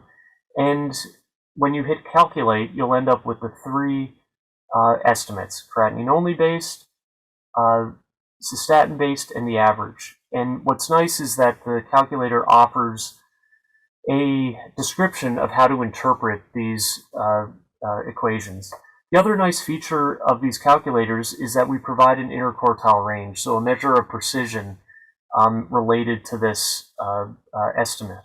what about 50% of people would expected to fall within based on the regression models that were developed for the equation. So you'll be able to get an estimate of precision along with the actual GFR estimate. This is an example of the QXMD Calculate app. This is available on iPhone and Android, as well as online on the web. And it works in the same way. You input the data, and the display screen summarizes the eGFR value. So both tools are very easy to use, and the print publication also provides a lookup table if you don't have access to the internet to calculate the U25 GFR. So to conclude, the U25 eGFR can be used without bias across the full pediatric age spectrum into young adulthood. These equations are free of a race coefficient, which aligns with recent recommendations by the US task force assigned to investigate this. And I shared some data to demonstrate strong agreement across race. And this was, strong agreement across ages. And I introduced you to the online and app-based calculators, which should greatly improve the accessibility of these equations for clinical practice. The paper also provides some models which can be used for research purposes or lab reporting. So everything that you need to calculate is within the paper. Most importantly, a great feature of these equations is that if only one biomarker is available, valid eGFR can be calculated for a particular profile. But it is better for both biomarkers if they're available to be used, because taking the average yields the best performance compared to only one biomarker. This is because cystatin substantially complements serum creatinine, and the combined information from both is the most powerful. We therefore recommend routine measurement of cystatin C in this population, but if you don't have that, you can be confident in the eGFR calculation from serum creatinine, unless you have evidence to suggest otherwise. So lastly, I'd like to thank and acknowledge the participants of the Secret study, my collaborators in this team-based scientific effort that I have the privilege of sharing with you today, and I'd like to acknowledge the funders of the Secret study for this wonderful cohort that I've had the opportunity to share with you. So thank you. That was an excellent talk about the estimating GFR. Unfortunately, Dr. Derek is not live with us, and since we are running short of time, we will, with the permission of the organizer, we will conclude the session. We'd like to thank all our international faculties who have joined us despite all this time difference, and their talks have been really enlightening to all of us, including our national faculties. So, organizers, anything else? No, sir. Yeah, this is all, sir. So once again, thank you very much to all the esteemed speakers for this enriching session. So tomorrow we'll be starting at 9 p.m. and 9 a.m. Sorry, it's 9 p.m. So I was just confused. So it's 9 a.m. we'll be starting, and now we'll be joining a separate link for the GBM. Yeah. So thank you, thank you, thank you. Thank you, Girish. And Dr. Dave did say that if anyone has any questions, he can be approached directly through the email. Yeah, sure, sir. Yeah, thank you. Thanks for sharing, sir. Thanks. Bye bye all. Thank you, sir. Thank you. Thank you.